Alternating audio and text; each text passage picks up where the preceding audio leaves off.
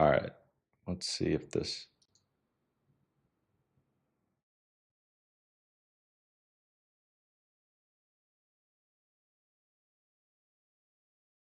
Okay.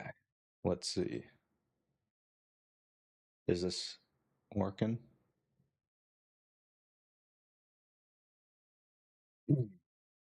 All right. I think I might have fixed it. Did I fix it, guys? It looks like I fixed it on my end. Let's go. Oh my gosh, that is so validating because there have been so many times where I've tried to get this thing to work and it hasn't worked. And surprisingly, this was my first time trying to fix this particular issue, and it could have taken way longer, but we made it. So, uh, to give you guys a quick update, right when we hopped on, there was another call that was like a 50-50 chance of us actually having that call did not happen. So that is actually really good news for us because we can just dive right in to what we're going to do here. We got a lot going on. So, like on all the streams, we are going to start with the news. So, I pulled up a couple of the most recent news items that are going on today. And here's another thing before we even dive into the news. So, I'm not sure about you guys, but I'm subscribed to a couple different newsletters. Then there are just some general email lists that I get emails from. And I always used to look at all of them for the breaking news of what was going on. It kind of keeps you just generally informed. And so that's been my, I don't know, approach, habit for a long time. And when I started doing the stream, I thought, right before I hop on, I'm just going to do a little bit of research and then just cover a couple pieces of news that are relevant to people in tech, people building, or who, if you just want to be informed about everything going on. And so, bring that to what I noticed recently. So we started covering on these live streams pieces of news, and a lot of these newsletters and places where I've been grabbing my news, they're covering it like 5 days later. Yeah, like 5 days later, or so much. And I always thought that it's like you're seeing this for the first time live, or you're reading this and it just happened. But I realized that a lot of these newsletters and places are actually covering it later. That's like a little interesting thing that I don't know. For me, it was just a huge disconnect that I never really realized. Hey, you kind of have this lag in between when things actually come out or can get written about, and when we're covering it, it's like, hey, let's see what's going on today. It's like, what is going on the 15th of September today? Anyway, here's some of the news items. Uh, I have not dove into these yet, so let's see. Okay, Rolling Stone's owner just sued Google over AI answers. Are AI summaries stealing the web? It's a very interesting question. Well, let's actually dive into what's going on here. So, Penske Media, they filed a suit alleging, alleging, alleging Google AI overviews lift publisher content to answer queries. So this is actually a very important point here. You don't really think about it, but I guess if you're the publisher content, this kind of screws you over. But it diverts the clicks and using publisher data to train AI without fair compensation. So the first major publisher suit targeting AI summaries directly. So this is actually pretty big news. It directly relates to actually Leo. I see that you're here watching. There it was the video that you sent me. It was the interview with Tucker Carlson and Sam Altman. I've watched this interview multiple times at this point because when it first came out, I watched it a couple times. Then I watched it again yesterday. Super, super interesting. So for those of you guys who haven't seen this interview, first off, Sam Altman, I'm sure, heavily regrets doing this interview. And Tucker Carlson, the balls on Tucker Carlson. I mean, everyone already knew he had big balls, but in this interview, I got to give you guys a bit of context so you really understand what he did.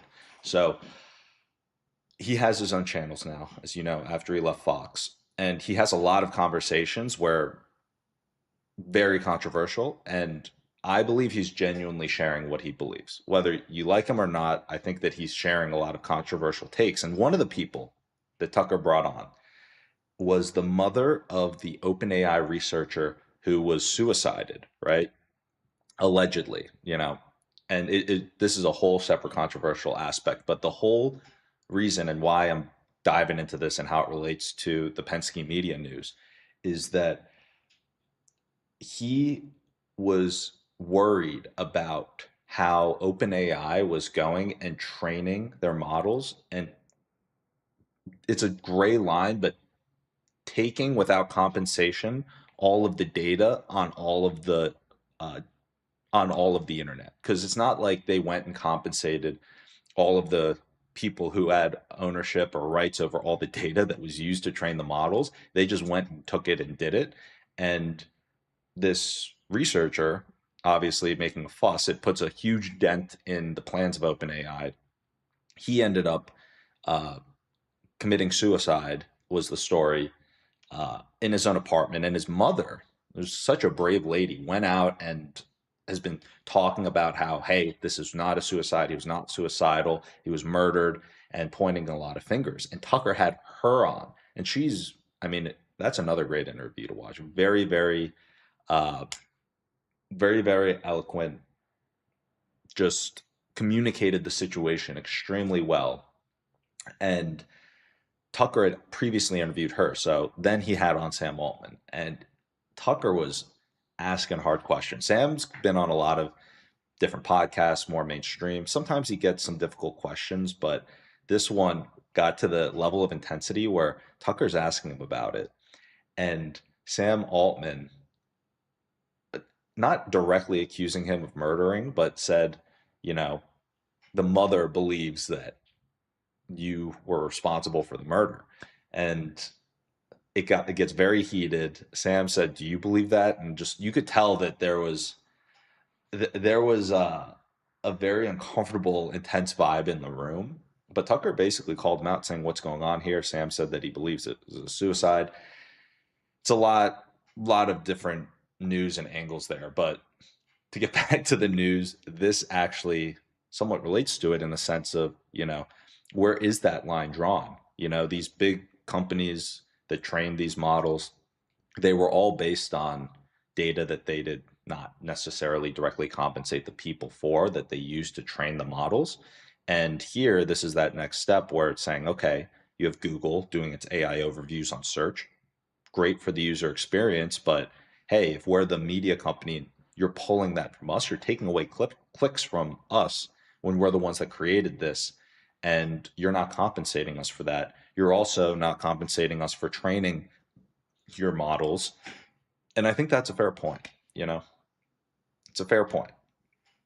But the answer to this question completely shapes the future of how these industries develop. Whether, okay, you're allowed to actually train and not compensate, or if you do have to compensate, it kind of breaks a lot of these models.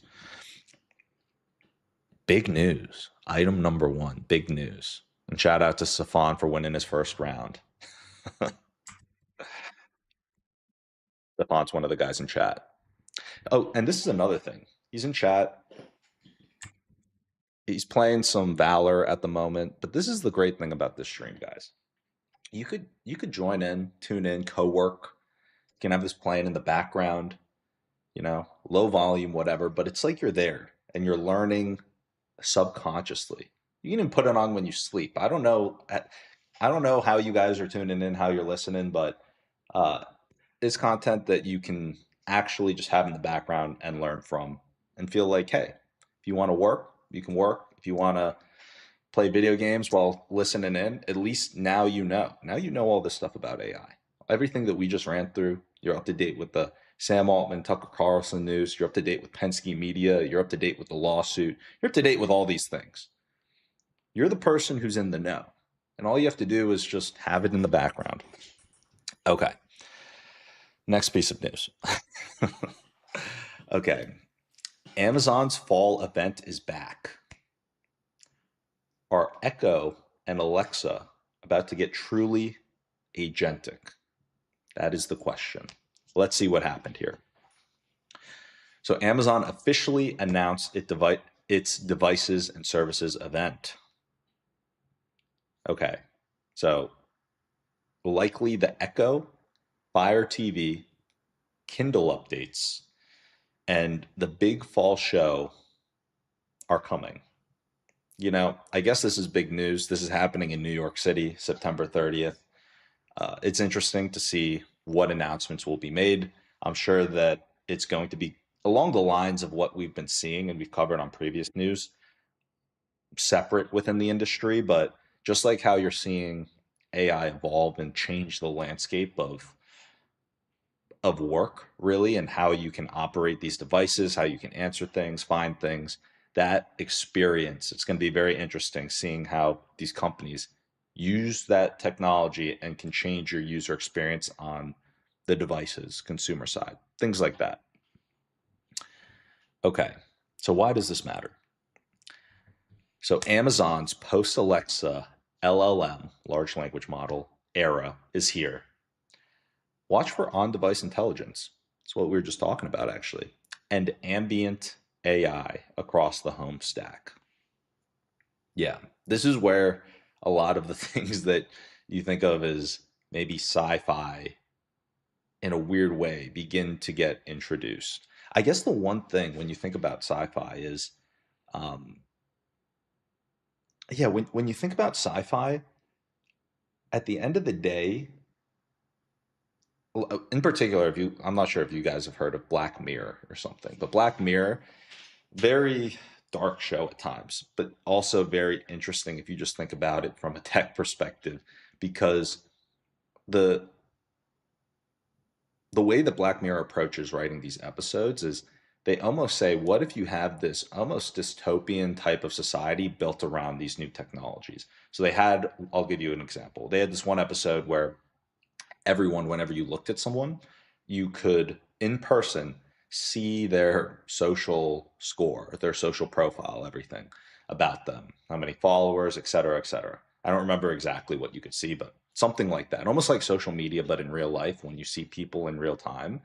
And at the end of the episode, you end up seeing the main character interacting with a person who's got like the worst social score, or like a zero social score. I forget how, I watched this a while ago, but something along those lines. And that person was the most genuine, coolest person. And it just has a lot of these meta analysis on society and technology that gets implemented. And so tying it back to here, a lot of this on device stuff, I think first off, can be kind of scary along with the improvements across AI as a whole. That said, I'm also very curious what these, it's like a lot of power in these big tech companies. And they are the ones in a weird way that are making that decision as to what is going to get created. And, you know, Amazon's going to be sharing some stuff on September 30th in New York City. All right, White House. DC just put data center permits on fast track. I did not know this. AI capacity could unlock faster speeds or be unlocked at faster speeds than expected. So DC putting AI data center permits on fast tracks. Uh, so why does this matter? This is really interesting. And I know I tie a lot of this to Bitcoin mining, but that's because in the Bitcoin mining industry, dealing with data centers, I've seen a lot of this firsthand. Sazmining, company I'm no longer CEO of, but I'm president of, we have data centers operating in 3 different continents. We understand the data center game, what it takes to put up the infrastructure that you can mine Bitcoin with it, or you can, yeah, you can run AI data centers with it. So why is this? This is huge because one of the big bottlenecks in terms of speed to get things done, there's so many permits, people are dragging their feet. The incentive mechanisms aren't set up in the way that you might have internally of a startup where you're go, go, go, get everything done, let's make it happen. When you're dealing with these other areas, it's more of a, hey, we'll get to it by this date. This is when we need to get to it by. We have this many weeks. We'll get to it. It's more of the lack of urgency, which, not saying one's right or wrong, but in terms of progress, if you have people who are on it, things are going to get done very quickly. That's how a lot of these AI companies operate. And it looks like, let's see what happened here. So I don't even know what happened, but this is just from the hook. What I'm guessing, I'm reading into it. So let's see what happened. So the EPA convened an AI roundtable at the White House. Administrator Zeldin, I don't know who that is, but he's an administrator, emphasized permitting reform to make the US the AI capital. So they're trying to change the permitting system for AI, make it the AI capital, it seems like. Accelerating power, water, and land approvals for data centers. Okay, this is exactly what we were talking about. All of these things take time, and they're reforming it to accelerate what that process looks like. Stefan brings up a great point, guys. I was just thinking about this. How is so much happening every day? It is crazy the speed at which this technology is evolving. And this is one of the reasons why I think, I mentioned before, it kind of ties to it, but the newsletter piece, it's like you're waiting like 5 days to hear news or whatever actual medium you go to. But the speed at which this happens is just so crazy, and there's so much happening that if this trend continues, the people who are on top of it, they already have a big competitive advantage, but I think that you're going to see a bigger gap in terms of the people who understand this stuff and the people who don't, like a much bigger gap than you saw with the internet, for example. The internet was a breakthrough in terms of how information can basically a breakthrough in information in society, right? All of a sudden now you can put something on there and then it lives there forever, that information, and then anyone around the world can access it. So it moved like the printing press, made it easy for you to disseminate information across society through books. Internet was like a whole step change up, way past the printing press in terms of significance, just because of like how much more it could do rather than just like a book. It's still very limited in terms of the information passing. Now with AI, this is like not just information breakthrough, but this is like a true intelligence breakthrough. And an intelligence breakthrough is a whole different scale than what we've seen in the past. So definitely important to stay on top of everything that's going on. All right. Next. Okay. So one other take here. So let's say if permitting speeds up,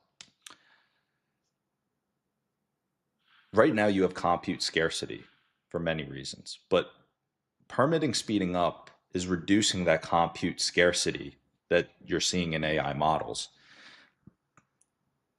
And so I think that you're going to see what we saw in the Bitcoin mining industry, which is, okay, we didn't have this fast track permitting in a way, but you had a lot of local incentives, like local economic development incentives. They are going to try and attract the data centers. So it's going to be interesting to see how that continues to shake out. But all of this is just aligning with the research that we did the other day when we were going through the news, which is how much compute is really going to be online. Like ChatGPT 5 and the models today are using this much compute, right?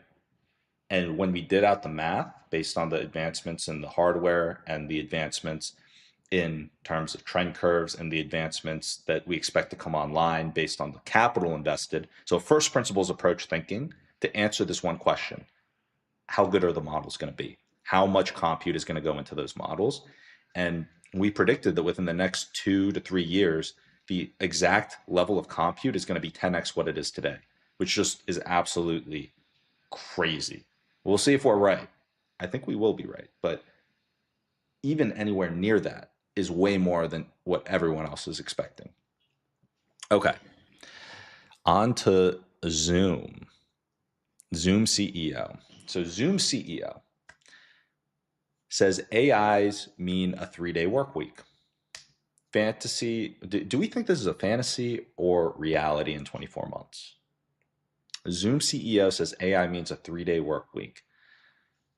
You know, let's read the news before I weigh in here. So Eric Yuan echoed Gates and Huang's AI agents will compress work to 3 to 4 days a week.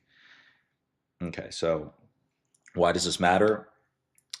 So the narrative shifts from fear to work redistribution. Okay, interesting.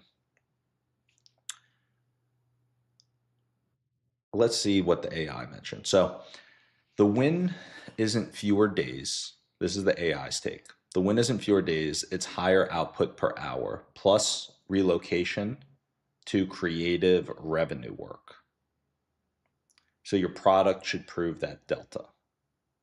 So the AI is basically saying that you're going to have higher output per hour and you're going to be able to generate revenue with your creative work more so than how you're normally doing it today. Less creative work. You know, I might have to, I think I see this differently than Gates, Huang. I'm guessing that Gates and Huang is talking about Bill Gates and Jensen Huang, so CEO of NVIDIA. And obviously, you guys know Bill Gates. So I could be wrong. I think that the 3 to 4 day a week standard work week, I think it depends on timeline. It is very possible, as I'm thinking through it more, that something like that happens. But at the end of the day, it's so hard to tell.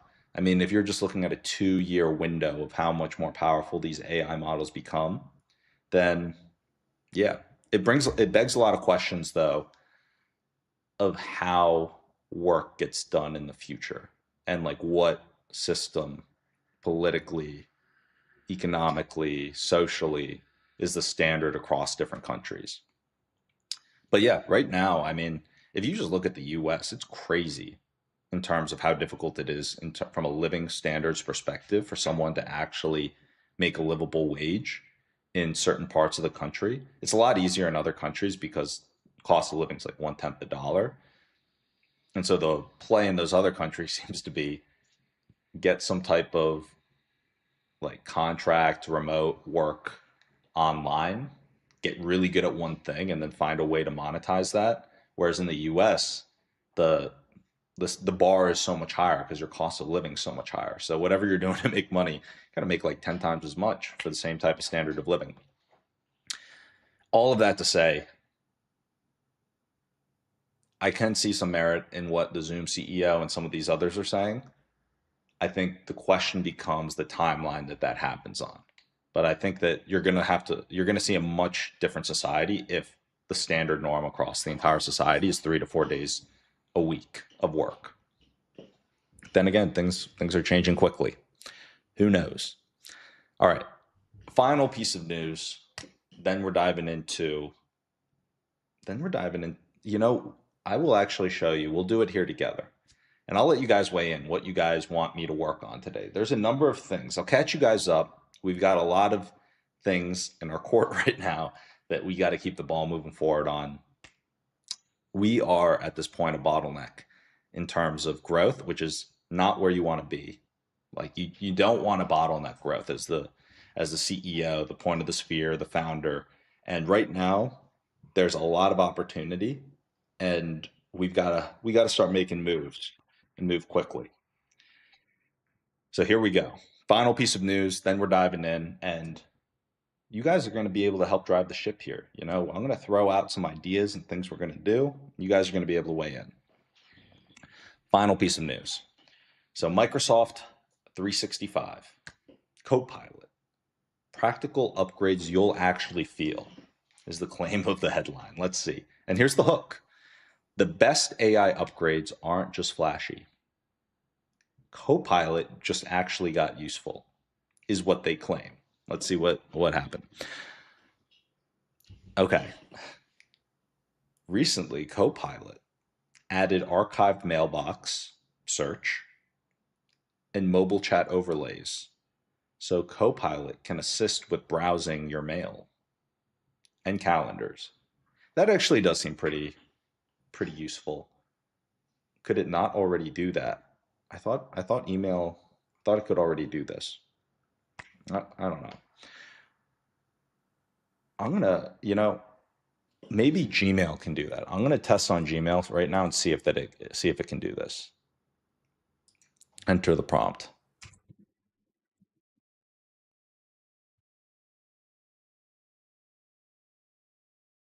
All right. I just told Gemini to find email investor outreaches in my email. Yeah, it just did it. I should actually use this more. Let me do one other thing. I'm gonna say find all the hottest investor lead conversations in box. See, this is a more difficult task because it's got to deduce the hot leads.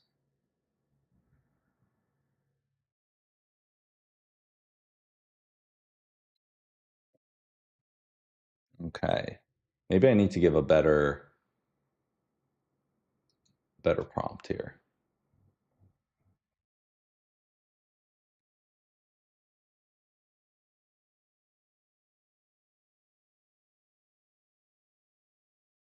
Hmm. Actually, that guy would be a good person to reach out to. Okay, look at this, guys. The new feature. It is kind of helpful, I will say. But Gmail, Google already has this. Okay. Anyway, we're getting distracted here. But we are testing it in real time. So I guess Copilot has this now. Gmail already has this. In order to do it on Gmail, you just click the little, I don't know, star button. I don't know what to call this, a star. It's the AI button. You'll recognize it. Top right of your email. Okay, so let's see. Why does this matter? So this is the quiet AI in the workflow revolution. Small features that stick and raise user experience expectations. Okay. I think that this was good for the news. I think that now is the time for us to begin to dive into some actual work here. So here's what I'm going to do. I am going to, we're going to do this together. I'm going to, I'm going to list out the different things that we can potentially dive into. And then you guys let me know which one is of most interest. So, real quick, I do right off the jump need to finish some documents and send them out for signing. That is like immediate because there's 45K getting ready to um, to come in, and the people are ready to wire. I just need to send out the documents. So that is high priority. Send out the documents. Let them know that I sent out the documents. I sent out the board consent already. So now, you know, that's the next step there. Outside of that, there is a the other top thing that I'm going to have to do right away, and then we can weigh in on like the things after these things. So the next thing I have to do is there is an investor, and um, they play a very interesting sales function with the companies that they work with to try and help them scale their sales. And right now, the majority of our sales have been, people coming in out of interest of just hearing about what my worker AI is doing, from some of our social media stuff, and our own tool reaching out to people. But this is going to be our step into having a more formalized, scalable process. And so we need to create the referral link, send over the rev share agreement, and send over a little bit of information on the background and pricing and everything. And then that will allow them to get the ball rolling there for our basically like an entire sales team. So that is obviously also very important. Can bring in a lot more potentially than the 45K contracts, but the 45K, get that in right away. Then we're going to kick off that sales scaling piece. And then the final piece is kind of up for debate in terms of what we want to do, because those two are very high priority. The other option for how we use the time now is we either go and try and fill the rest of the 100K. So try and call people up and close the remaining. Yeah. Basically like about 50K worth. Try and close some deals. So make some calls. I'll have to think about who to call, but I'm just going to start playing phone tag, just call people up, see what happens. It's one option. Option number two is to dive into the more of the CTO filtering, hiring piece. We've got a lot of applicants, and so we've got to actually start making moves there and get that process moving along. I do want to get that done today, at least some of that. And then the next piece is some hiring, outside of hiring for that, actually putting more effort and energy into getting a good executive assistant, someone to manage a lot of social media, scheduling, just a high functioning assistant, basically. That is another big piece on the chopping block. And then the next one, which is kind of related, is actually trying to tie in one other executive position. To give you a little bit of context, CTO is very important.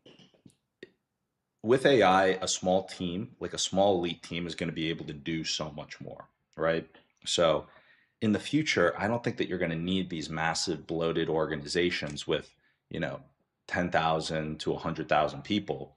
I think that if you have just a very, almost like the Navy SEALs, but just like a small elite group of people that are able to take care of a massive foundation of your business with AI and leveraging AI across, and whatever budget they need, then you're going to be able to do an unbelievable amount. And so right now, I think that I need to start getting that Navy SEAL crew together for my worker. And it's something that's always a question, when do you do that? At what point in the journey? I think that we've got initial traction. We've got a product. We've got investors that I think are interested that can back the company and take it to the next level. And we have a general sense of the entire landscape of how we do that, but bringing in those generals at key points is going to be very important. So as the CEO and as the bottleneck right now, I've been trying to leverage AI to take on as much as I can for as long as I can across these different areas. But it's become very clear to me that even with AI, I'm personally quote unquote stretched too thin. But in reality, what that means is like I'm bottlenecking growth, even with AI taking care of a lot of stuff. So I need to get those roles are becoming more and more apparent, that it's like, okay, we need someone to take on this foundation of the business to help it grow.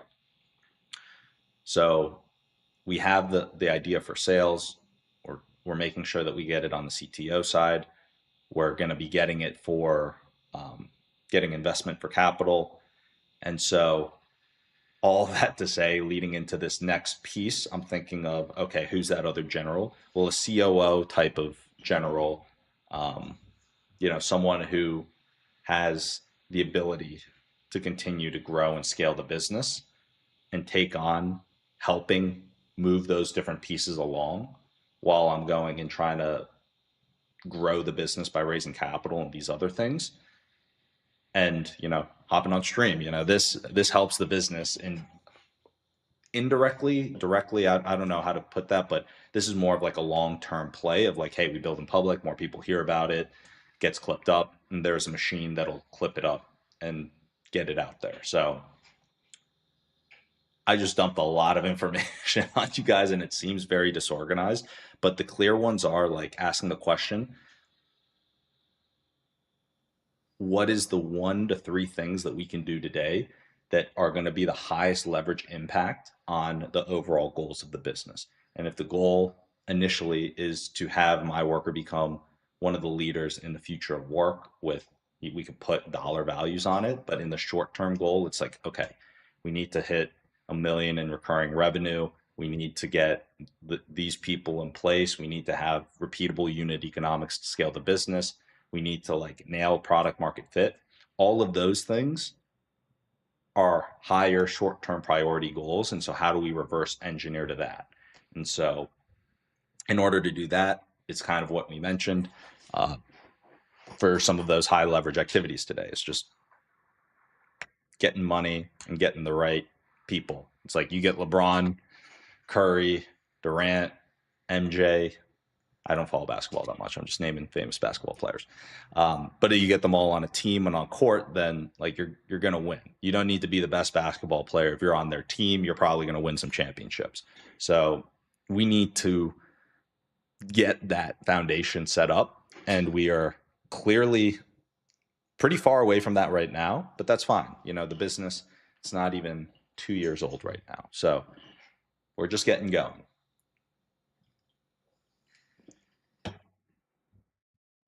So let's start with, okay, I don't want you guys to be bored. So what I'm going to do, this is another thing. We're going to find a way to have the screen and everything get updated and set up based on what we're doing. But certain things that I'm going to be working on here, obviously there's confidentiality pieces where I'm not going to like dox investors or whoever's coming in. So I'm going to have to do that on another screen. But what I can do is I will be here. I'll answer any questions that you guys might want to throw out there. And I wonder if I can put like a countdown timer. I feel like a countdown timer would be nice.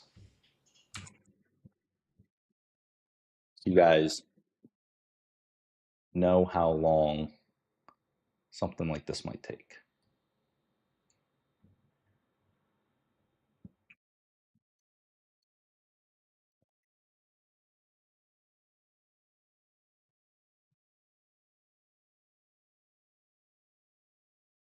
Oh, I did find a countdown timer.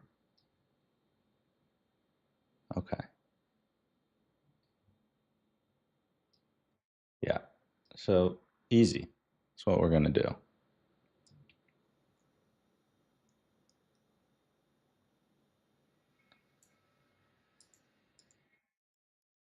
We'll do like a 30-minute countdown timer. Actually, we'll try and make it a little. We'll see if I can finish this in 15 minutes. But real quick,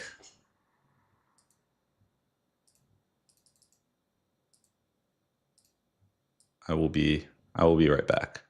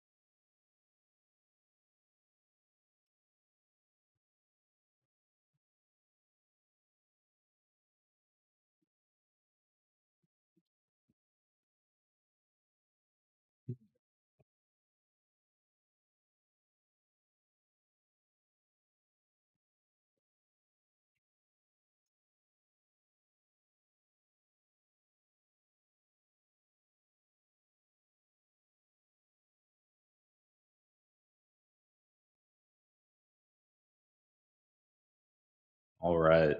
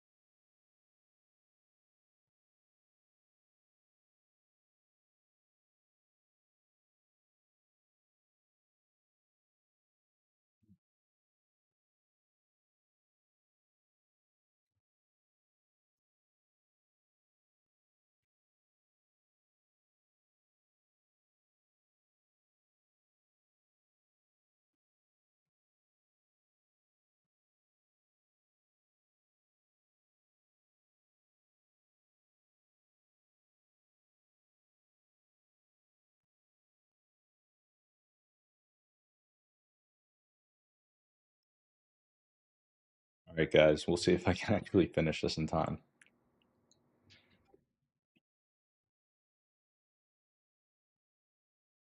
And you are also going to, I guess, be hearing me chat with ChatGPT on some of these prompts.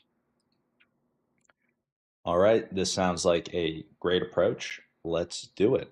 Starting with Kyle's package. So yeah, just if you could give the step-by-step of all of the updates and things that we need to do to the template that the lawyer sent over so we can just fill it out properly and then we'll get everything set up and sent.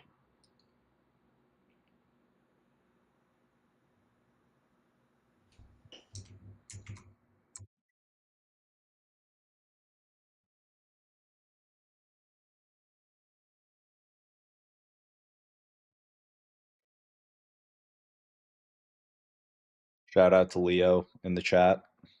It's my buddy building a flying car. So it's pretty cool stuff.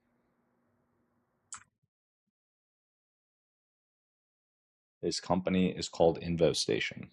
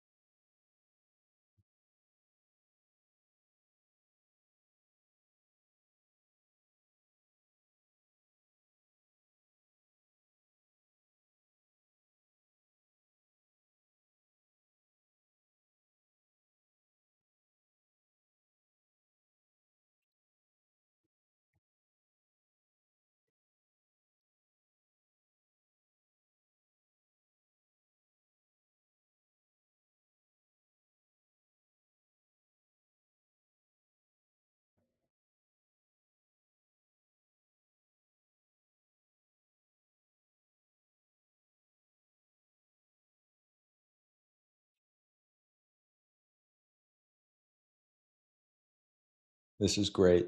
Let's just change it so it's 1,709 shares. And then you can give the play-by-play of all the updates we need to make to the document.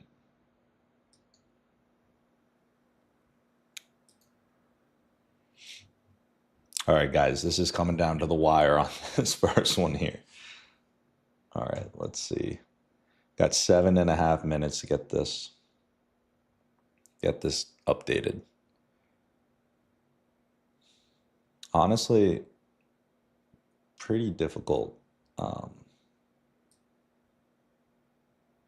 Pretty difficult to be a lawyer pre-ChatGPT, I will say that.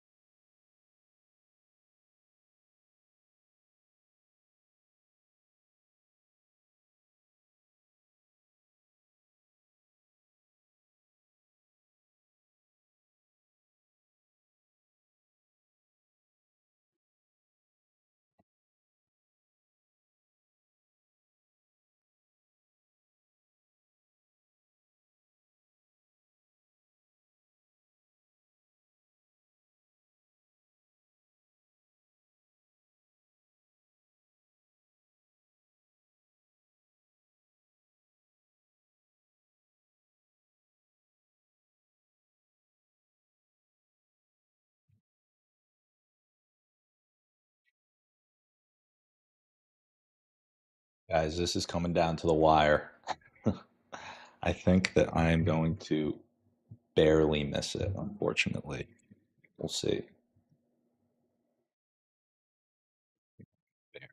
So,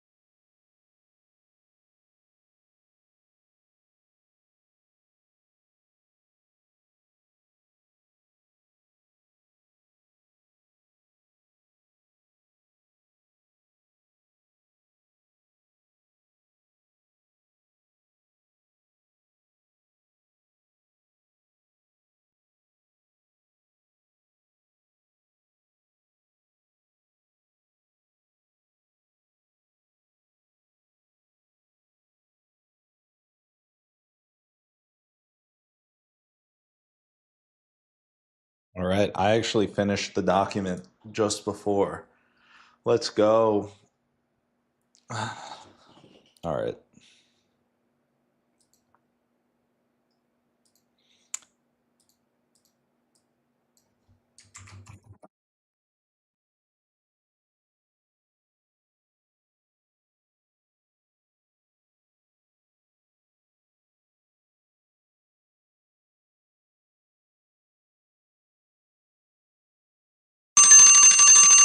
Oh my God. I'm sorry about that. That was so loud. All right.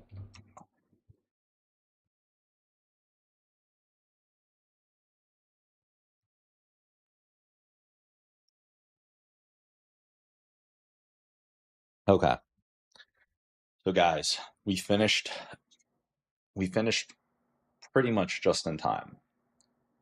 One of the documents ready for signing. The other one, there's just like a couple more like find replaces that we need to finish. But uh, yeah, overall, we ripped through that, which is great. So from a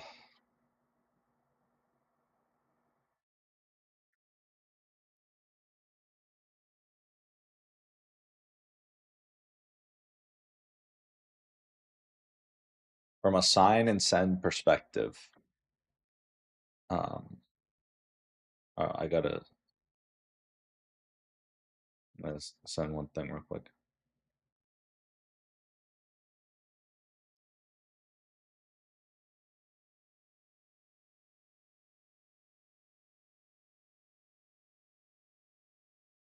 Sounds good, man. I appreciate you getting to it. I'll reach out to them and let them know that they can expect it later tonight.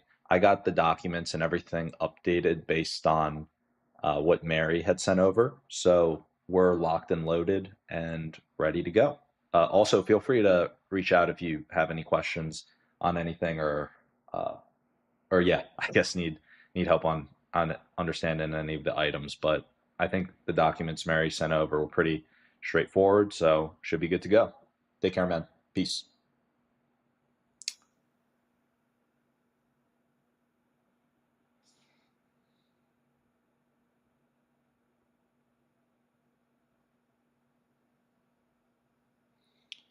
All right.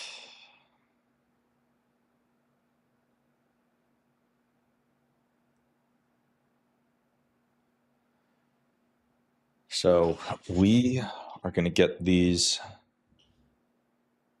documents loaded up, although we're not going to send them out right now. Waiting on that final signature. We're in the zone. So realistically, I don't think this will take 20 minutes, but I'm going to set the timer. Actually, it might. Getting everything ready from the send perspective might take a couple. Actually, now that we're familiar with the document, I feel like it's going to be a little easier.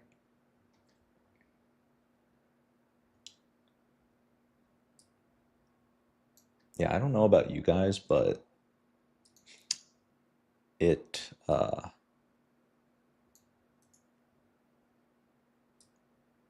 yeah, I don't know how to describe it.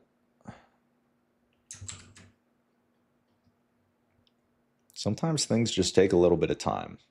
It's like all of these little things, like they're important to do, even though they can be a pain in the ass.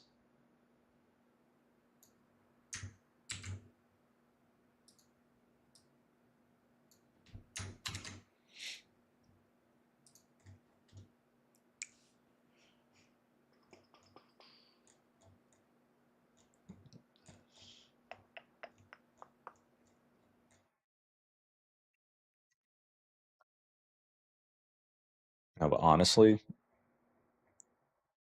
huge huge props to people who are lawyers. This does not seem like a fun thing to do 24/7. You know, sometimes if you need to do it, it's fine, but yeah. not the funnest activity.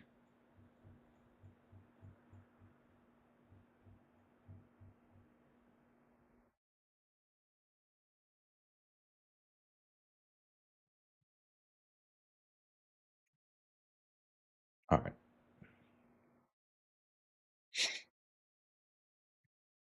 The documents are ready. So we are going to download them and get them into DocHub.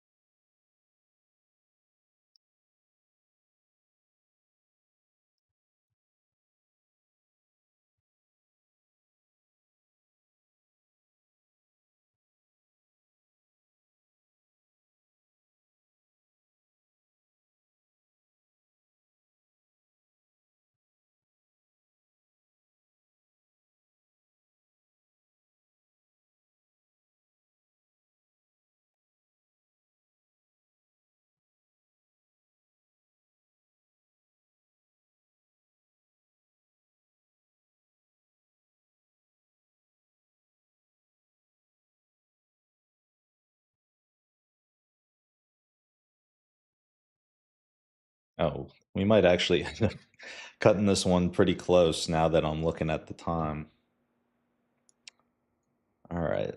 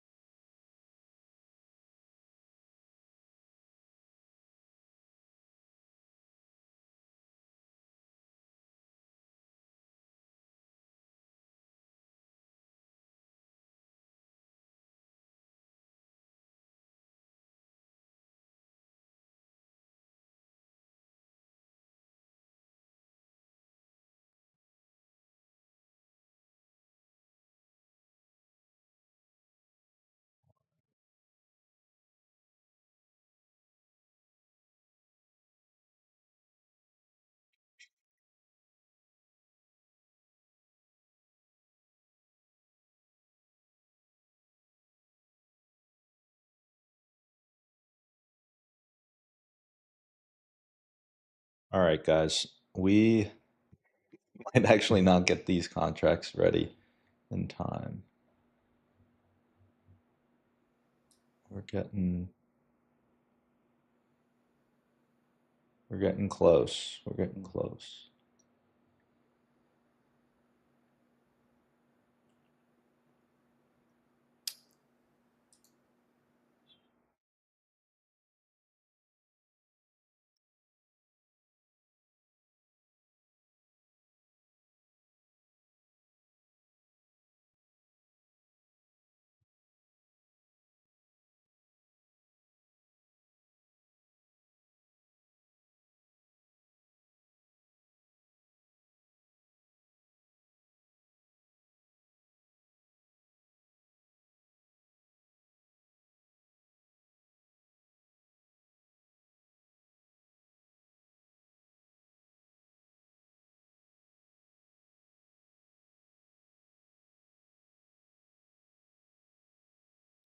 I'm going to double check this document one last time because I do not want to send out anything incorrectly. But I think we did a good job here. Granted, we can't take full credit because the lawyer did it, but I filled it out at the end to send it off. So I feel like I did something, you know?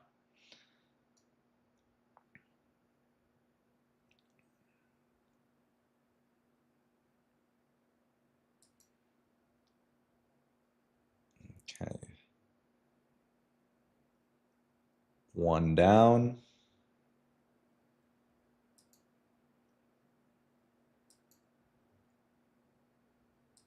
One more to go.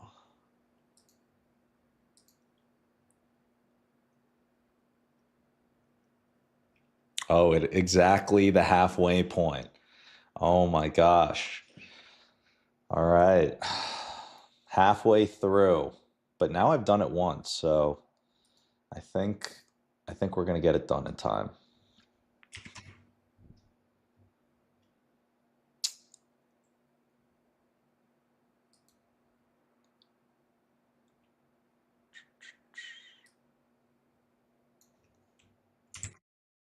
Whoops. Do that.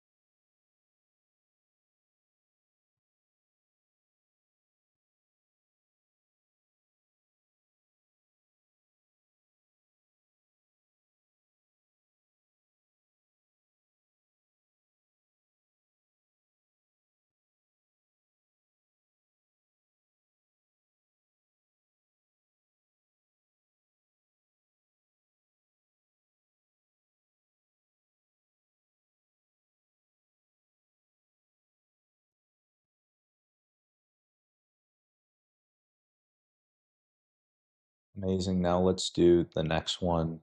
Here's a little bit more information on the other purchaser. We also want to make sure that it reflects 1,367 shares.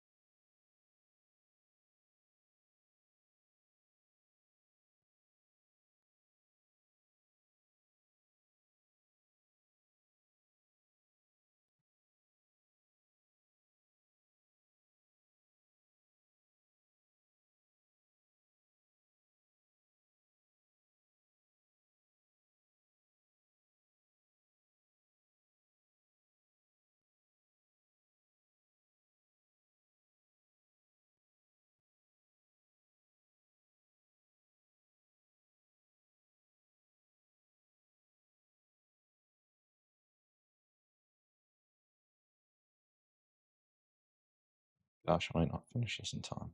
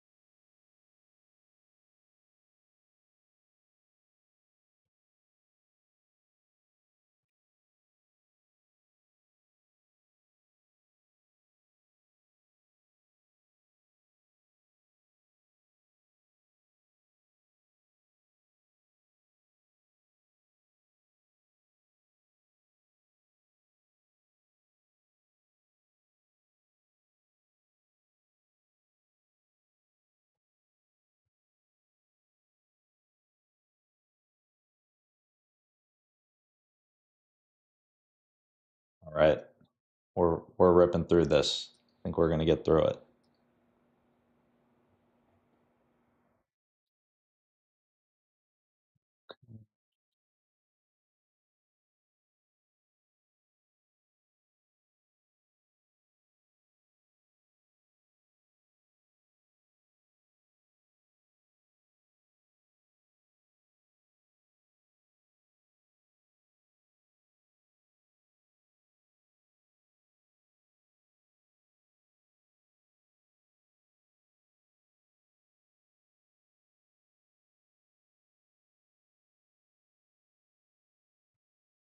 Okay, there we go.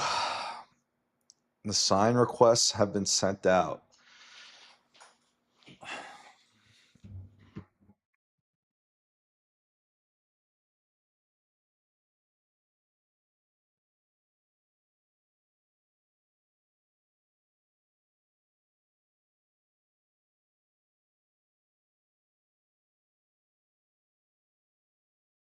Hey, how's it going?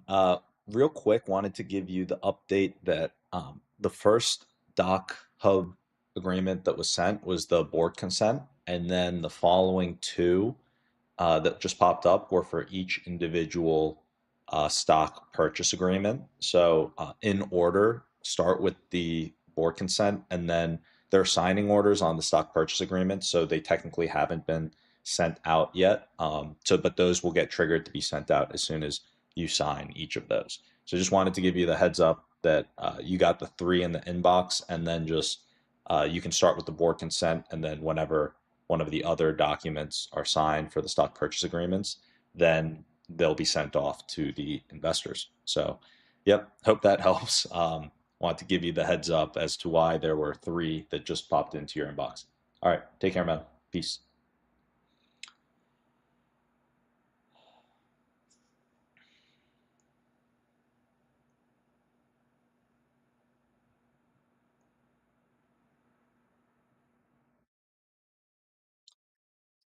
All right.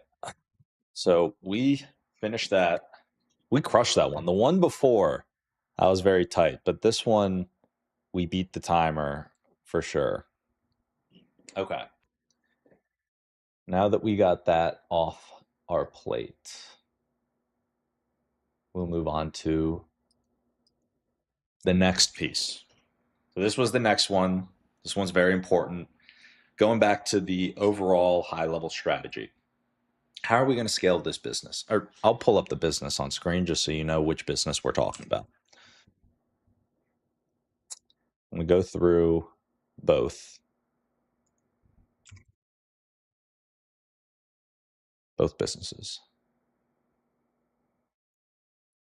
Because if we're going to brainstorm together, I got to give you a little bit of context on what we're working on here. So, first off, Sazmining started the company in January of 2018. It's been growing, and today there are mining facilities, Bitcoin mining facilities, mining Bitcoin on 3 different continents: in the US, in Paraguay, and in Norway. Soon to be 4, fingers crossed. The value prop of Sazmining is just like you can go onto Coinbase and buy Bitcoin, you can go onto Sazmining and begin mining Bitcoin. So you can see the different rigs that are available. It's kind of hard to see on the screen right now, but there are, I'll just pull this over. Here are some of the different rigs. You can see the earnings in Bitcoin or in dollars, the amount that it generates. And yeah, it's made just like how Coinbase made it very easy for you to actually buy Bitcoin and it opened the floodgates for people to get into Bitcoin. We're doing the same for Bitcoin mining. So that is Sazmining. Now the other company is MyWorker AI. This one started in January. I started in February 2024. It's when we were officially incorporated, brought in some angel investment, and then also put in some of our own capital. Now the big piece with this right now, and this is what we're just working on Sazmining stuff. Now we're getting to some MyWorker stuff. So going back to how do we grow this business to an industry leader? How do we take it to its potential? Well, we need the amazing foundation of a great team that can execute and is high agency with AI. And right now, like we mentioned, I don't want to slow down the business by not having the time to be able to go into all these areas adequately. And so we're right now on a search for top executive generals that are going to roll up their sleeves and get stuff done. Like at the end of the day, AI's changed the way that you can get things done. And we're looking for people who are AI native, have a track record of high agency and execution, and have the ability to take what we have here and take it to the next level and get their foundation of the business built. So there's everything from the technology and product side to the sales side to the marketing to the go to market and overall operations like COO. So because of all that, we don't want to try and ride 2 horses with one ass. We got to focus, figure out what we're going for, and right now that is the CTO role. So we've got a bunch of applicants. We've started going through them. There's great initial applicants, but we've got to figure out how we're going to get that final piece filtered out. We started this the other day, but that's one piece. And then so there's the product CTO hiring side, and then there's the sales go to market side. And right now it's been mostly founder led sales, myself trying to help make sales and then deal with people who are coming in. But now we are going towards more enterprise, or not enterprise, but a more formalized process where I'm not the bottleneck on the sales anymore. And so because of that, that is what we are about to work on right now. It's like those 2 key areas: to help grow the business. Those two key generals. And so to start, we've got our direct sights on a sales scaling approach with this investment and almost like outsourced sales partner. So we need to, in order to get that done, going into actually executing that, we'll put the CTO one on the back burner for later in the day. Now we're knocking out getting the sales piece done. So we're in a Slack, the person that we need to get this information off to, and we need to get the rev share agreement link set up, and then we need to get him the information on the pricing and everything on how it works. So I hope that helps lay the foundation here. And also, guys, as I'm running through things, if you have any questions or this doesn't, something I'm saying doesn't make sense, feel free to to let me know. Okay. Wait, whoops. Let me do this on the other screen.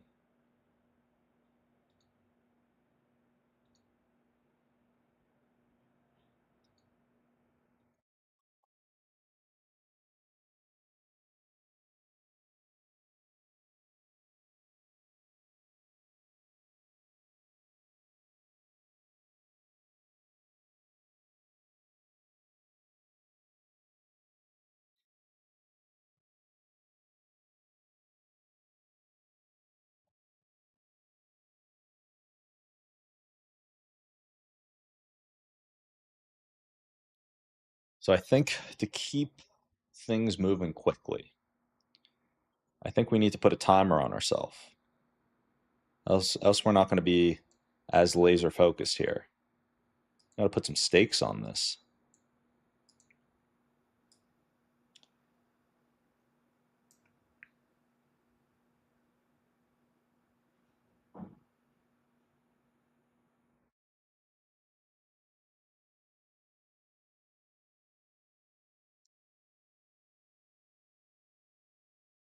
So we are going to get our affiliate link ready. Okay. Let's estimate how long this is going to take. I'm going to guess for us to get, so we got to build the affiliate link. We've got to get the response written. And I mean, contract, get a rev share agreement contract to him. Let's start without the contract. Let's start with just like the rev share and the information and everything else. I think that that's going to take,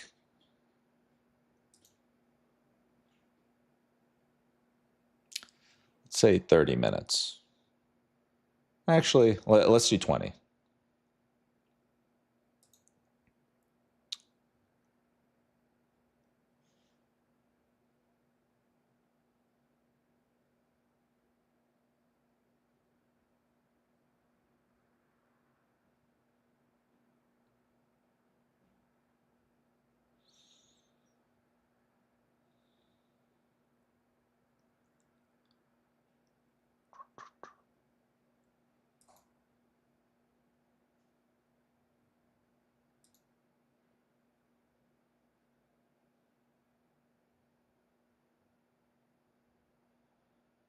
Okay.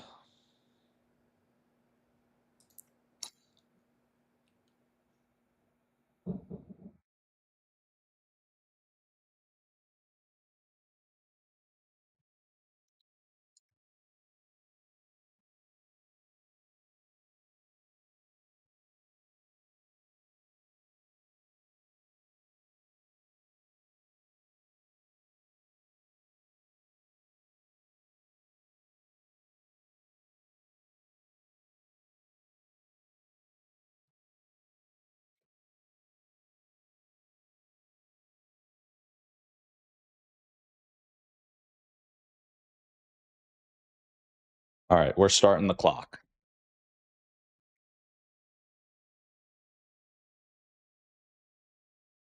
I'm going to say, sounds great. Could you please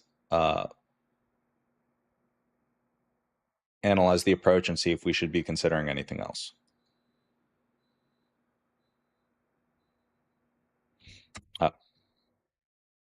Also, he messaged me about this stuff on Friday, and I'm getting to it now. I'm not sure if we want to address the delay, but that might also be warranted. Okay.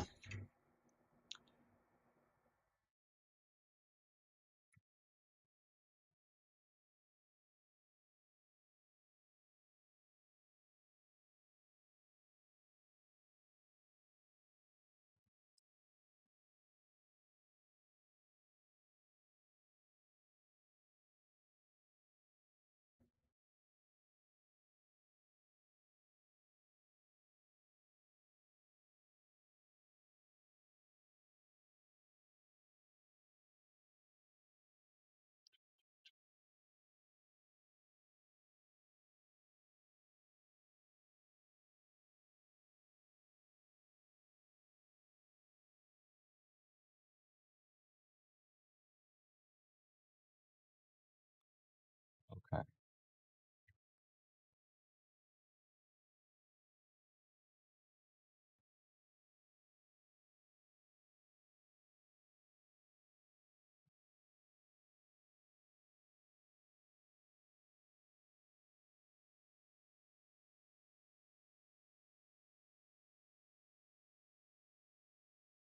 I just realized I didn't start it.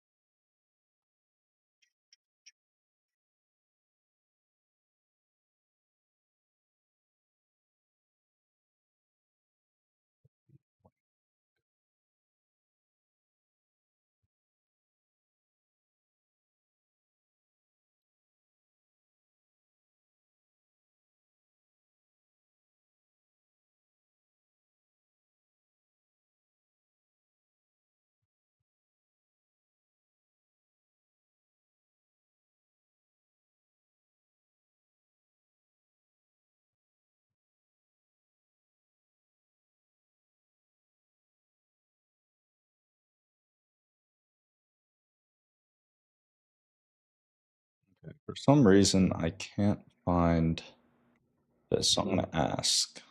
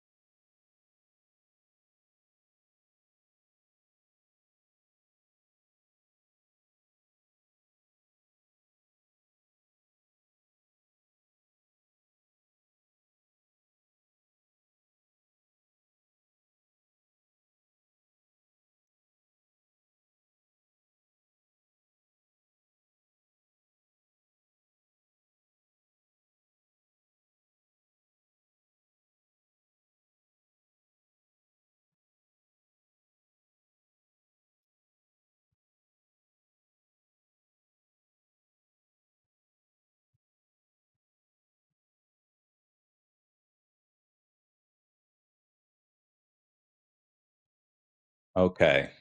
So, guys, we're running into a little roadblock here. I'm trying to, I got a new computer, and for some reason, when I tried pulling it up here, I didn't see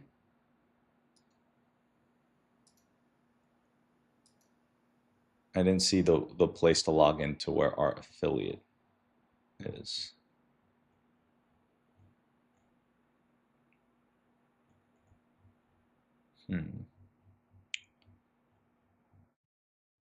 But I'm tracking it down because there is a meeting where we apparently went through it from April 24th. So I just got to find this meeting.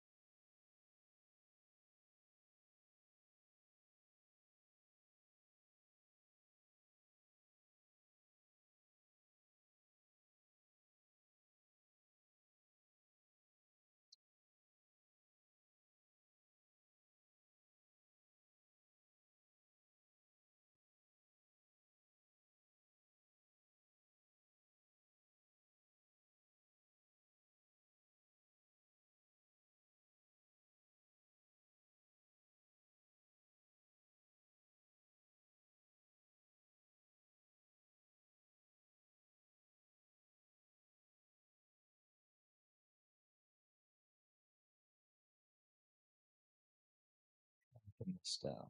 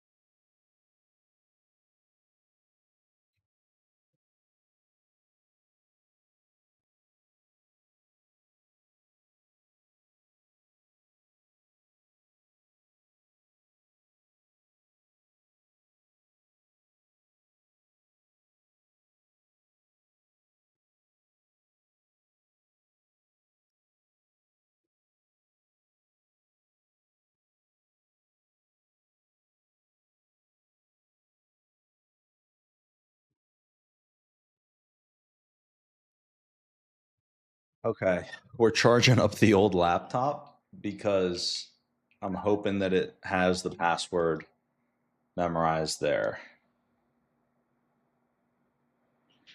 Andre, I think, has it, but he's not by his phone right now, so I'm just gonna see if I can get it.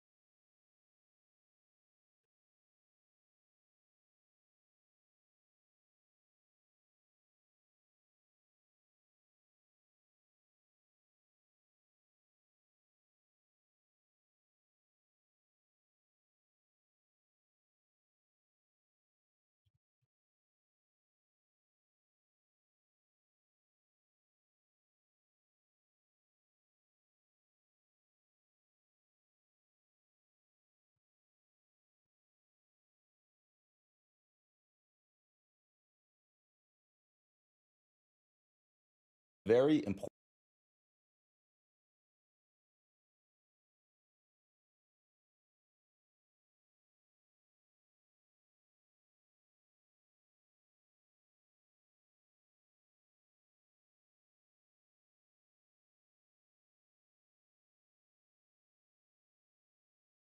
Very important part of running success.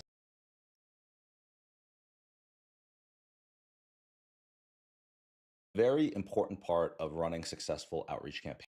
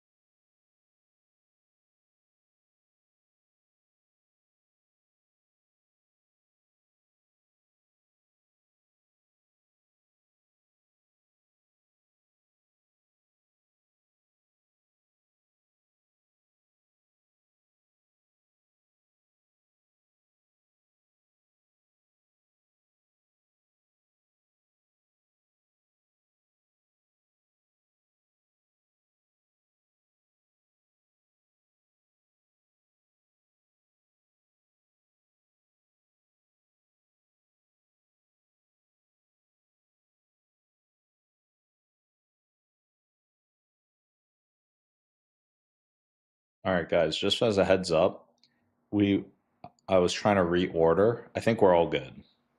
I just reordered the videos in the playlist. Yeah, perfect. So now they're in order. Okay. I think that is important on YouTube so people know the order to go in.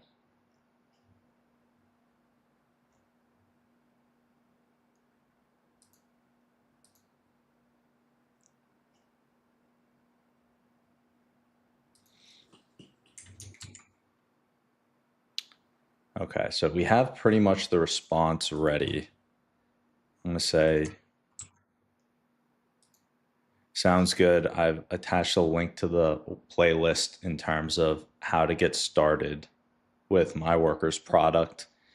Maybe we just set expectations that this was just directly clipped and not professionally edited videos and just pulled directly from the stream, but give an idea of how things work and a good primer to watch if they have like 15 minutes to go through the videos ahead of a call. And then we can also include everything else in the video or in the follow-up.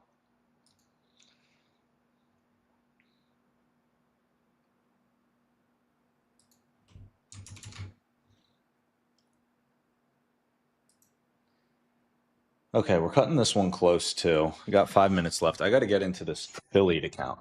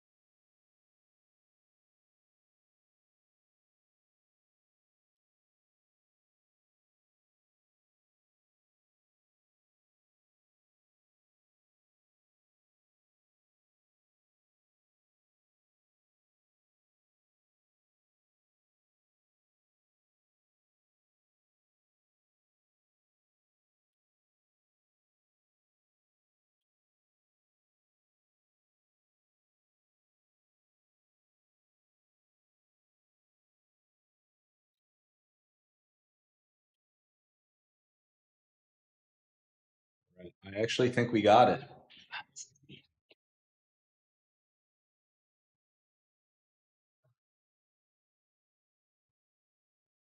Let's come down to the wire here. Oh yeah, Stefan. Oh yeah, when I made those, it was like about Baki, or I gave Sora prompts about Baki to try and make those thumbnails. Yeah, so these are the thumbnails. All right, yeah, so we'll see if we can get this done here.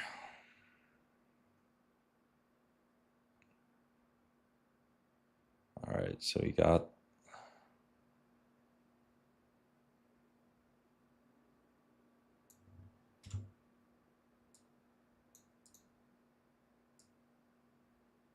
get this response ready.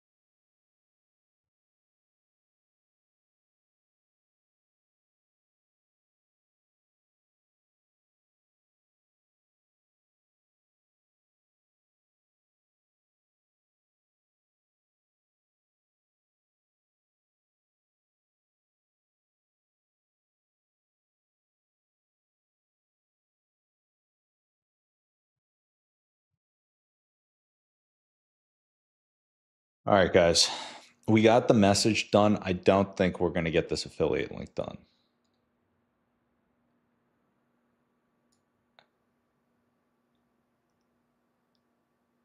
You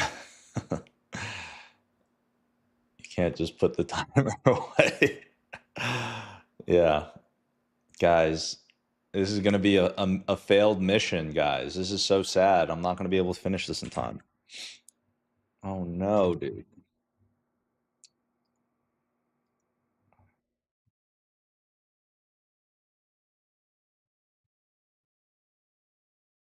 We're going to need to have like a button.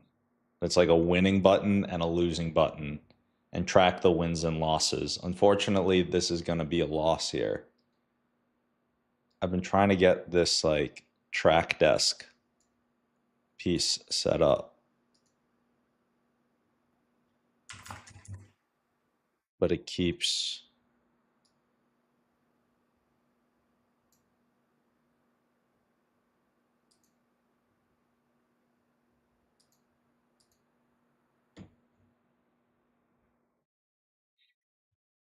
Oh no. This is going to be loud, guys. I'm going to.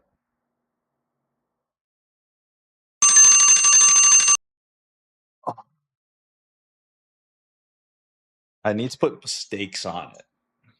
That's what I need to do. I need to get smarter about the timer. So, for context, what we were doing was I was trying to get this like message, affiliate link, all this stuff built in 20 minutes, which I thought would be enough time, but I but I didn't account for how difficult it would be for me to just get into the affiliate software.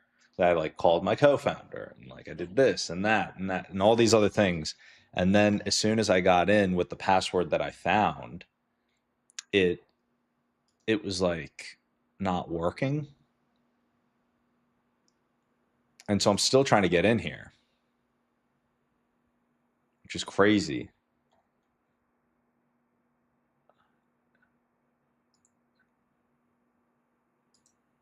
Oh, okay. All right, we're back in. Literally, we get in right after. Okay. We never really used this software. We haven't built any links. All right. Build connections with top people and share ideas, meet affiliates. All right.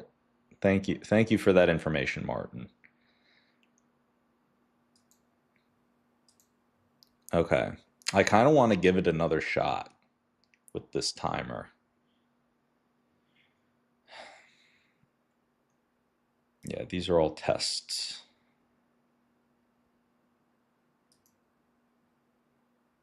Impersonate user. What the heck? Let's see how this looks. Add billing details.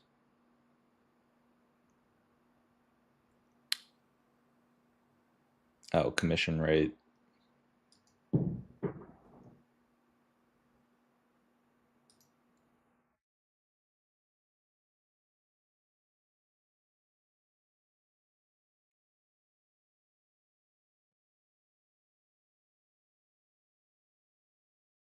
Access landing. It's such a weird software. All right, let's check out the offers that we have.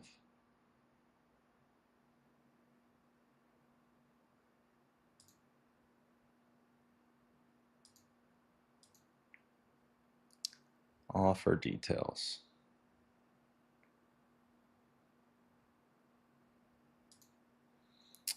Revenue and payouts. And make this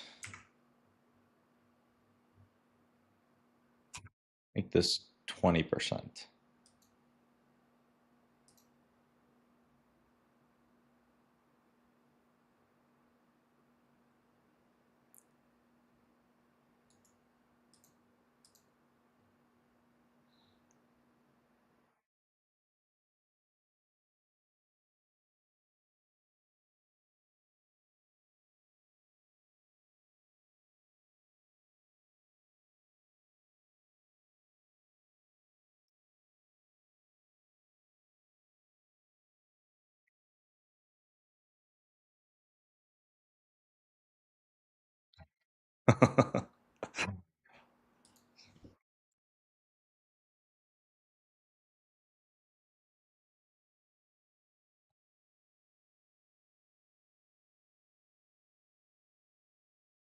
Okay.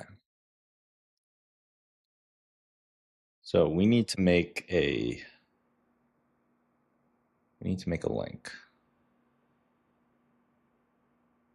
So for a new affiliate, how do we make a new affiliate?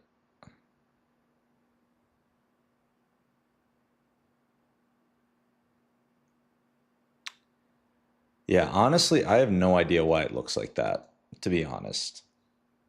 I that's not our logo. That this thing in the top left is confusing me. I didn't set up this account. Maybe there, because we haven't uploaded our logo. Maybe this is just how it displays for new accounts. Yeah, I don't know. To access it, oh my gosh, I gotta upgrade for an affiliate link plan here.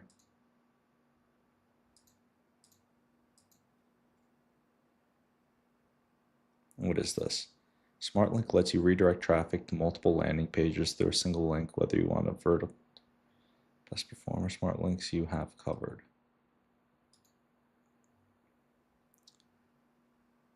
Conversion tracker.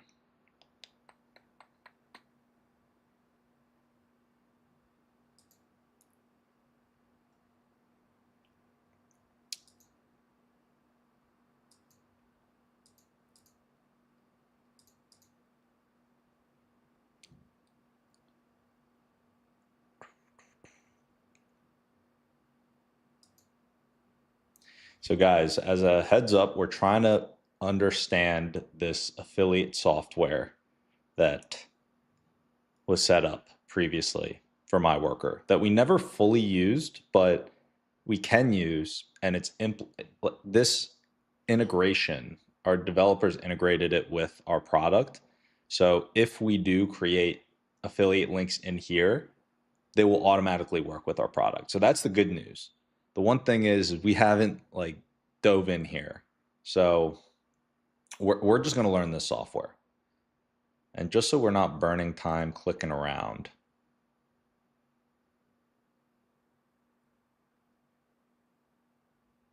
actually, I'm going to call our editor. I'm going to call Joaquin. And then see. Actually, I'm not going to get distracted here. Okay, we're just going to learn the software. He'll give us 20 minutes to learn it. It's called Track Desk. So I'm going to say,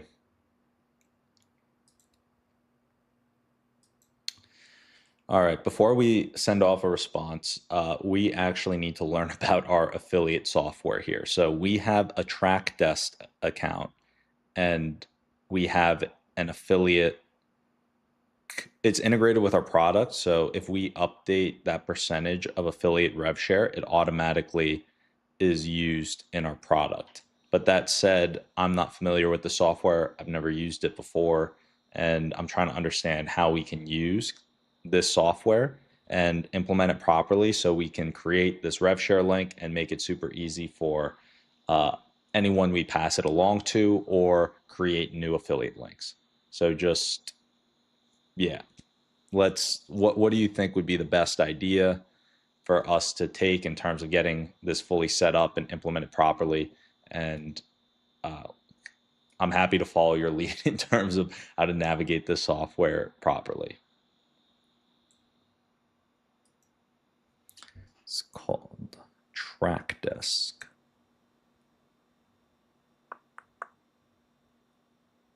Okay. Oh, I've actually seen that show, Stefan. The Forge show. Let me know what it's called and you find.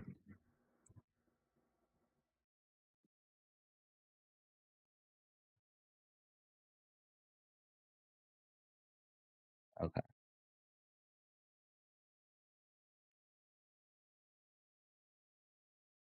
Foundation, execution, and scale. Hmm.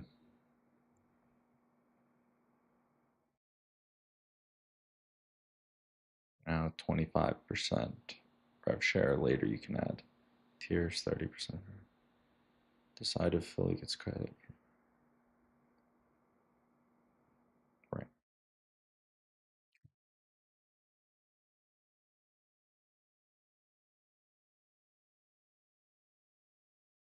Make sure the link redirects correctly to your sign up and onboarding flow.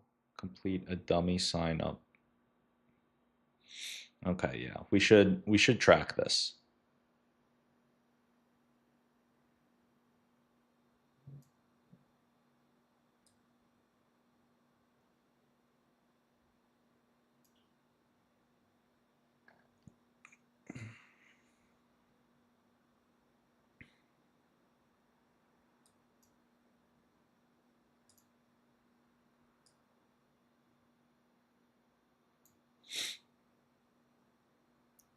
So it's integrated, the commission structure. Okay, affiliate.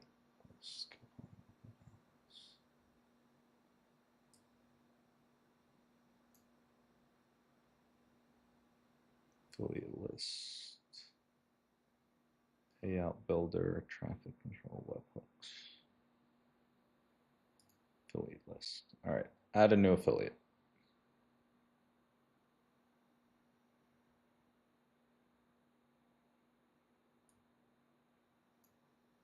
All right, so we're going to test this out, see if it works.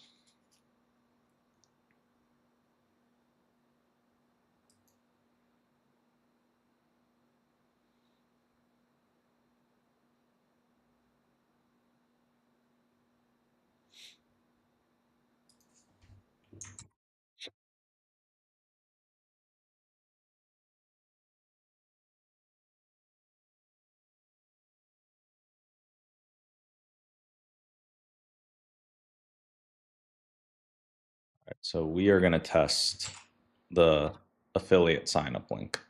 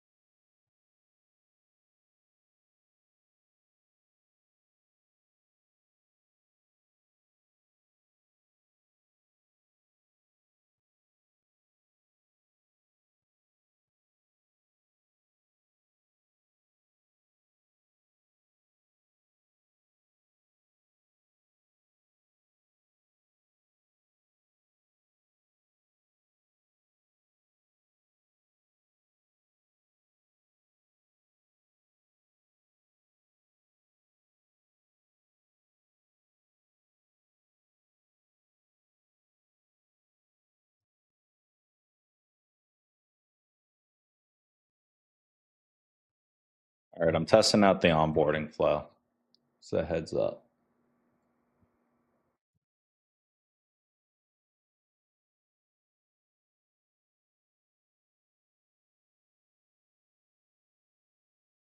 And I just don't have it on screen because the onboarding includes my address. So I have it off screen right now, but you guys know that I'm just testing the onboarding.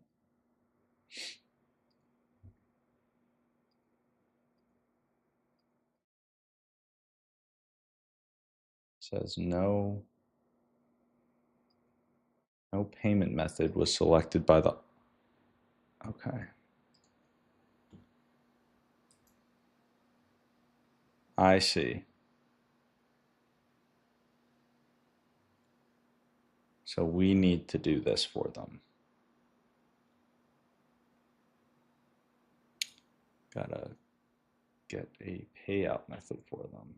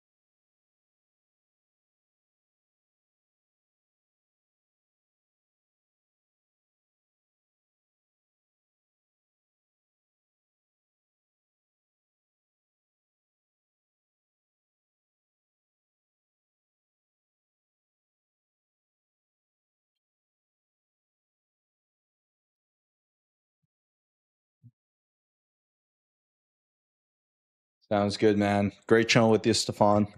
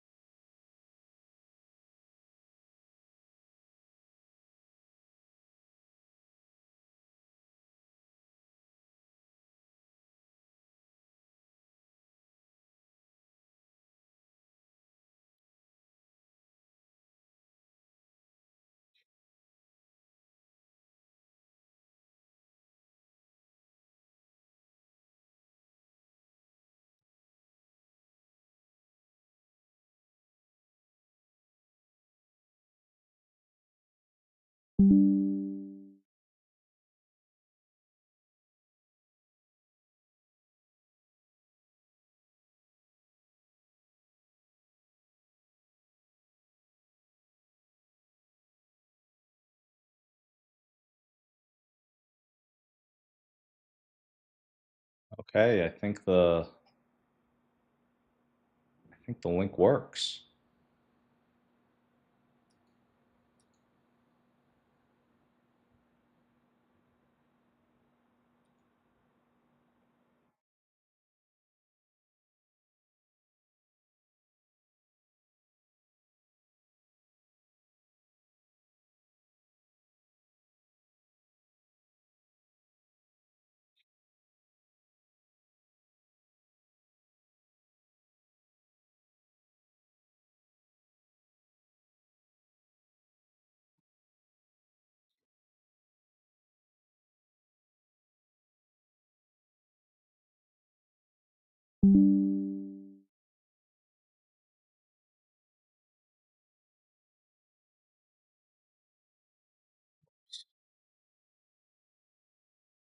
We're gonna see if this works.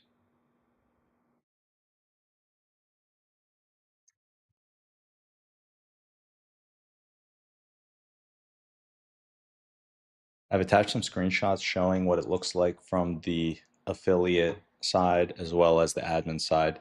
Do you think everything's set up properly, or is there anything else that we need to change?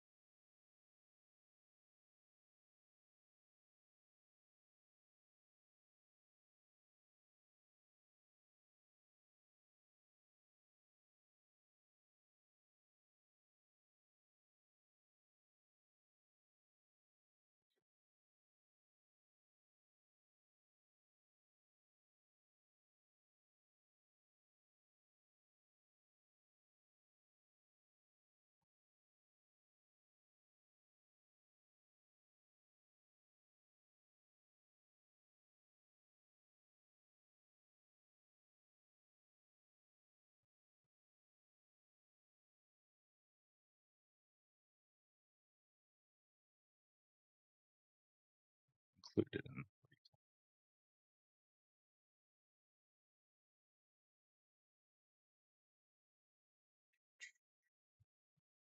All right, are we going to finish this in time?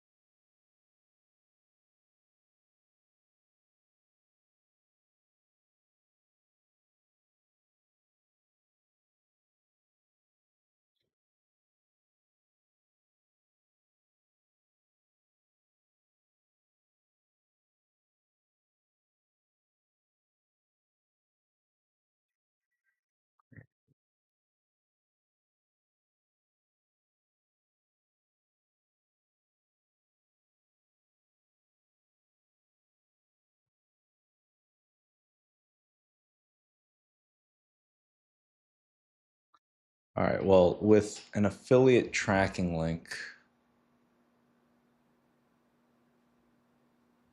we can test it out, I guess.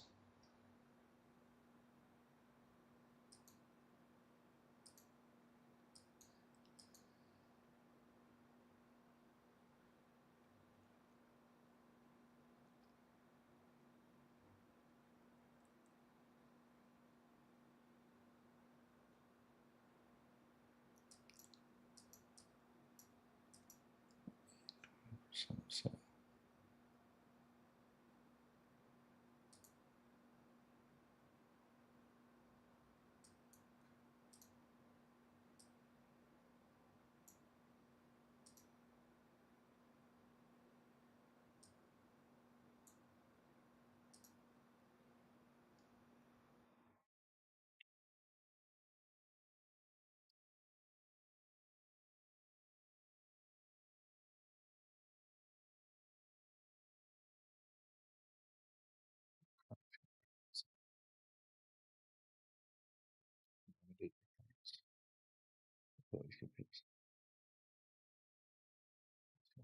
pay per lead campaign.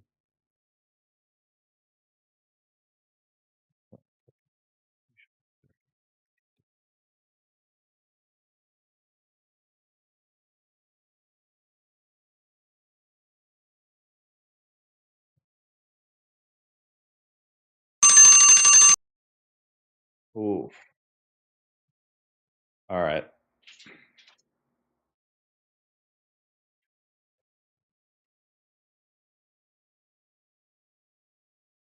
Yes, that would be great. If you could break out everything that we need to do step by step to get it fully working, up and running, then we can follow that and get it finalized.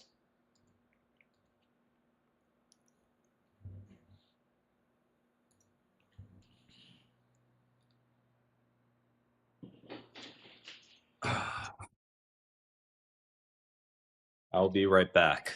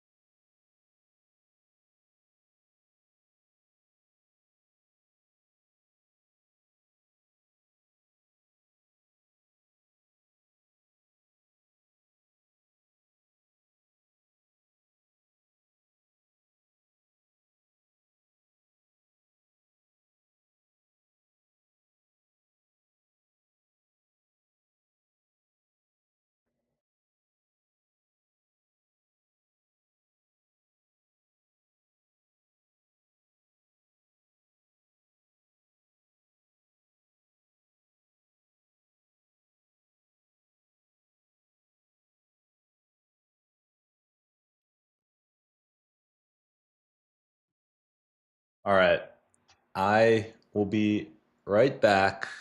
Here's what we're going to do. I'm going to even set an alarm for 7 minutes.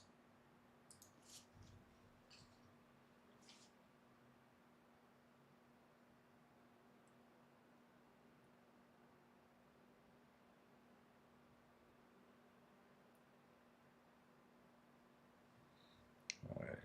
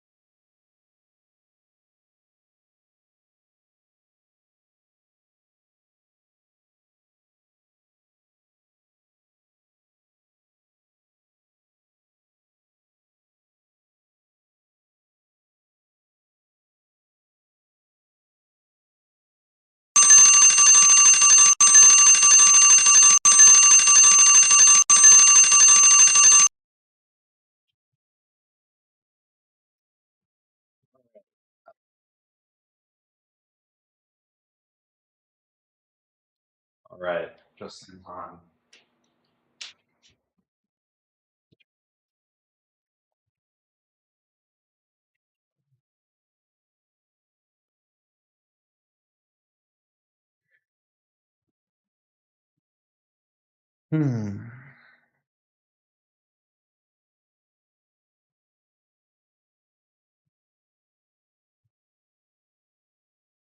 Okay.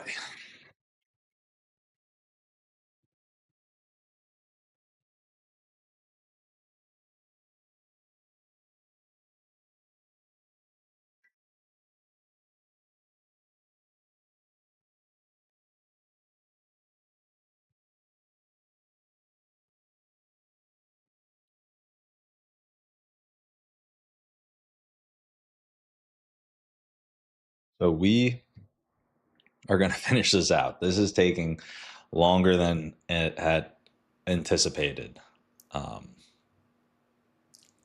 But we got to finish this out. So, in order to do this, go to the offer basics,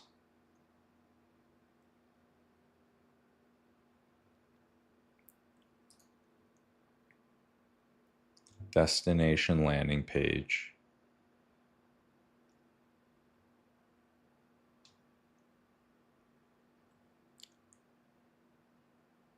Payouts. No on hold. Okay.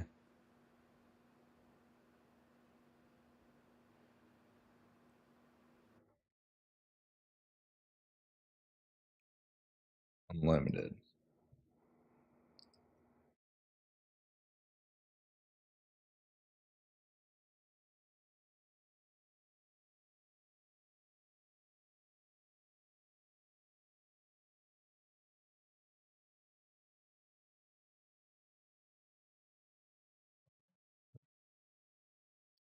Attribution and tracking.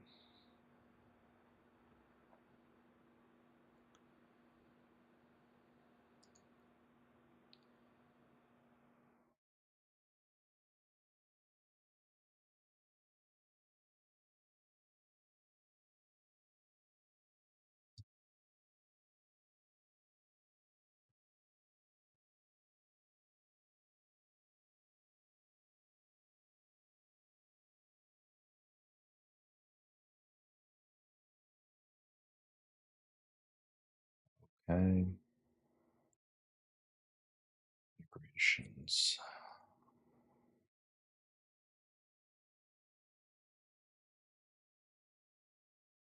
Connect billing.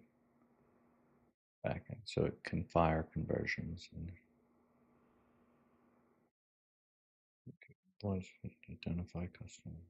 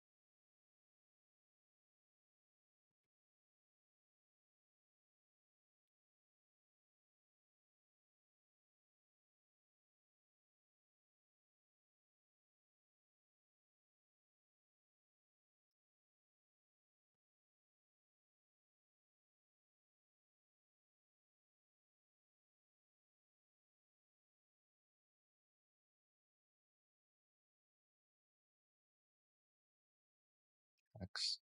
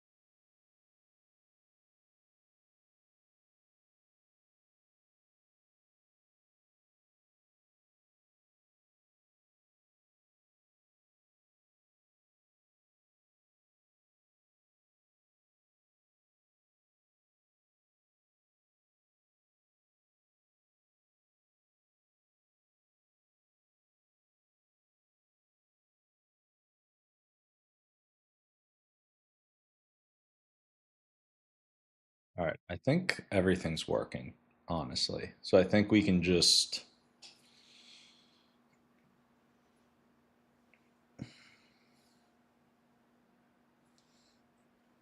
I think we can just do it.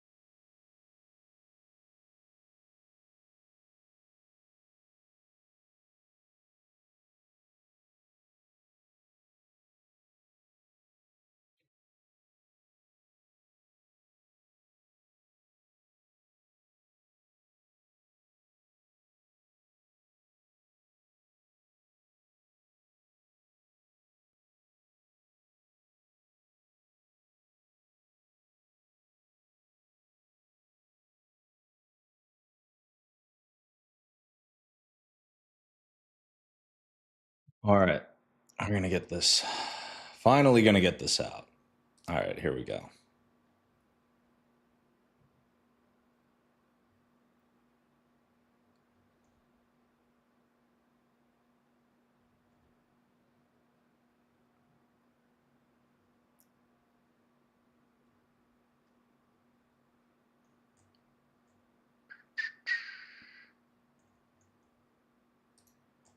This looks great. Now let's get the final message for Slack ready.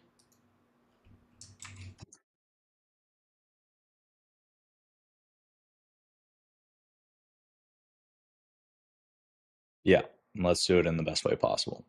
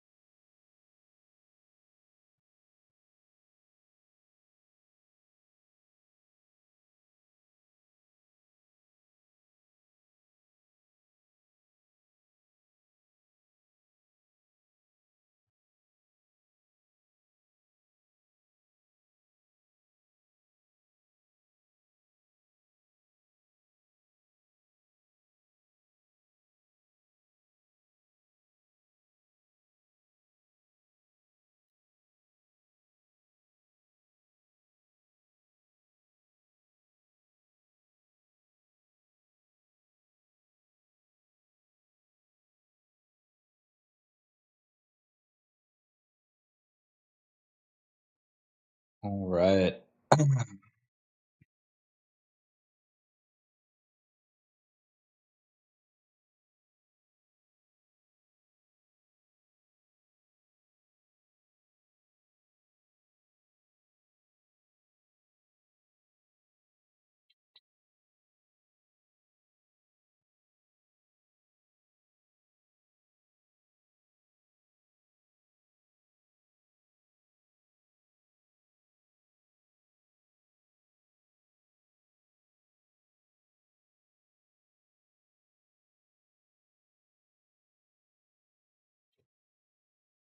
All right, we got that done. That took longer than expected. So if you guys are still here, appreciate you bearing with me getting all of that complete, but we got it done. Now we are going to, I think, just try and go through for the CTO role now. So we're going to change gears a little bit. I'm going to do some gear changing.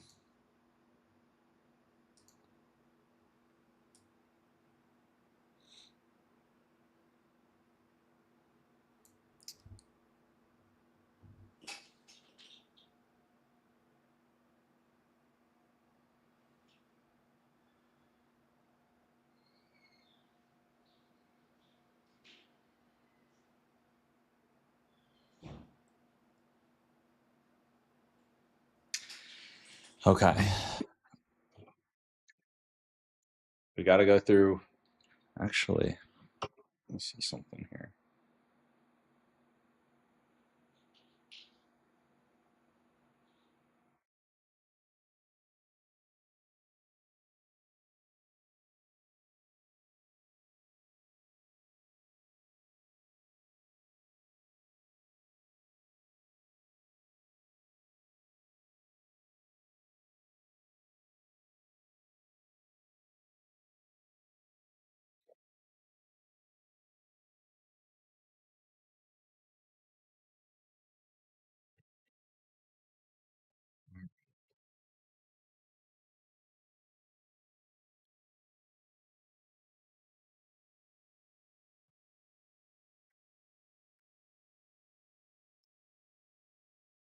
Let's see here.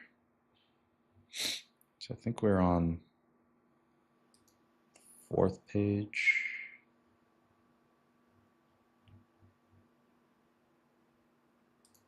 No, fifth page.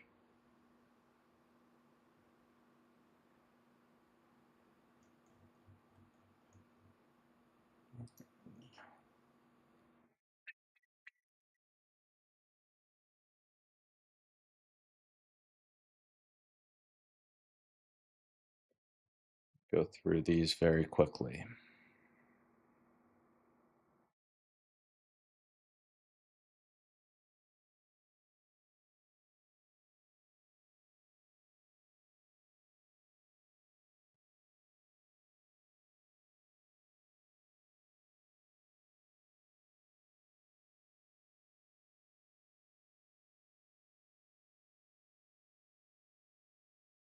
Honestly, solid background.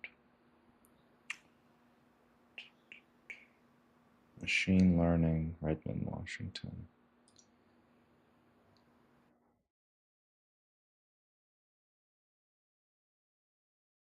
Oh, wait, I already opened that. So, oh, okay, this is where we were. Right there. University of Oklahoma.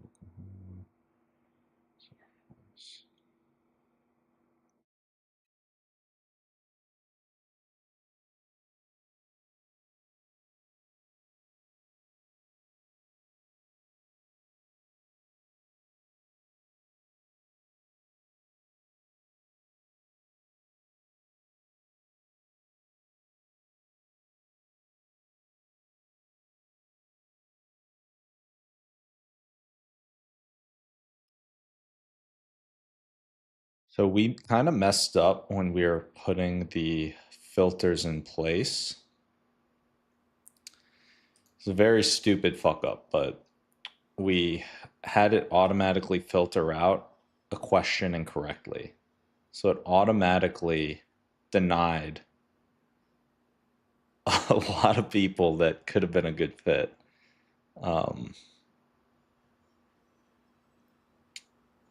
Which is unfortunate that we did that. So we're going to go through every single one of these. And we're just doing a mental, full stack developer at Google.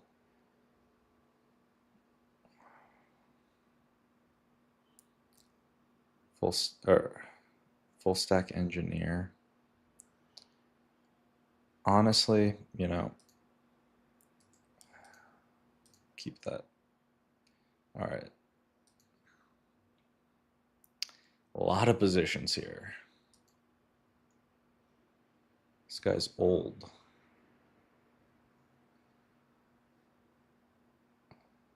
Rewards Pay Inc. VP of Engineering for Software. Talent Coaching. Let's see how he answered the questions. Have you put Nope, he has not put LLM agents into workflow. That's not good. All right. Going in here. Okay. Chief architect at Hewlett Packard. Then was at Salesforce, Sephora.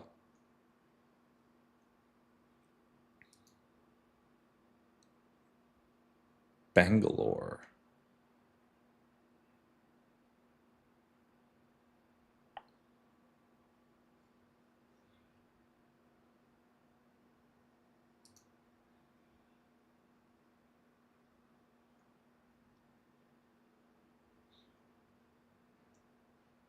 Honestly, could be a fit here. Could be a fit. Cloud platform.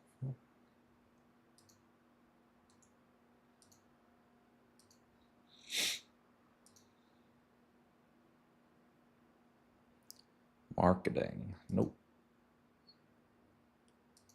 VP at JP Morgan.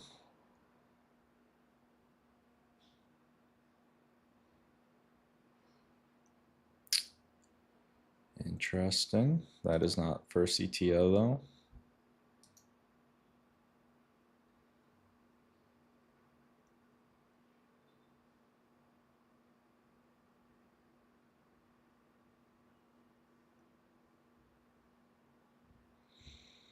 Two current positions.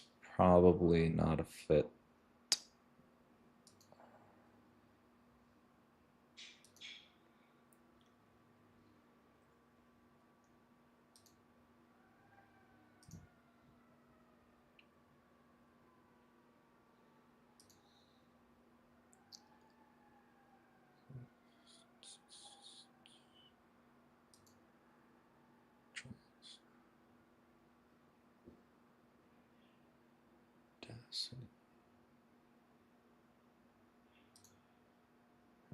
All right, we're gonna keep going. All right, guys, sorry that I'm not engaging here. I'm just going through these quickly.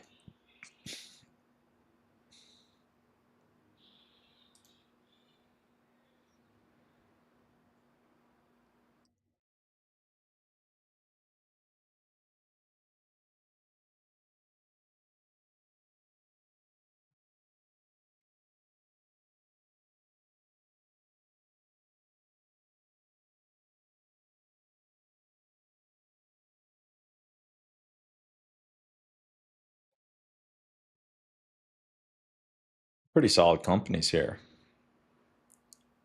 Aldridge, Home Depot, RMHC, Finance. Okay, data center accounting advisor. Fortunately, not a CTO.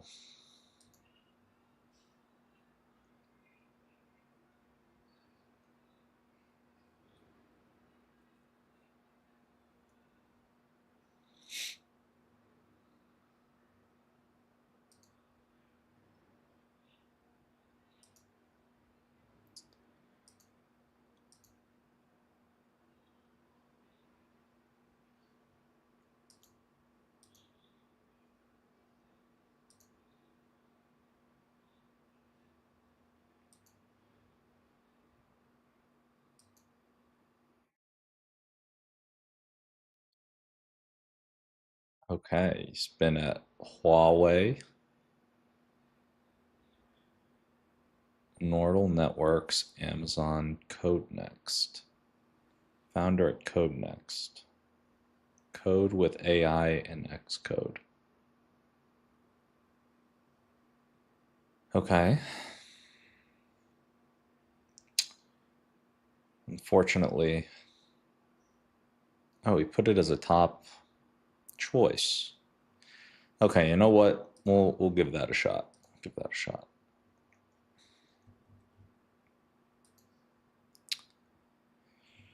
All right, we're almost through the applicants here.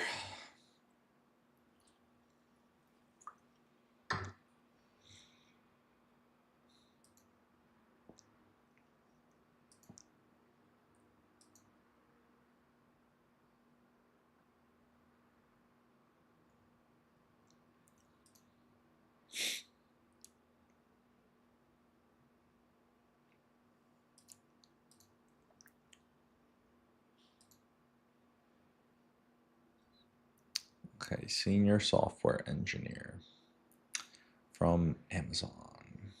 Nope. We're just scanning the answers here.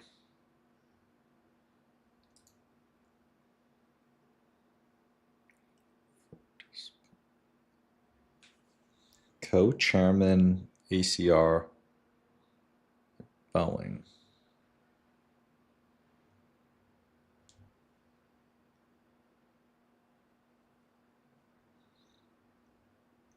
And this was the answer he messed up on. I preferred.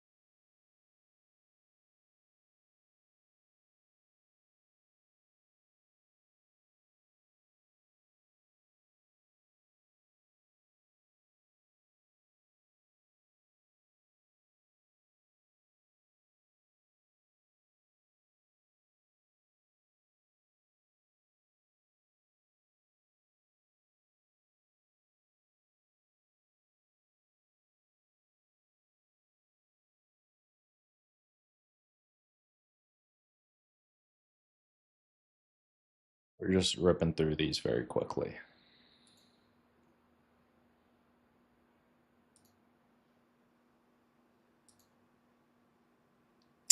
The Dow Jones Simon Foundation. Let's see what answers were here.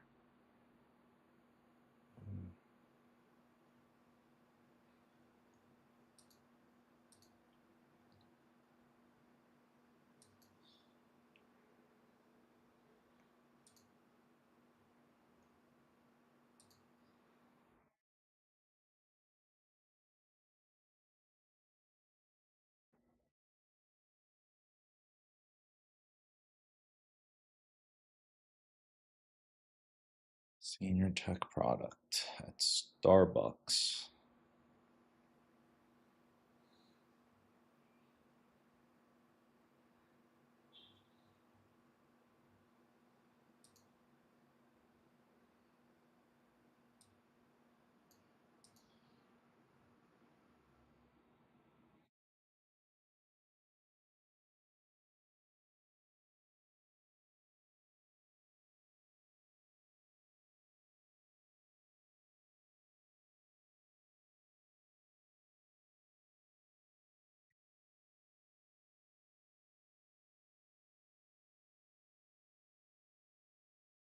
Okay.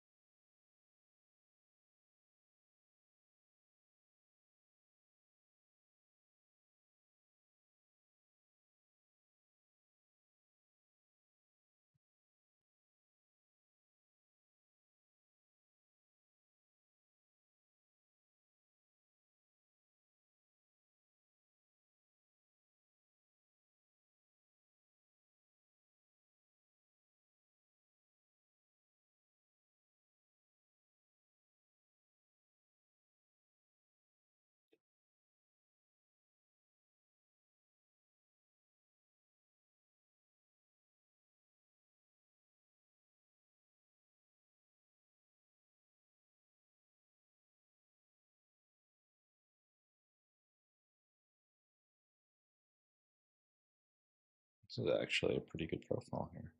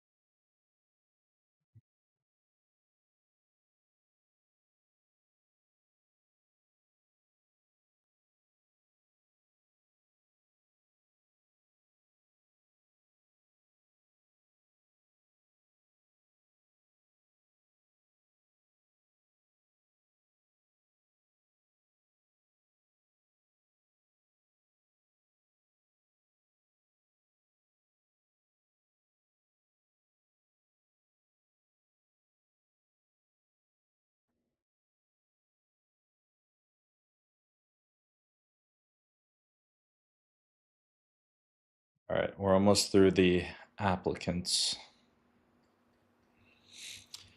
Then we're gonna take down the job post and start reaching out to them individually. Okay.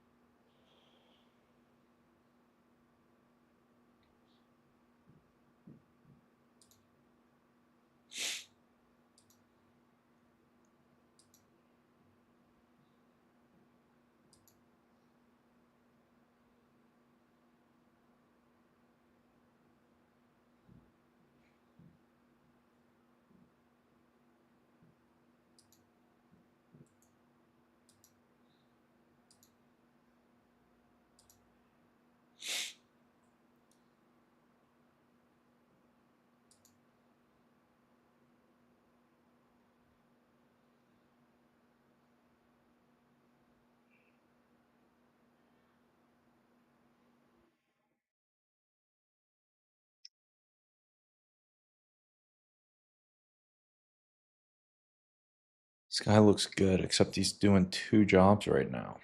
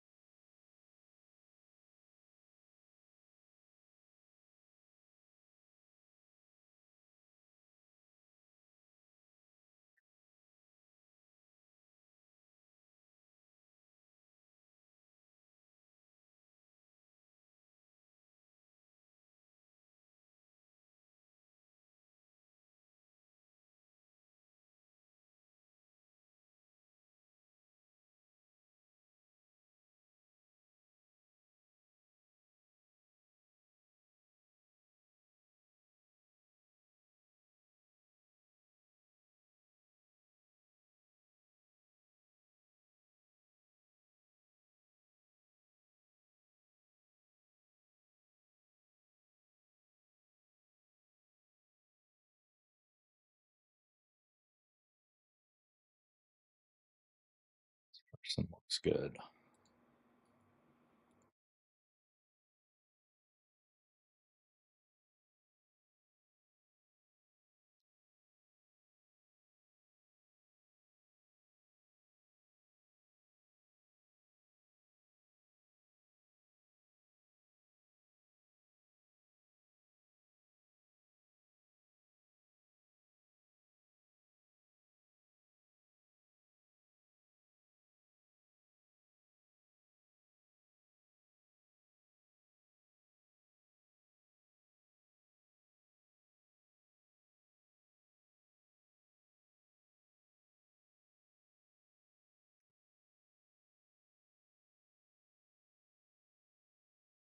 Get all these applications from people who are like simultaneously working two jobs.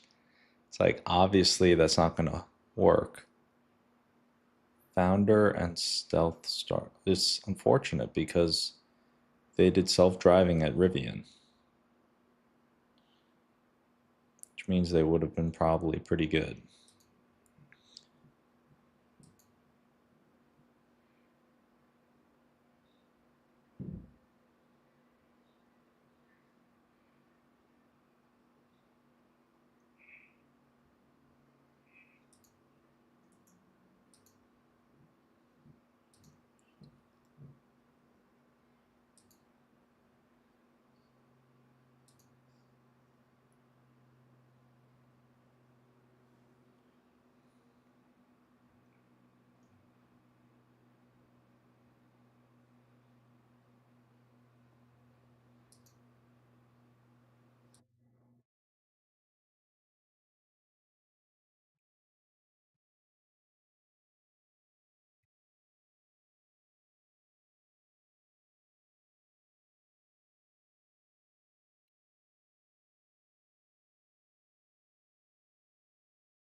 This person's in Nigeria?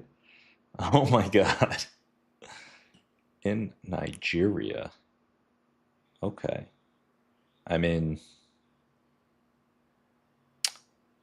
VP of AI product management at IBM, and okay, very short stint at NVIDIA, and very short stint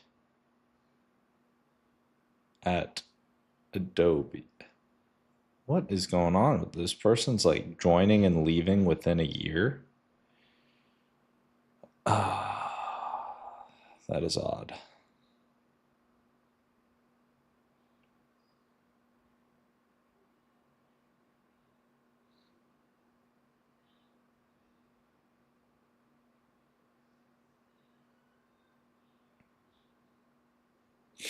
Yeah.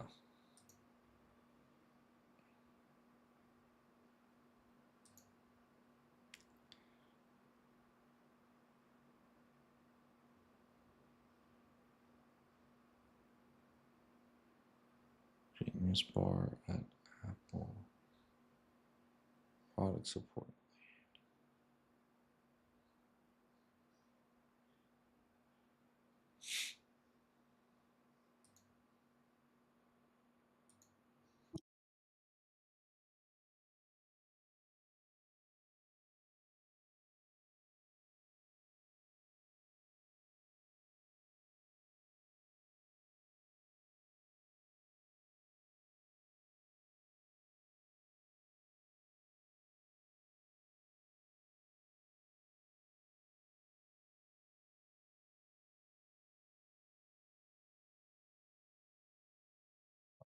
COO.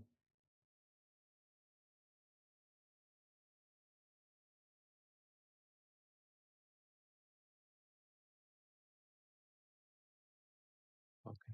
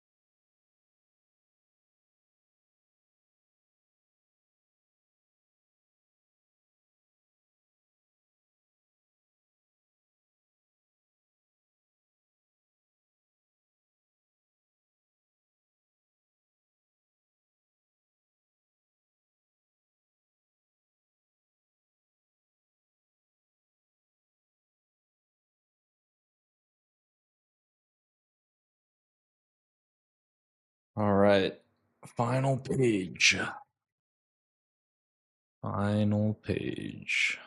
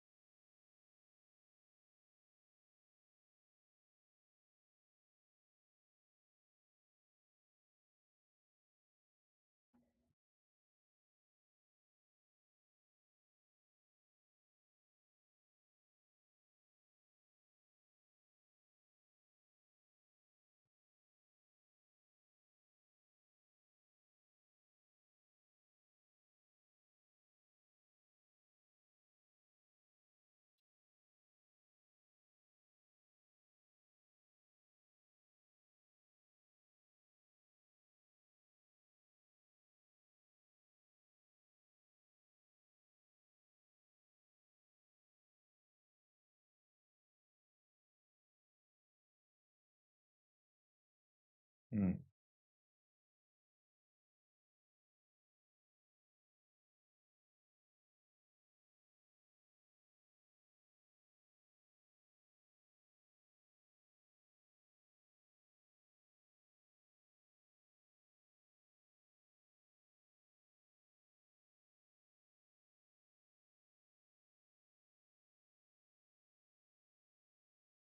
Oh,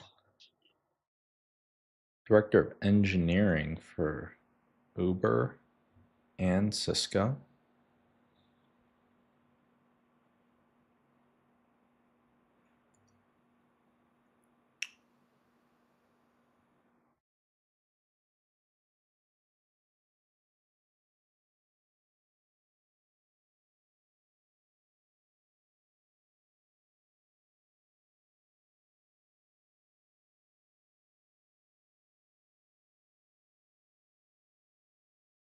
A lot of Home Depot.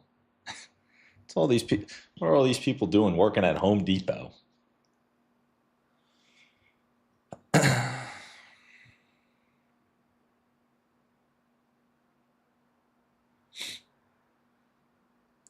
Okay.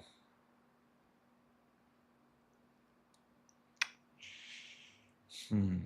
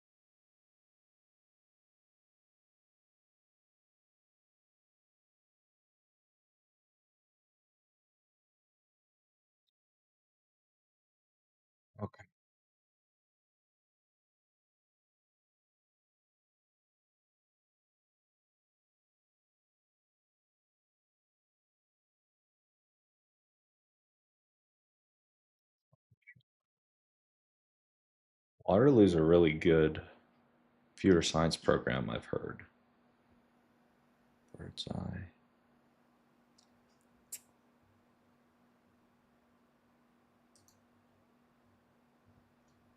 Okay, just because we've heard that that's really good. Okay, so we've got a lot of good potential applicants here. So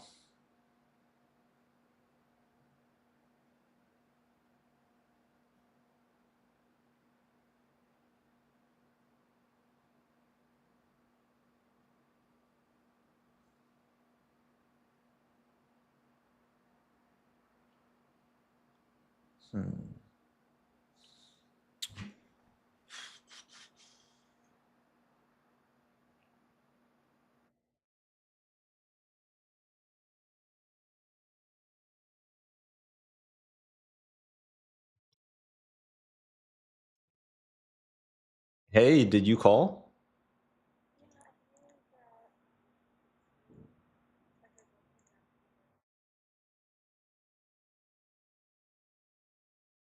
Oh, okay. So you're all set? Okay. Sounds good. All right. Love you. Bye.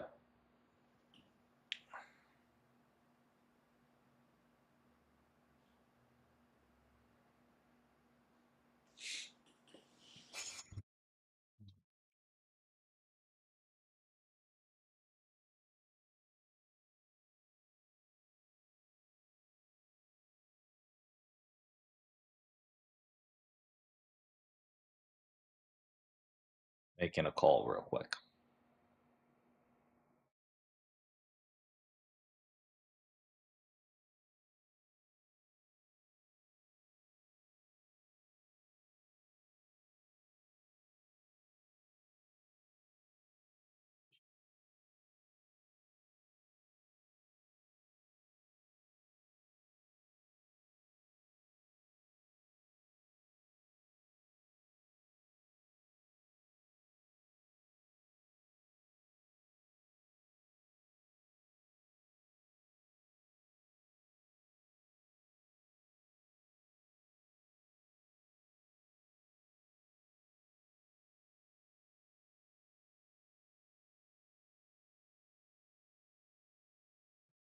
One second, guys. I'll be right back.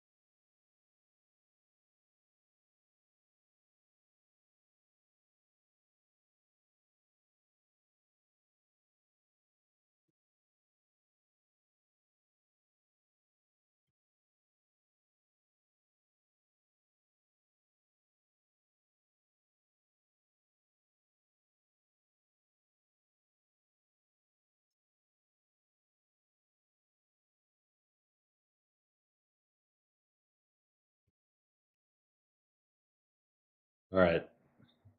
So my buddy's going to be calling in a sec here.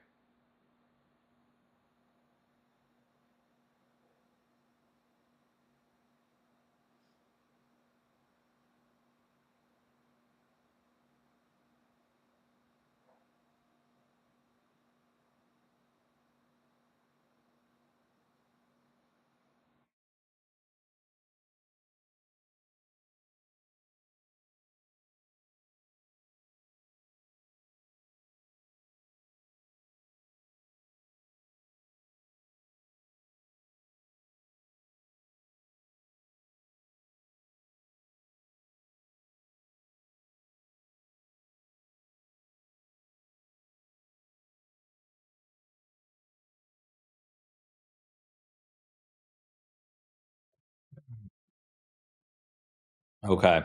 So right until my friend calls, I am going to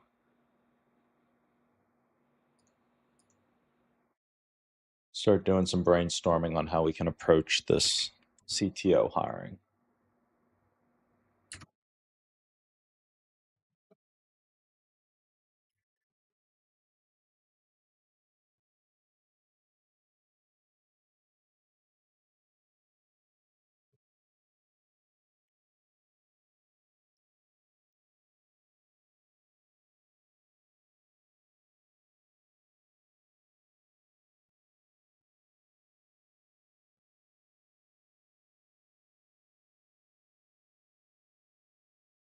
Yo, Nick. How's it going, man? I'm doing well. Yeah, actually, as a quick heads up, you're in an AirPod right now, so they can't hear you, but I am on stream, if that's okay.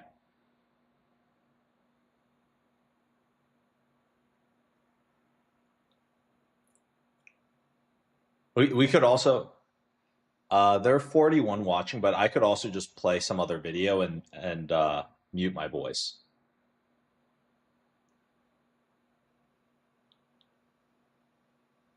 All right, yeah, I will mute myself.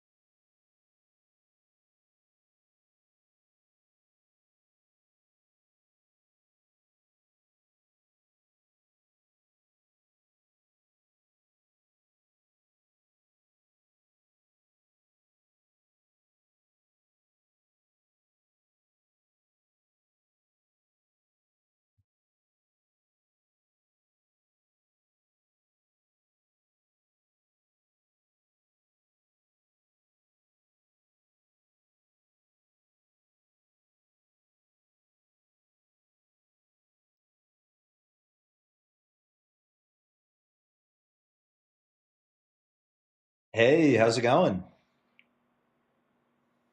Good. I actually just hopped off the phone with Nick. Yeah. Yeah, and also I'm not sure. I guess you probably know, but Paige just moved in, so she's out here with me in Santa Monica now.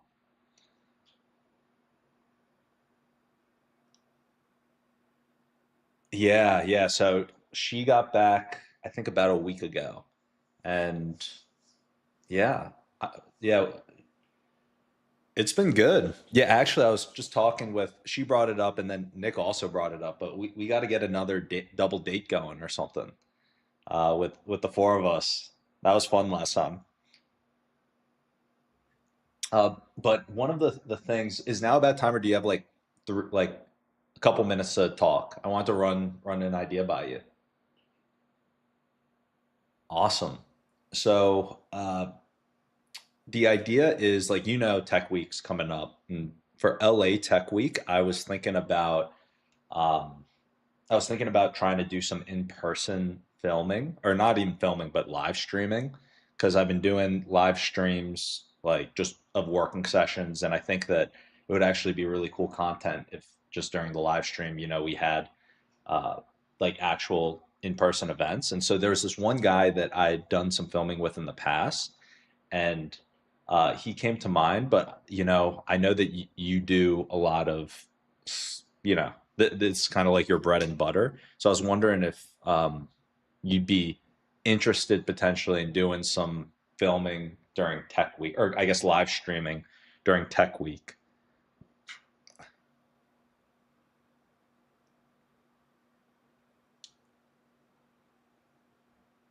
Yeah, yeah, absolutely. The way that we've been doing it is when we live stream, we push it out to like five different platforms live.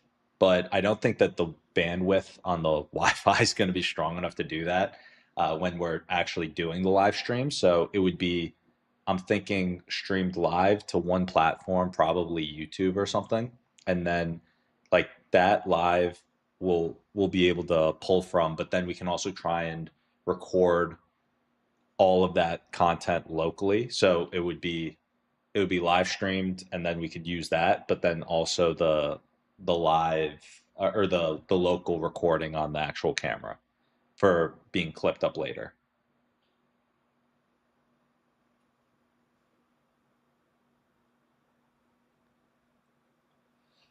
In reality, I haven't flushed out the exact strategy yet, but to put it into context for the live streams that we currently do online, I mean, they're like long streams, if that makes sense. Like the longest one we've done was over 9 hours, and yeah, and well, it's literally just me working. So some of the people will be doing other stuff while they're listening, and it's just kind of me. It's like they'll tune in, co-work, or do whatever, Um, but that's kind of how the audience has participated up until now, and I don't think we need like full action packed, like every second, like question answer for the entire time. Thinking of it's more like, yeah, yeah. And I think that it'll have both. Like there'll be conversations and there'll maybe be some interviews, but it's just kind of following around for the day. And then later on in the content that gets reposted, we can take sections from the live and then have it clipped up.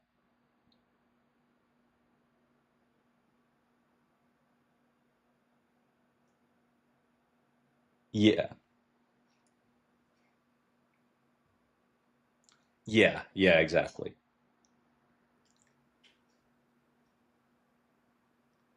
I think it's October.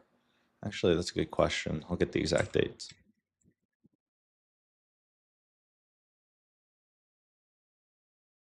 October 13th through 19th.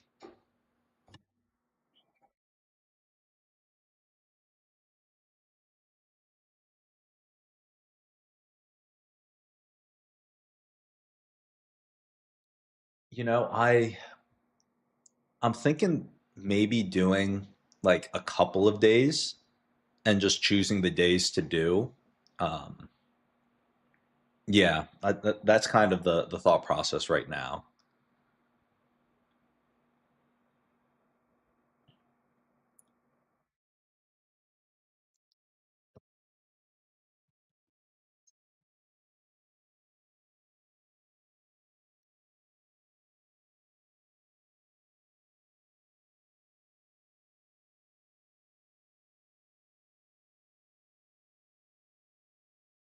Hmm.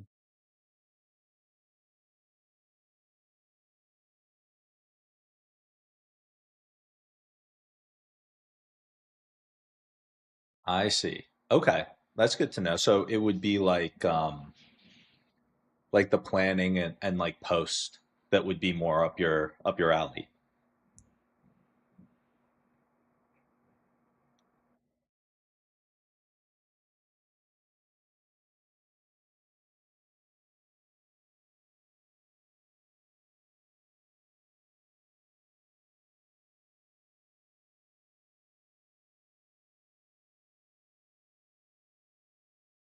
Okay, awesome. Well, how about just because the idea just popped up like recently, it seems like I need to flush it out a little bit more, but that's super helpful to just understand what that would look like and like kind of where it would fit in well with you.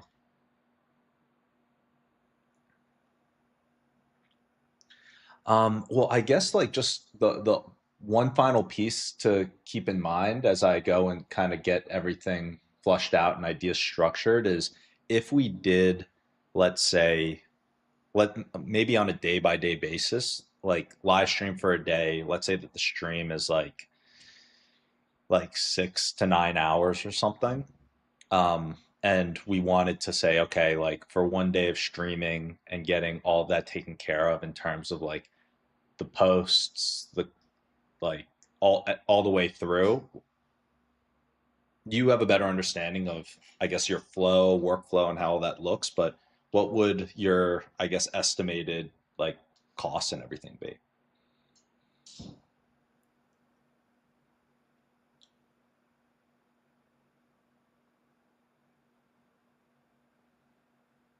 Yeah, there's going to be a lot of it. Yeah, a lot of the boring sections. Oh my God, yeah.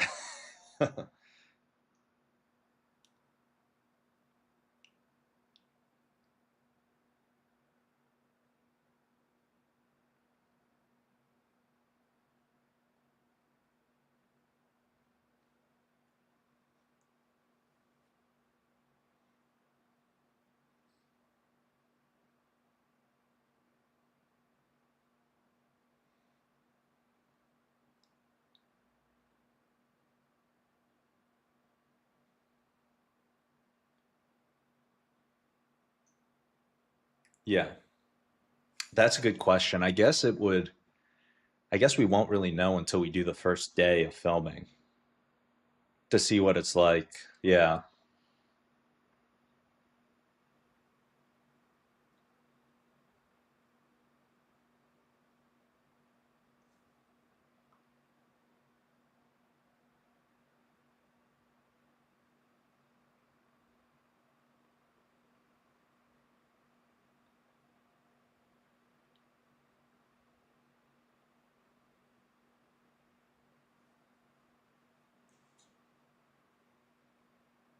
Hmm. Okay. Sounds good. So if you were to give like an estimate on like a cost per clip, what would your estimate be? I guess from that perspective, because that's probably the best estimate we can make at this point.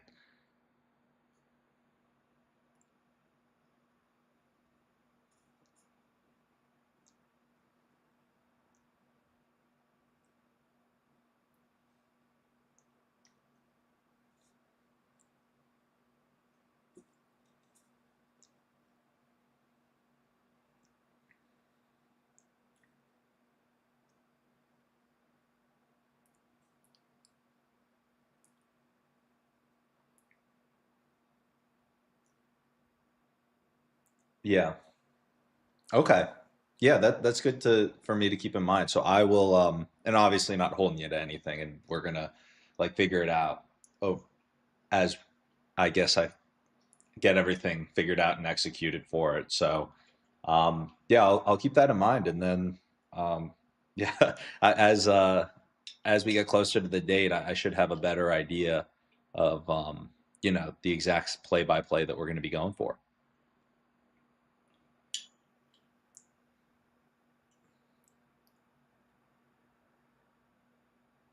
Thank you. Yeah, I think it'll be cool because I know that I would just be curious and want to watch that. It's not like you have too much like tech week content out there.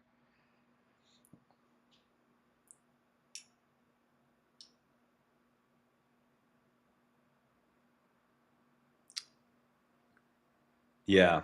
Yeah, we've been trying to do some clips across social on different, yeah, just from the streams and stuff, but still getting the cadence going. So, yeah, I think it'll be good.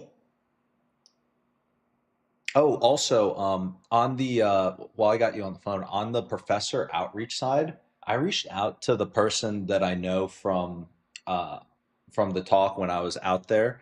I'm in touch with the professor, but the person who's in charge of getting all the courses and everything set, last time I reached out to her, I didn't hear back. So I need to, yeah, I'm planning on following up with her again. She said that she was busy with something at the time, but that was from a little while ago. So I got to follow back up, but wanted to close the loop there because I think that, yeah, yeah, I did ask. It's just that I didn't hear back. So I need to follow back up with her. Yeah. And also if I do hear back when I follow up again, you're pretty flexible in terms of like the type of like talk you give. It just be anything on marketing, right? Like so okay. Yeah, that's what I was assuming, but like let's say that they want a particular type, I'll just be like, "Oh yeah, she can do that." Like that's actually what she loves. Yeah. Yeah, yeah. It's like, "Oh yeah, she knows all about ore." Yeah. Yeah. Okay, cool. So I'll keep that in mind and yeah, I've been meaning to follow up with them anyway. So that'll this kind of puts it top of mind. And then in terms of whenever you and Nick want to catch up or come out here, or maybe we can meet in the middle. We'll get a double date planned with you guys.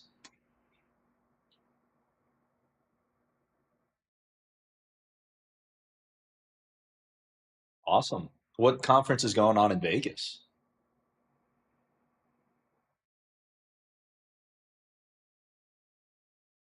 That sounds so familiar.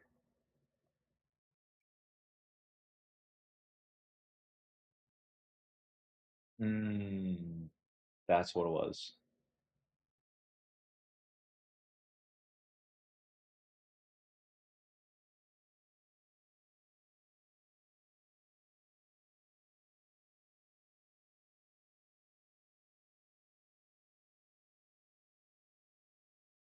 Damn. Okay. Wow, you guys are keeping busy. Awesome. I know, that seems so cool. Oh my God. Yeah, yeah. The podcast is great. They get a lot of great guests.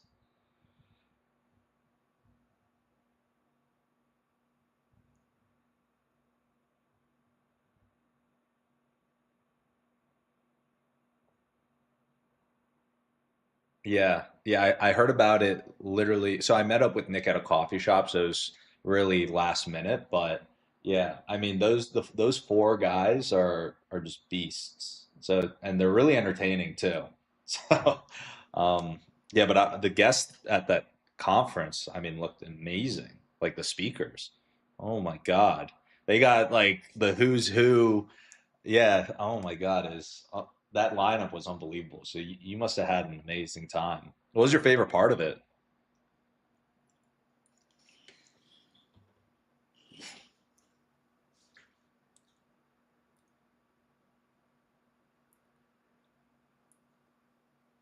Mm.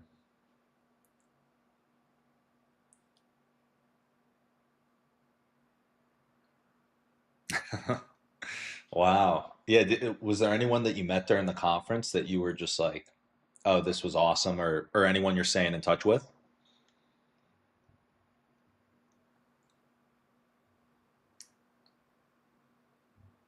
Oh, wow.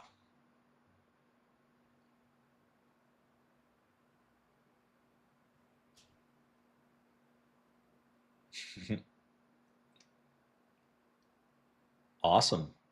Sounds good. Well, I hope you have a nice time out in Vegas and at the other conference you're going to. And yeah, let me know whenever you and Nick want to meet up with Paige and I, and we can make something happen. All right. Awesome. I'll catch you later.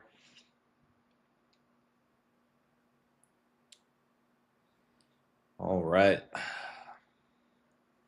Lot of things going on here. Lots going on.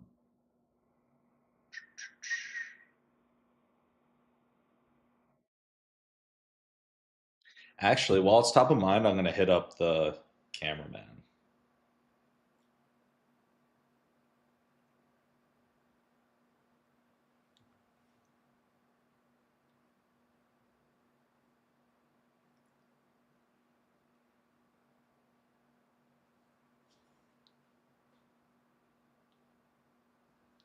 The man, the myth, the legend himself. How are we doing, Nolan? Dude, I've missed you, man. How have you been?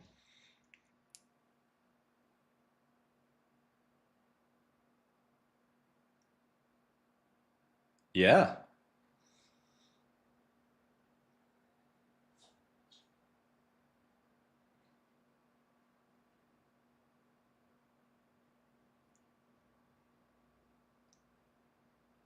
Dude, I'm happy for you. That's amazing.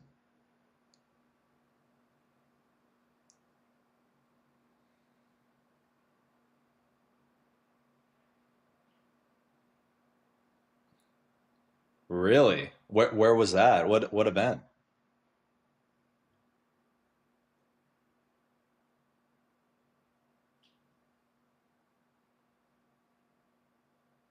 Oh, damn.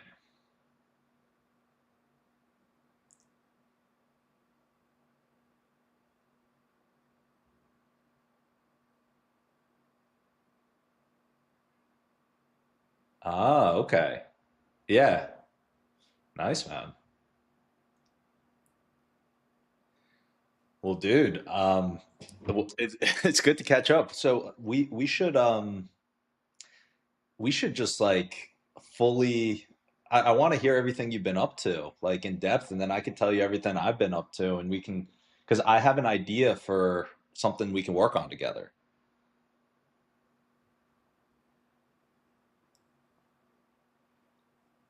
This week I am just chilling in LA, man. So yeah, maybe we rip some Korean barbecue. Yeah, yeah, I'm still in the same area. Yeah, we could hit Gyukaku, dude. Dude, we need some more Gyukaku.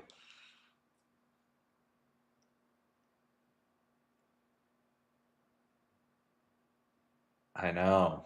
Dude, was it the location that we went to? Ah, okay. Cool.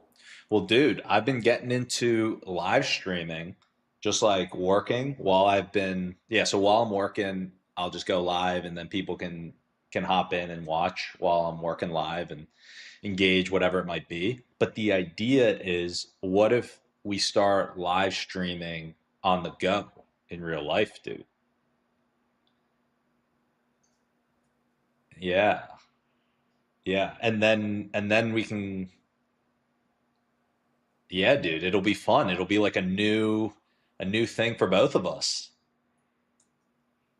Yeah, because I mean, if so, for context, I've got a team that's doing all the editing and post and everything. So they take the live stream and then they turn it into clips afterwards. But yeah, but it's only like me sitting in front of a computer and working all day, you know? So it's not. it doesn't have the potential of what I think you could do if you were out and about, actually got content while on the go. It's just me sitting in a chair working. But I think that so here's how it all comes into play. So if I'm on the go, for example, there's Tech Week coming up. We could do stuff while live at events in Tech Week, or maybe we go to some other event or wherever we go. I think that that could just be a full stream.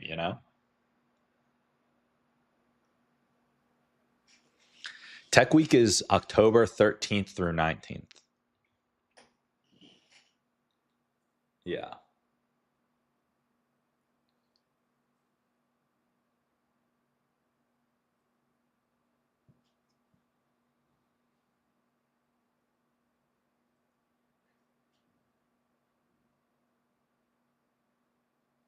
Okay. Yeah. I mean, even we don't have to do the full dates too. It's like, hey, if there are only a couple dates that work, maybe we plan for those dates. But yeah, I think that could be fun, dude. And then we could even live stream our like Korean barbecue. You know what I mean? I mean, it's the full day. Like it's a full day. Yeah. And so we could mic you up even though you won't be in the shot. Like you could still be we'll just be hanging out all day. You'll be mic'd up. You'll be like the mystery man behind the camera. And then yeah, we'll just go for the day. I mean, it is going to be harder in the sense that uh the camera's going to be running the full day. So we're kind of going to have to be on top of that. Um,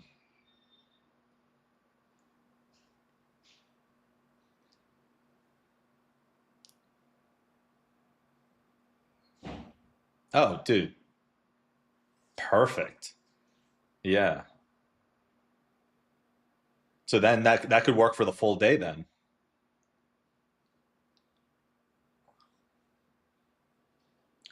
Yeah. Yeah, we could I mean maybe just planning around cuz it's going to be probably pretty tough to focus for like the whole time like keeping the camera up the full day, but then like we could have points where like maybe we set up like a podcast setup, and so that way you can like kind of go and get it set up in a spot, and then maybe like whenever you need breaks or something.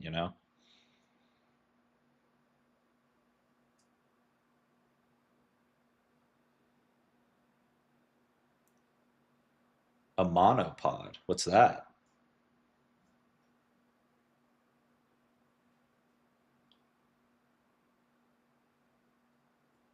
Mm, very cool, dude. So you kind of understand like the equipment side of stuff that we're going to need.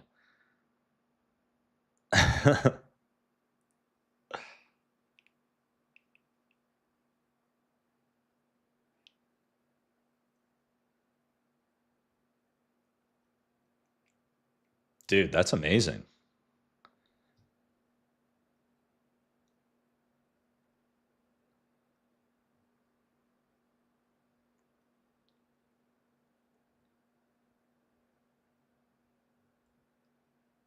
Yeah, man, catch me up.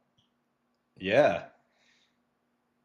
What are some of the cool the AI business is cranking, dude. Yeah, we've been keeping busy. So I mean, that's one of the things that I'm working on when I'm on live stream. I'm working on the AI business. Um, we're getting more customers, the product's further along than, last time we were chatting, and I've got some potentially interested investors that I think I'm going to be able to bring on to the business after I get these next couple. I just got to get everything ready. But I know that there's like interest out there, so yeah,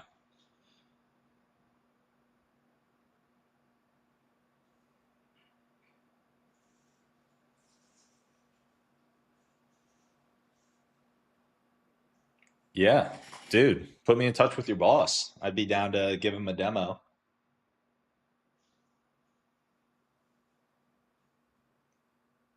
Oh, dude, we could hook it up.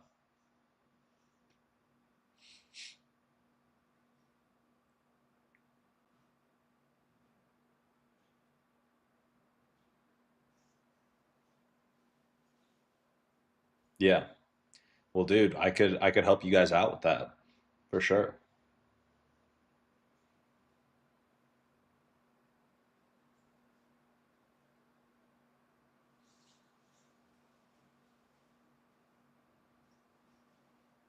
Dude, yeah. I'll hook you guys up.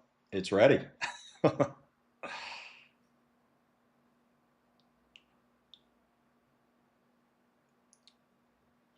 The email side's up and running right now. Like, so it's not like the actual like conversations on voice ready, but yeah, the email side it's ready. We can help run the multi-agent framework to get customers on calls for you. He'll still have to pitch it, but up until getting the call. Yeah.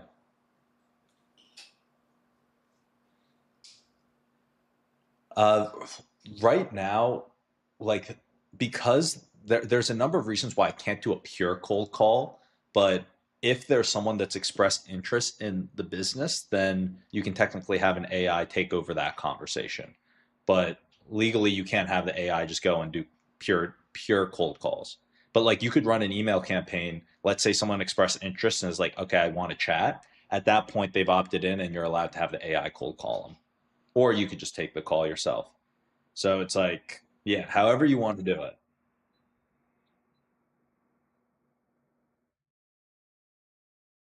Yeah.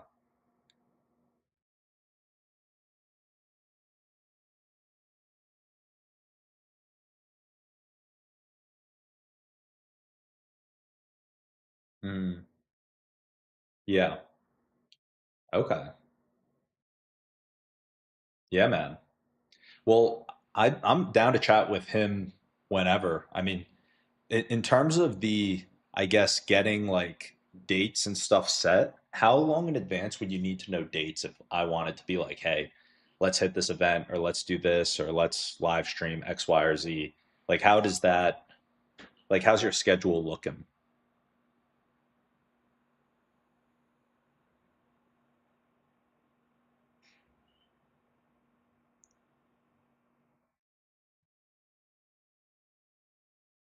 Yeah.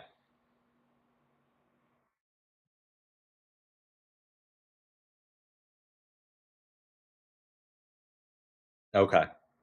Yeah, that would be good. So I'll plan to just like have dates in advance as much as possible, and then like if I'm hitting you within like a 2 week period, then I know that there might be like a hey, like it might be too last minute to do. There might already be something, but okay, that's good to know.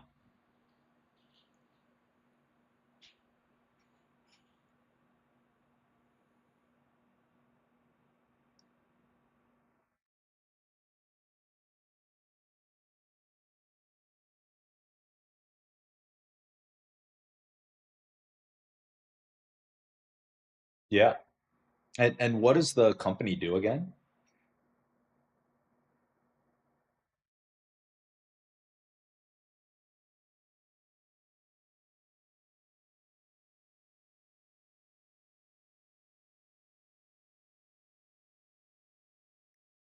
Yeah. Okay. Cool.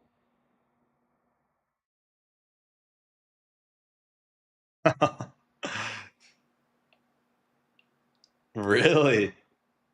Dude, that's hilarious.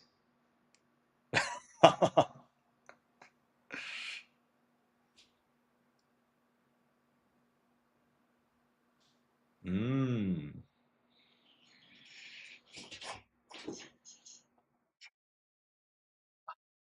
That is really funny.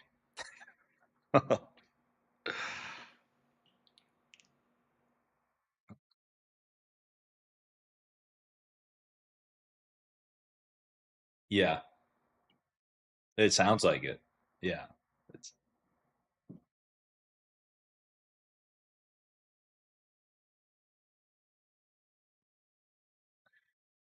yeah. Okay. Well, in terms of like so it sounds like you've got equipment and stuff ready to be able to do the shoots, right?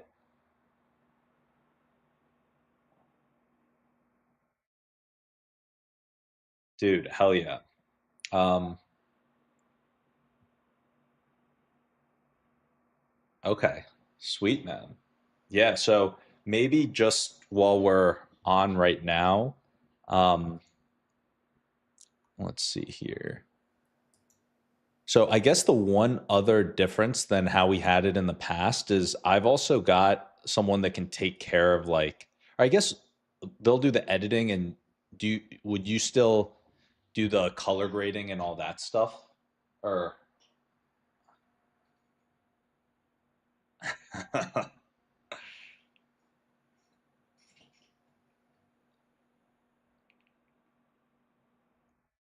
yeah. Awesome, dude. Awesome. And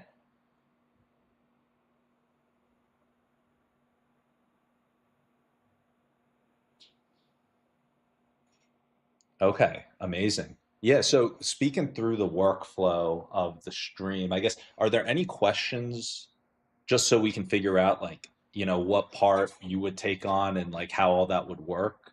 Um, yeah, I guess like, yeah, what do you think would be best?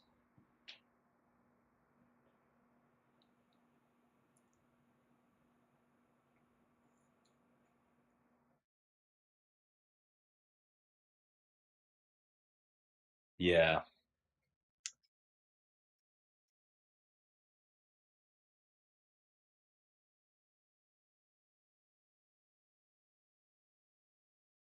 yeah, yeah. I was actually thinking about that too. Um, I could actually look it up right now to see. You know what? I'm gonna look it up right now while we're on the while we're on the call. Let me I'm gonna talk into the mic real quick for the prompt. So yeah, this is just as a heads up. All right.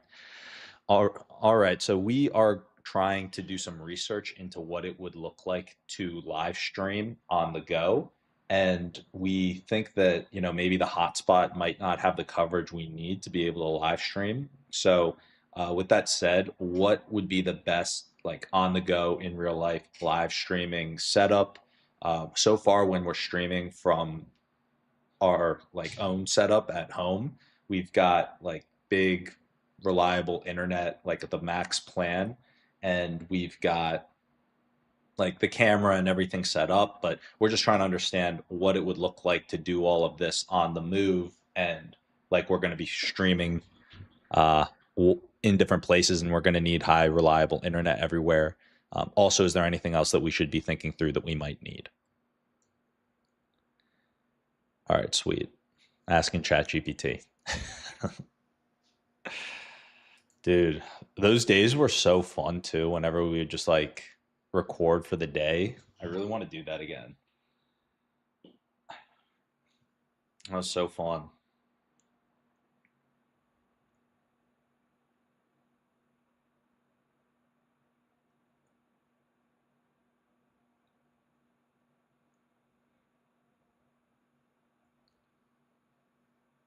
Mm, yeah,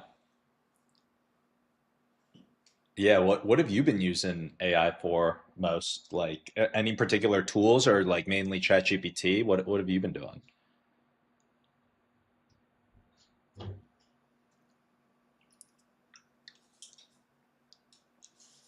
Oh yeah, of course. Mid Journey.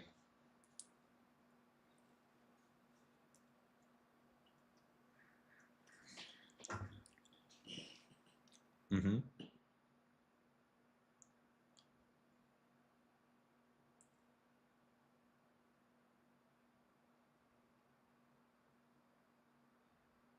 Yeah.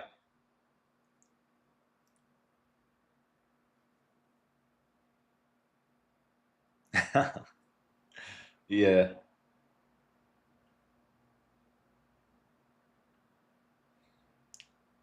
So you were doing it with like, just so I understand, you're using Mid Journey and then you're having like an image like of like a rabbi dancing.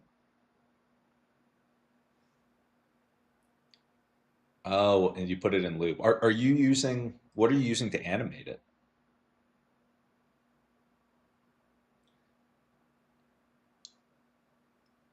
Oh, okay. I see. Very cool. I know Grok just launched something like that too. You can animate. Yeah.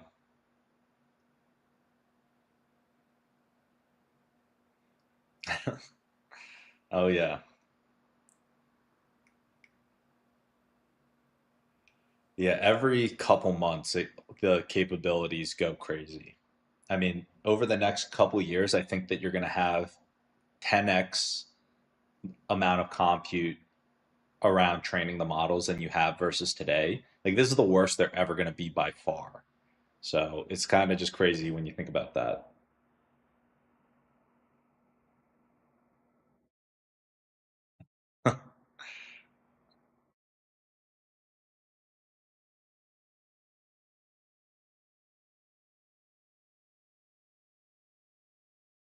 Yeah, you're gonna make one in a sec. Yeah, that's pretty sweet, man. Well, we're gonna have to talk about all this stuff when we're in person on the streams. Right now, as a heads up, the ChatGPT I have it on the thinking mode, so it's still looking into that question I asked. But I'll tell you what it says. Yeah, and I guess we might have to figure out if we can like record at these events or something. That might be another thing.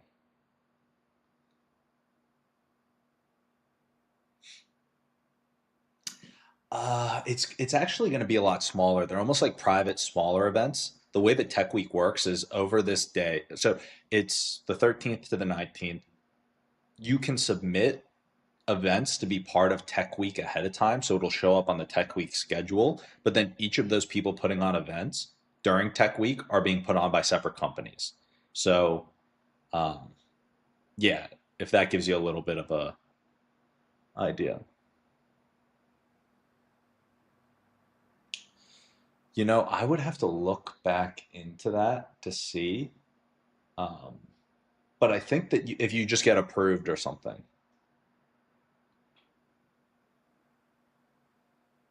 yeah, they're all kind of like networking events. Yeah, yeah.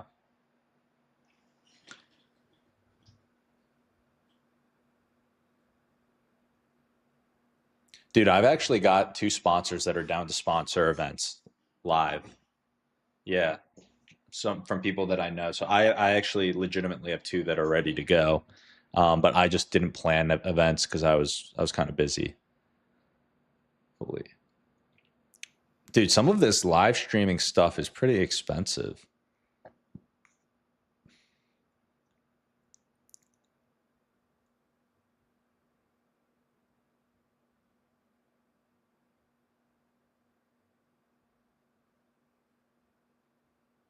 Oh yeah.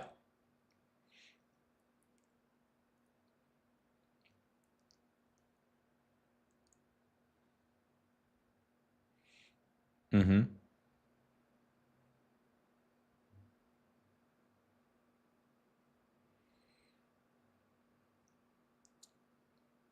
Mm. Yeah. I'm looking at all of this stuff here. Um, Interesting. So,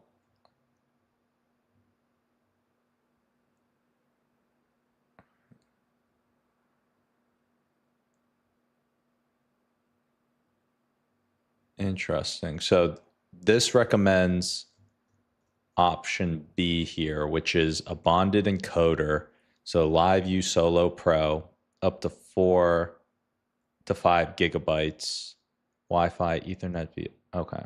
Add the Solo Pro Connect Quattro kit for 4 modems, smart SIMs. Dude, this looks. You need TV truck reliability while walking. You might have to be walking around with a little bit of gear on you.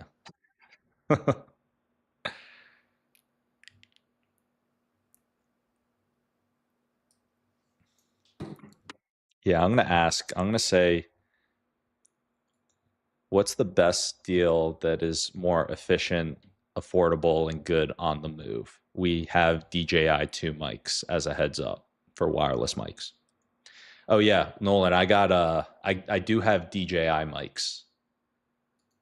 Yeah. So I've got the wireless one, so you and I can be mic'd up throughout the day.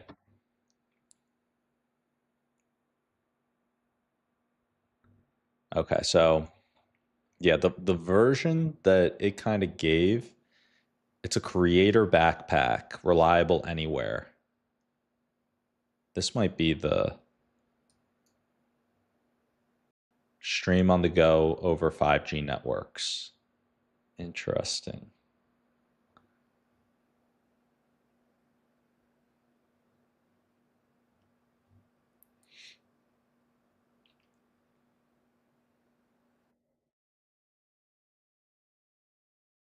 I'm gonna ask the Wi-Fi. I guess I gotta call. Oh, is this like a separate? Look at teradek.com. Teradek.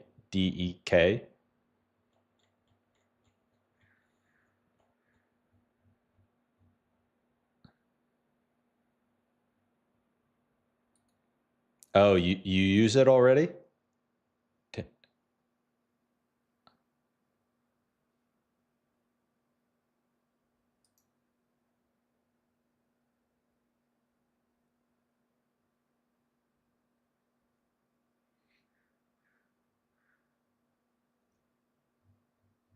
Hmm. I see.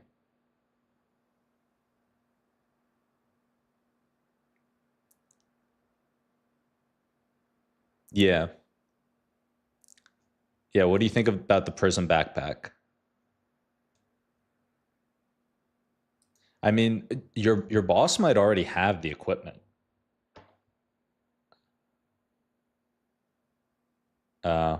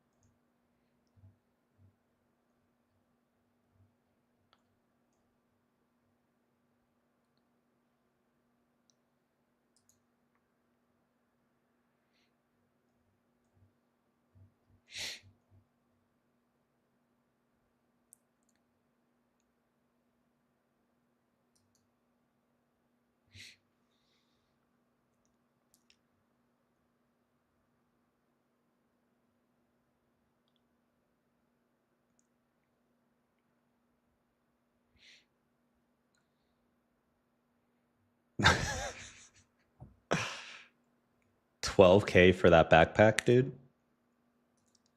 Dude, what the hell? Yeah. Oh my god. So I found this. How much is this shit? Oh yeah, dude. What the heck?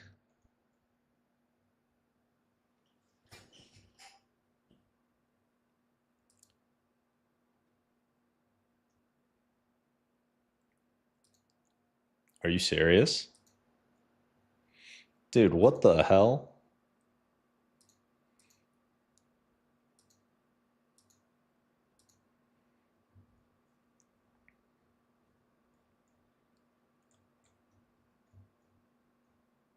Okay. Well, so how much would this be to do properly? Like or like to get it done. It says the Live View Solo Pro, your existing mirrorless or DJI Pocket 3 for mobile.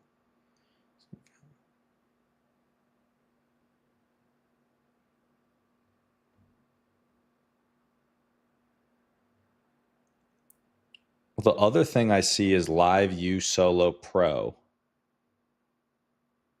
which is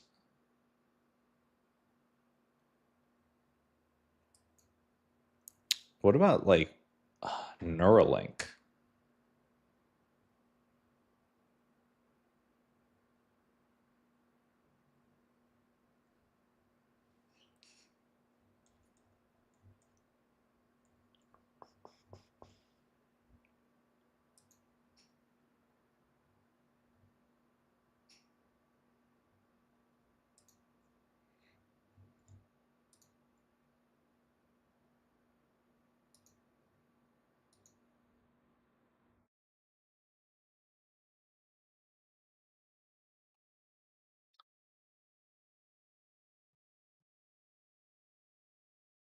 We could stream directly to YouTube or use Streamlabs. Streamlabs lets you stream to multiple platforms at once. So like right now, I'm like, let's see.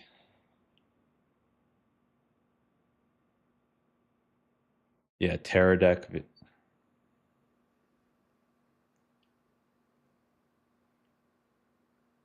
Ooh, interesting.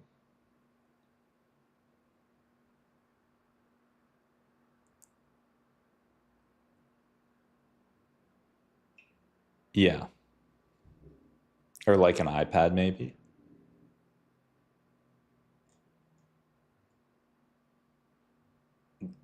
Yeah, it's got an iPhone app. Yeah, or which I guess would also get you on the iPad.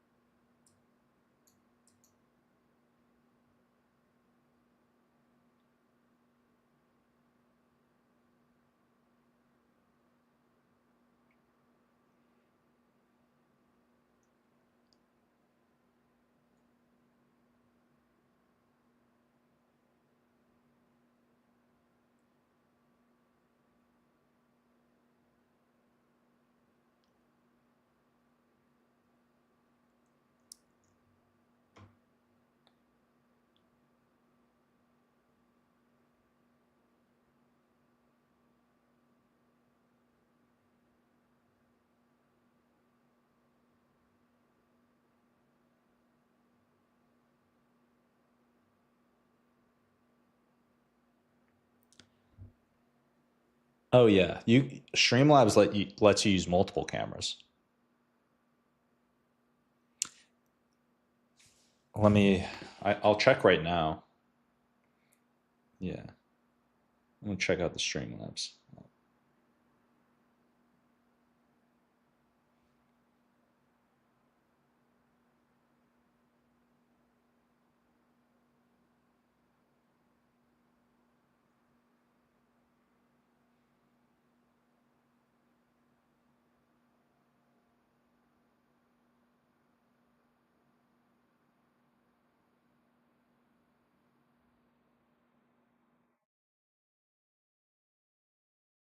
I mean, I think so. I think you could use multiple.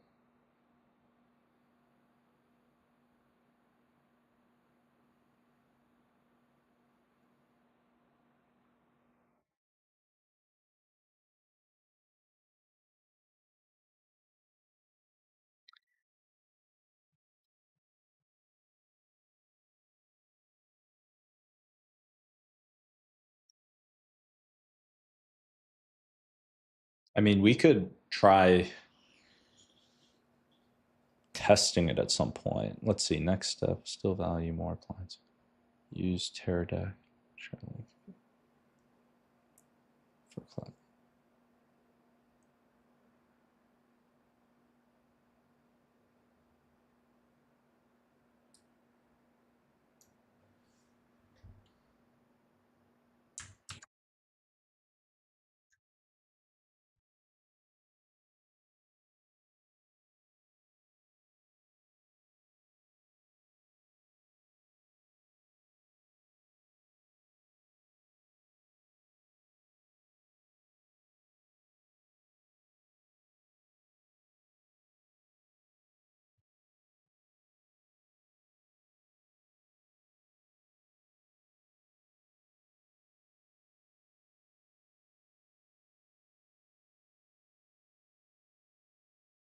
We also have Streamlabs Ultra, so we can do multiple streaming.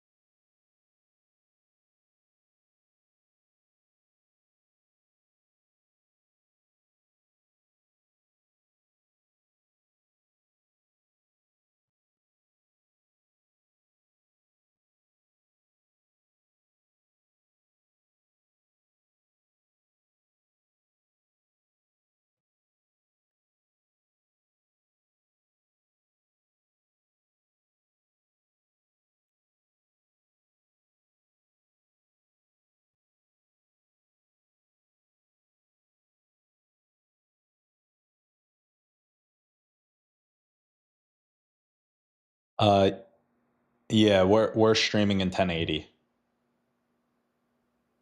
which I guess means like we don't even need a super nice camera, right?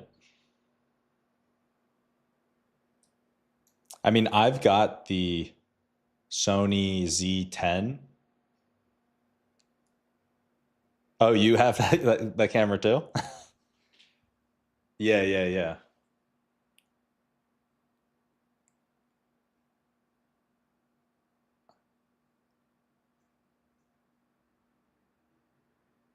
Hmm. Yeah, yeah. I have the. I basically just bought it, and whatever it came with is what's on it.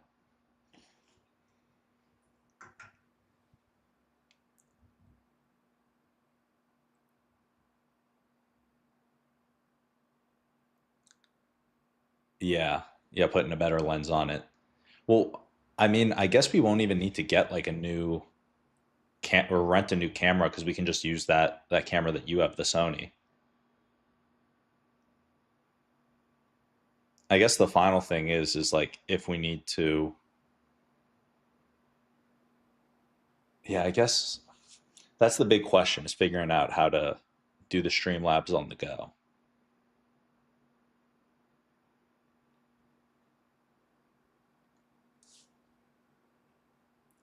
This is something you feel like you could figure out though, right?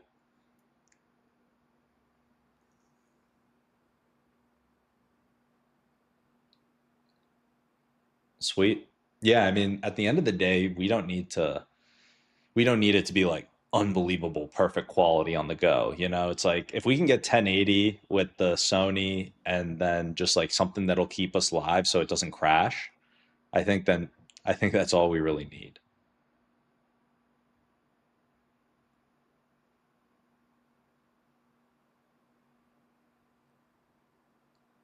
Okay. Sweet.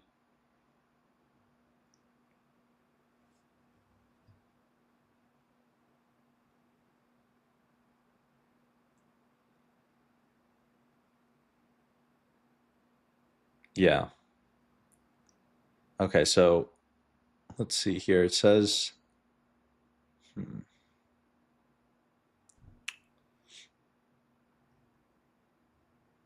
okay, so this option that it's recommending is you could use 4K to capture on the HDMI, but um, stream at 1080.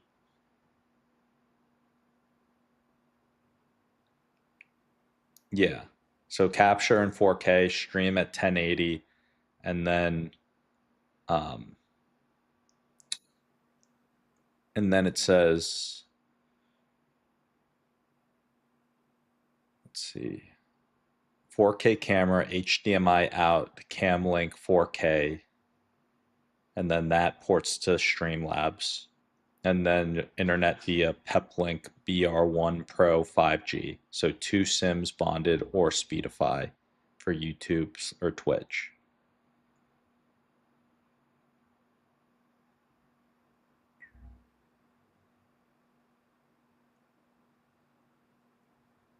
I'm just gonna share this.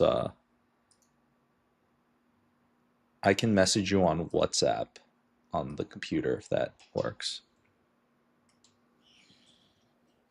Are you serious? Damn, dude. Sorry to hear that.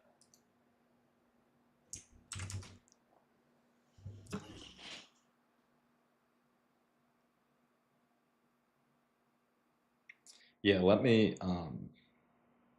I'll text it to you.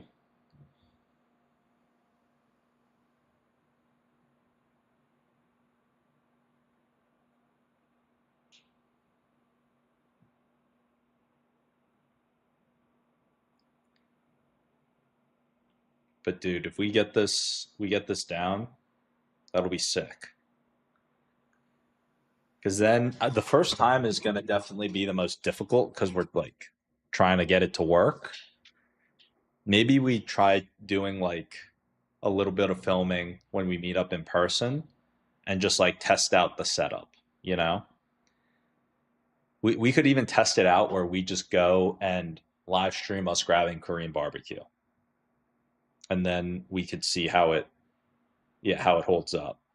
Do you want to do that like sometime this week or weekend or something, and just like grab Korean barbecue?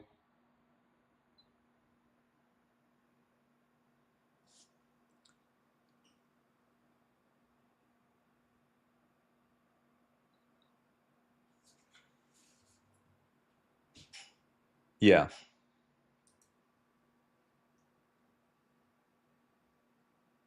sounds good. Yeah, whenever works for you, just let me know, and then um, we can just run like a quick test to make sure that it works.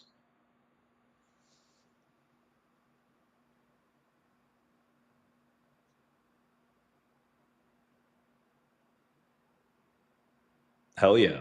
And also if you've got any questions in terms of like the Streamlab stuff or you want to test it out on an account, or I guess we could do it in person. You can kind of just like look into it and then whatever date works for you to meet up, we can rip it and yeah, hopefully get it figured out.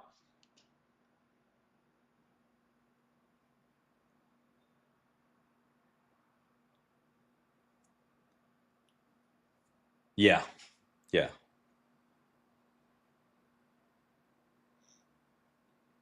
I actually have a light here. But yeah, honestly, we'll probably want to find, yeah, if you find one online that could be good to just like take care of that, because I don't know if this one would be good for, on the move.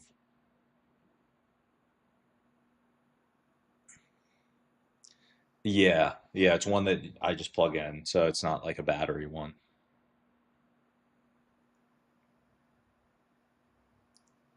All right, sweet man. Well, dude, I'm pumped. This will be good.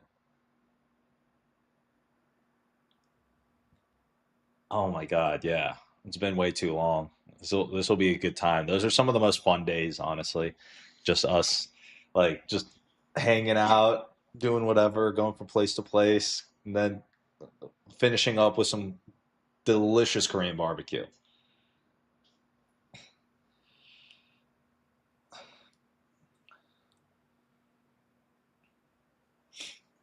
Yeah,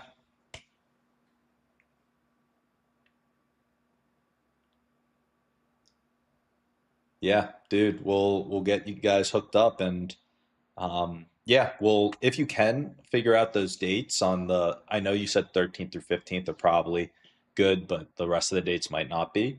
So whatever that looks like there, then just hit me up there, and then I'll also start looking into, maybe even some other events, see what we could do. So yeah, yeah, that was CES in Vegas. Yeah, that one would be sweet. Oh, really? Yeah. Dude, I feel like that would be really fun. We get this figured out and then we could start doing like going to events and just having like yeah. I just feel like it would be so fun if we just started doing live streams at events. Yeah. They're super fun. And then I feel like there aren't enough of those out there, because it's such a pain in the ass to figure out how to do the live stream. But if we can figure out how to get the live stream working, like I've got it fully figured out on how to do it at home, but doing it on the move, I feel like we just get a couple of other things figured out in terms of the setup to make it work, and we can start getting some really awesome stuff.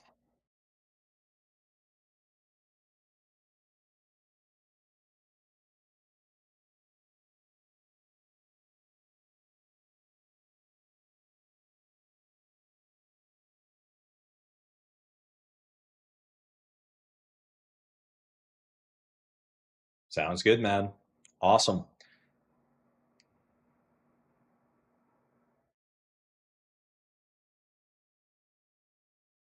All right. Awesome, bro. I'll catch you later. And I'll see you at Korean barbecue next week. All right. Awesome. You too. Take care. Peace. All right. Guys, we are making it happen. We've got, so he's never done live stream events, but he's worked a lot of he's worked a lot of events on the filming side. He's going to try and figure out how to do the live streaming, but then going to be locked and loaded. Got the 13th and the 15th ready to go. Just while it's top of mind, I'm going to start signing up for some events here on Tech Week. Or actually, I'm going to call my friends and see which ones they think we should do.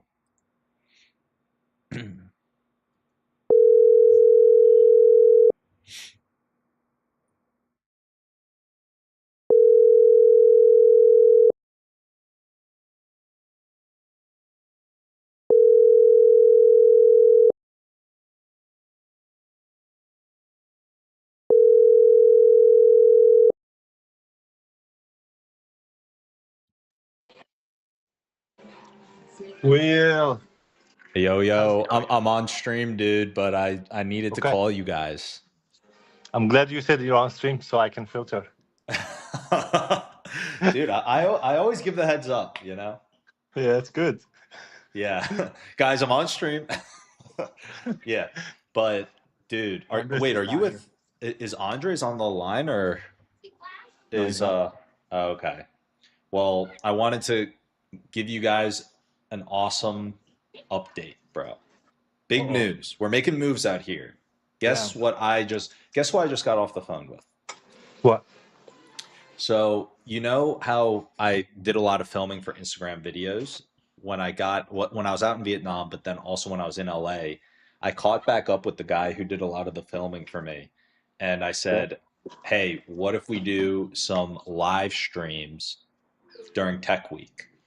And so I locked in he's going to go and figure it out, but I tentatively locked in some dates, assuming he can figure it out, to do some in-person event live stream recordings on October 13th through 15th. Do you know why this is so crazy? Why? Just before you called me, I was talking to Andres, and he was telling me we should get Meta glasses and record live when we do Tech Week. Dude, I swear to God, he said that. I've got a cameraman. Got a cameraman on payroll. Like, what are the odds you both are thinking about the exact same idea? Yeah. No, it's going to be sweet. So we have we got him. Yeah, we got him for the 13th through 15th. So that's the LA Tech Week, right? LA Tech Week, yeah. So actually, it's longer than that. Let me see. It's 13th through the 19th. He's not sure if he can do the other dates. So he said he's going to check on the 16th through 19th. But yeah, it's going to be chilling. Oh yeah, 13th through 19th is okay. And then San Francisco is 6 to 12, basically just a week before. Yeah. Damn. He's based in LA, so I mean, I'm not sure if he'd be able to do anything during SF. So double check how is he gonna record it? Like record the events you're hosting or like other people hosting? Other people. So that's the other thing is I'm gonna have to ahead of time double check to make sure. Access. Yeah. Okay. What do you think would be the best way? I guess I can just email the organizers. Yeah, because they sometimes, if it's organized by like a big corporation, they have to consent people to be filmed. On the forum, sometimes they don't care. I see. So yeah, damn. That is the one thing that I've got to get dialed in ahead of time. Yeah. I remember Rollbank requires consent always. God, those fuckers. But then they don't put an option. They just like you consent or you don't come. Oh, I see. Yeah. Okay. Well, I am going to have to do that. There's a lot of work that I got to get back to, but I wanted to call and give you guys the news. I guess I'll leave a voice note in the chat so Andres knows as well. Yeah. But I'm hyped, dude. It's been a while since I've since I've done filming with this guy or hung out with him, just because I got busy with a lot of other things. But now that I'm getting back into doing this more seriously, I think that um, yeah, it's going to Should be be fun. good. The content in person, I think, is also just going to be awesome. Yeah, it's so crazy. So I was talking to Andres. He told me that idea, and then I told him, you know what? I actually was watching TikTok for a guy. He goes and exhibits in like fairs, like like TechCrunch or whatever, and he has a camera fixed always while he was talking to people, and then he used those videos on his TikTok account, and he has always tons of videos. 'Cause when you're like in exhibiting, talking, telling people about the company, they ask you questions, and Yeah. you answer them. So he trimmed them, and he gets awesome videos from them, and he always like constantly posting these videos. And I was like, I told him this is a great idea. What if we post like that? And he said, yeah, we should do it like with AR glasses. And he was telling me about the AR glasses at the same time, like we're, you know. And then now you're saying you're gonna bring a camera. This is crazy. It's like we're synced Yeah. on the same wave. Maybe I should wear the glasses while I'm chatting. I'm gonna We should. actually. Do you want to get glasses? I'm gonna message Nolan. I'm gonna send him a message right now. Do you think? How long do these glasses record? Let me check. How long of video does Meta glasses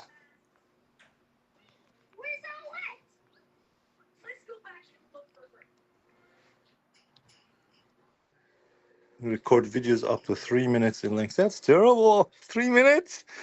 Yeah, that's what I thought. It's Damn. atrocious. Wait, and Three I minutes don't even know if you only? can live stream with them. That's terrible.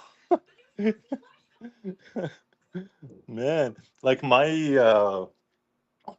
HoloLens AR glasses records longer than that. Maybe I should just use them. Yeah, I'll dude. just look like someone coming from space. Damn, dude. I'm fired up. This will be good. Yeah, This that'd will be be fun. really good. It'll be fun. So how's everything other than that? Dude, it's going great. I mean, there's so much to do. That's really like the big bottleneck. It's just that there's Amazing. so much to get done. But Yeah.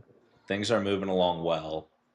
Um, I got to move forward like a couple of things, like the interview process for the CTO. I've got so many amazing applicants, and I've just Hmm. got to figure out how to like trim it down. You know what I mean? Hmm. Yeah. So that's probably what I'm going to be working on the rest of the stream. Is just That's trying pretty to cool. figure out how to trim down the list. So, by the way, we're doing like a phone calls agent through my AI. So I figured out how to do it. I can do it for your company. Yeah, there are a couple really good services to do it. Yeah, I just haven't rolled it out yet. I Um, see. yeah. But what I'm saying is I tested it and it works. So I have a very good like program that works What and we service can are you deploy. using on the back end to build it? Well, we can talk offline Oh, okay. about Yeah, it. Yeah. sounds good. Yeah, But yeah. there are a couple that I've tested. Hmm. I think it's gotten a lot better since I last tested it a handful of months ago. Nice. Um, yeah, yeah, I So I should was roll that doing out at some point. basically testing for iOrchestra. So now I have a chat bot that you can talk to. It Mhm. has, like when you hit on Perplexity and you chat with it or chat GBT. Yeah, So now we can do that. And we can basically ask anything and we'll pull up the information from the internet. So that one, I finished that yesterday. And then before that, I made it basically do invitation control. So it can control lights, can open the door, close the door, play music, set up navigation, do basically all the controls inside the vehicle. So I got Mhm. that done too. And then I connected it to Google Gemini, so you can talk to it in like all languages. So basically now you can use any languages, and you can switch languages just like on the within the conversation, and it'll do it instantaneously. So is this something where it's like I could put a plug-in on my worker where it's like people can just click to chat and then after they chat it'll like do things? Yeah, you can do that too. Okay. How hard would that be to roll out? Not very hard. It's ready. Hmm. Yeah, we just like literally tested it and finished it, and it's working. If you Sweet. want specific features, I can customize it to do specific things. Like, say, for example, you have a customer that wants to do certain tasks, I can customize it for them as well. Mm. Yeah. And then if it struggles and then you want it to talk to a person, you can also add that where it can actually call a person or text a person. If you have like a person that's, work. For some reason, to be honest, I don't like to add a person. I just want to do work for me, and I don't want to get involved. So that's what I've been, programming it for. But for some reason, there are tools to like actually talk to a person. It seems like some people still would like to talk to a person, and Yeah. they can't like automate all their services. So for that reason, you can do that. You know, the service exists. You can just connect it to a phone number, basically, and an email. Is this like an API or like how would I like how would Yeah, I roll you it can out? generate API for it. Yeah, you can. I'll basically send you a link. You can use that link and embedded code of that API, and you can put it on your website. You can put it on their platform on online. You provide online page for them, right?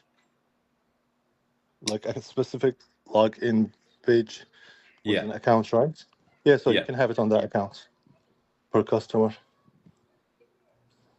Interesting. Yeah, Okay. Cool. I'll have to check yeah. that out. And then if you do, you have your own server? How do you run my worker AI? Uh I mean, we're built on Azure. Oh, I see, I see. So use cloud, Yeah. and then you pay per subscription. Um Like you have Azure subscription based on how much you're using, yeah, yeah, how much traffic. exactly. I think you can switch it to a local computer, like get a massive badass computer, and you can make it local. And then you save some. It's gonna take some setup. It's probably gonna take some head scratching, but you can run it on a local computer, like local server. Yeah. Yeah, I could see us potentially doing that in the future.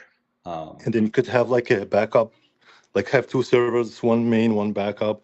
If one of them fail, the other one take over.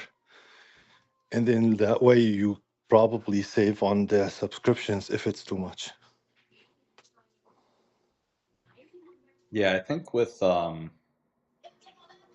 think with it right now, it's not too expensive and we've got credits, but it could Okay. become very expensive in the future. Yeah. Yeah. Think about it. I don't know. I'm just thinking about it. Because yesterday I was setting up a local, uh, basically, computer for iOrchestra. And I was testing it and doing a few things. And it's still not ready yet. But eventually I want to run it on a server, local server. That way we don't have to pay subscription and membership. Yeah. So what do you got going on the rest of the day? Well, I just literally cooked. I made some chicken wings in the oven, and I was working with Andres. We were testing something. I'll send you a video, funny video. But we were testing. It's very interesting. So we were testing how to create an avatar and make it talk live, basically. Like make it connect to your audio and talk live to people. And then we're trying to see if there's a free version. But we found everything else is like there's no free version basically. But the only free thing you could do is like you could create a video that uh, does specific things, say specific things, and save it as a video. and then it will like sync the character, the avatar's lips sync with the voice and all that. And you can create your own custom voice, or you can use template voices. You can build your own avatar or use template avatars. So we Yeah. created an avatar and we made it. There's something not really good on my colon. I'll cut it. Don't worry. Eat the rest of it. I Yeah, want you to get it off. I'll get it off. I don't eat it. Okay, I'll get it off. She said there's something not very good on her corn. There's something not very good on the corn. Yeah. Ah, well, you better take care of that. Yeah. All right, I took it off. Now you can see it. So basically, we figured out that you could create social media videos, for example, and you could create a character. Like, for example, if you create, or you could even create yourself, by the way. Like, you could create an avatar of William, and then you can even teach it William voice. And then later on, you can text something, it will say the thing that you tell it to say it, and it will lip sync the video. And it will say it in your own voice, your own character, and you could even like make either like realistic character of you or like even animation avatar of you. What tool is this? So there's a bunch of tools, but the one that's used it for social media, Hagen is pretty good. Xage. Okay. Yeah, that one is pretty good. I tested it. Let me send you this character. I created it from text space, and let me see here. I'll send it to the billionaires of Cali. Oh, actually, I haven't saved it yet. Let me save it first. So where is it? Yeah. So basically, let me save it. Sorry. Saved it. So basically, I created the voice from scratch, and then I created the character from scratch, from description, basically. And then Andre gave me a text from a movie. I have not seen that movie yet, but I'm it's going to pull it up called. right now. Can I pull it up on stream? Yes. Okay. If you don't know the movie, it won't make sense. I first like was so confused, and then when I played the actual video of it, I was like, "Oh, okay." So it's not weird. It's just that's something they say in the movie.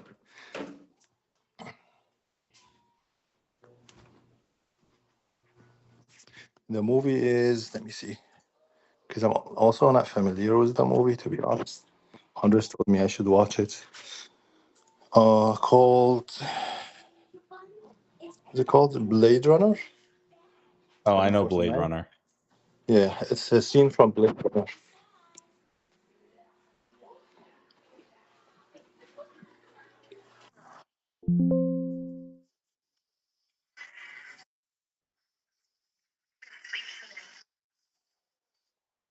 All right. I'm pulling it There's up. another one that I'm gonna send you.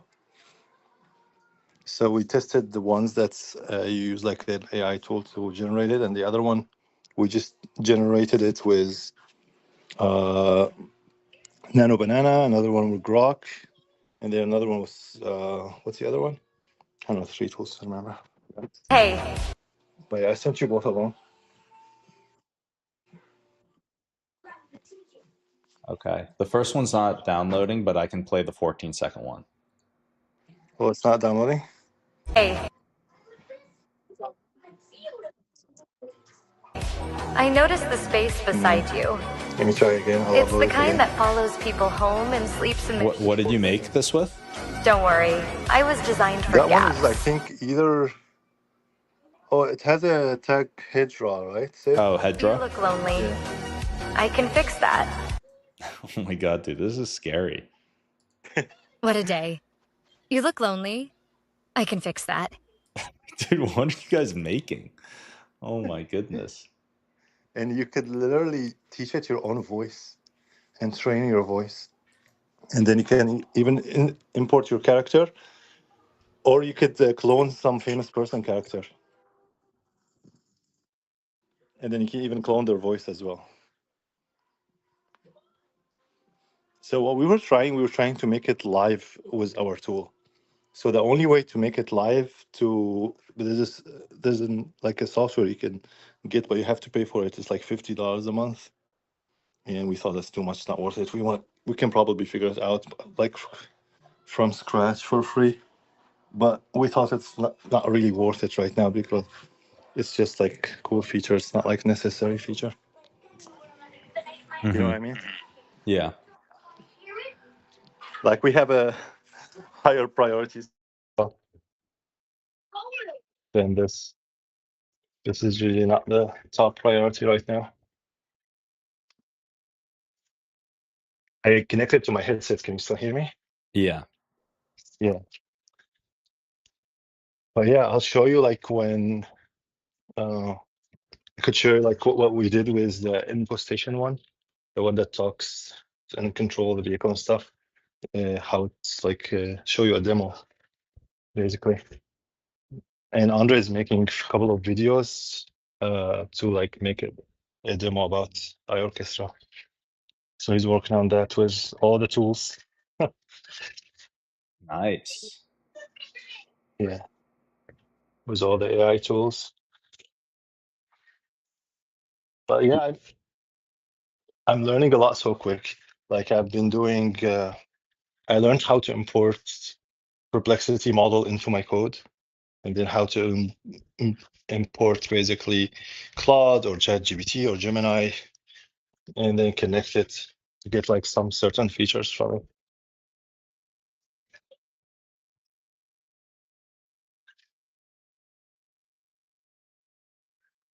Yeah. When do you think the product's going to be ready?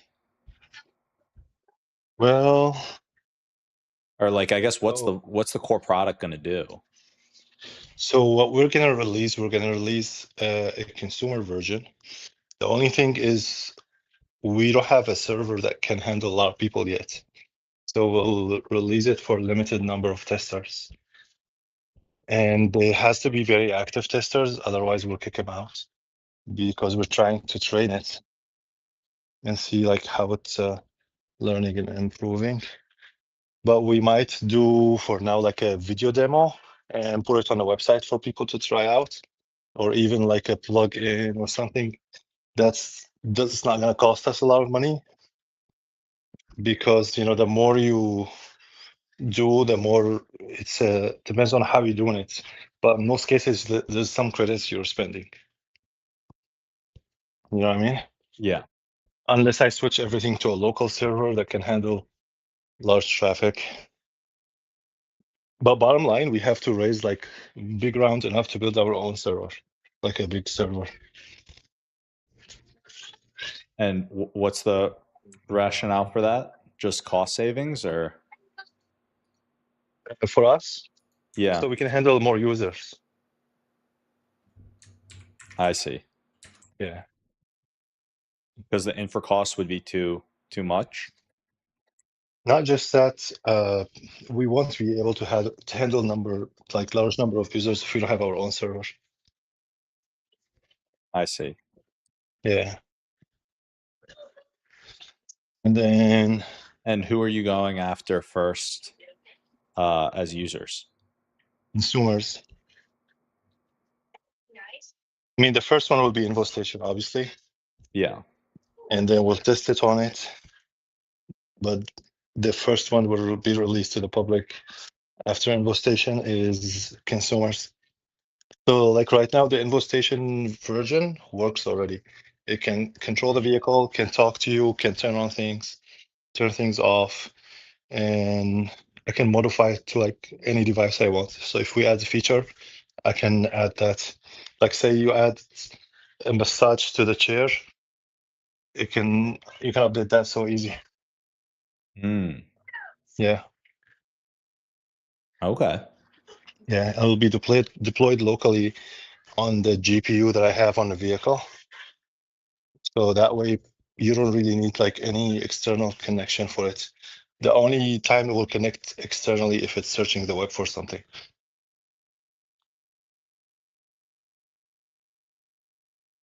But I tested yesterday the web searching model, and I decided to use Perplexity model for web search. I like it, but then once we deploy our feature, we will use our own model. Well, it's going to take a while to create our own model. Mm. Yeah. Seems like you guys have been busy. Oh, yeah. Been very busy. And it's so crazy, like the amount of things that I learned so quick. Like I've never touched that stuff before. It's just too much software, and I'm more on the hardware side. I only touch software that I need, and I needed this. Yeah. So I had to do it. Yeah. But yeah, so like for what you need for audio, I can do it for you and teach you how to do it. So that way, if you need to maintain it or do anything for it, you'll do it yourself. You won't need me like to help you, because I'm pretty sure you can learn it. Like it's once you do it once, you get it, Yeah. straightforward. Do you want to do it on stream sometime, or would you rather do it off stream? You can do it either way. I recommend you not to do it on stream for security. So, like for example, you have a competitor and they see how you did it, they'll do it right away. You know what I mean? You Yeah. want to make sure your core work for your system is not public. Yeah. Okay. Sounds good. But we can do a video like showing that we enabled it and how we test it, and Yeah. We can also just record it like off stream and then decide trim whether to the stuff post we any want. part of it later. Yeah, Yeah. exactly. Yeah. Okay. So the main thing is you don't want, anytime you're building anything, you don't want your competitors to know how you're doing it. Yeah. Because it takes a lot of work to figure things out. And once you do, if you make it so easy for someone on a like golden plate, just take it, they'll take it. They'll take it. Yeah. Yeah, that's a good point. Yeah. But yeah, it's very exciting, honestly. Like so many cool things you can do now, and we're testing them. Like I had a reason to test them, which is interesting. Like today, remember I told you like with InvoStation, I wanted to do like an avatar that you talk to, and it's like a personal assistant inside the vehicle. And I want to do it like a robot and all that. So like right now it's ready as a voice instead of a robot. And if I want to do it as a robot, it's just gonna cost me money. But like I can do it. Like that video that I sent you, did you say that first one didn't play? The first one eventually did, but yeah, Oh, it okay. wasn't loading at first. The first one is a lot cooler in my opinion, because we literally created it from scratch. Like this whole shape of that robot human is created from scratch. That's wild. Like me and Andres literally did it, and we're like, "What the hell? This is like cool ass character." It's It's kind pretty of cool, crazy isn't what you can it? do now. Yeah. Yeah, like this is a lot cooler than I thought we can do. And you could you could turn it around. You could make it, you know, you could even have like the full body of the robot, not just like the head or headshot. You can make a full character. And you can create your own voice, like describe what the voice should sound like, and it will sound like what you tell it. So that way, it's proprietary voice you invented. You know what I mean? It's kind of cool for my worker.ai to do that, because then you have your own assistants with their own voice, their own characters. You can even make yourself. You know how you were doing a lot of like the YouTube images that we turned them to videos. Now Yeah. you can make it actually say things, not just like random video. You know what I mean? You can make it say the stuff in the video.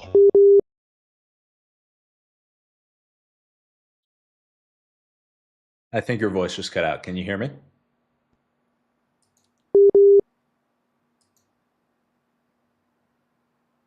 Remember, Kevin? Oh, I'll talk to you your later. voice cut out for a second. Yeah, But yeah. yeah, I agree. So like, yeah, you can make it say stuff and it actually sounds good now, you're saying. Exactly. And you can make it even say that stuff with your own voice.